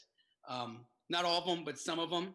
But like I said, this is very important for the city council to contact their federal legislators, if you haven't done it already, and start advocating for your city. Thank you. So Councilmember Torres, to be clear, those are federal dollars. Those are our taxpayer dollars. Those are for our community. Sure. Those are the dollars that we spend in the form of taxes. So they have every right to come to the city. Absolutely. So it's not just based on a Congress member. It's based on the fact that these are dollars that are allocated by the federal government. Secondly, council member, I need your help. Okay. I formed a COVID-19 action committee. Okay. And I asked I asked the senator to have a representative participate, as well as a representative from the assembly, as well as from Congresswoman Torres. I've not had anybody from the Congresswoman's office participate. It's a very collaborative, cooperative effort, working together across different elected offices, but also working with institutions and community-based organizations. Okay. So your assistance with that would be greatly appreciated. Yes, so one question on that. Thank you, and I'd be gladly to help assist you on that effort. But I just want to know, have you personally reached out to the Congresswoman? I personally reached out to her office. Via cell phone? Did you personally reach out to the Congresswoman? No, I reached out to her office. Thank you. Yeah. Thank you. But you got the information, Councilmember Torres, so I know that you invoke your mom a lot at our meetings. So your help would be appreciated, okay? Yeah. Thank you Looking very forward much. to your letter to the Congresswoman. Thank you. There's no letter. I didn't have to make a letter to Congress or Senator Leyva or. Looking forward to you advocating for the city of Pomona at the federal level. Thank you very much, sir. No, listen, if you want to work collaboratively, you can. It's really simple. It's not about a hierarchy or some kind of formal process. You just get to work and you get the job done. Everyone, thank you so much. Meeting adjourned. Thank you, Mayor. Good night, everyone.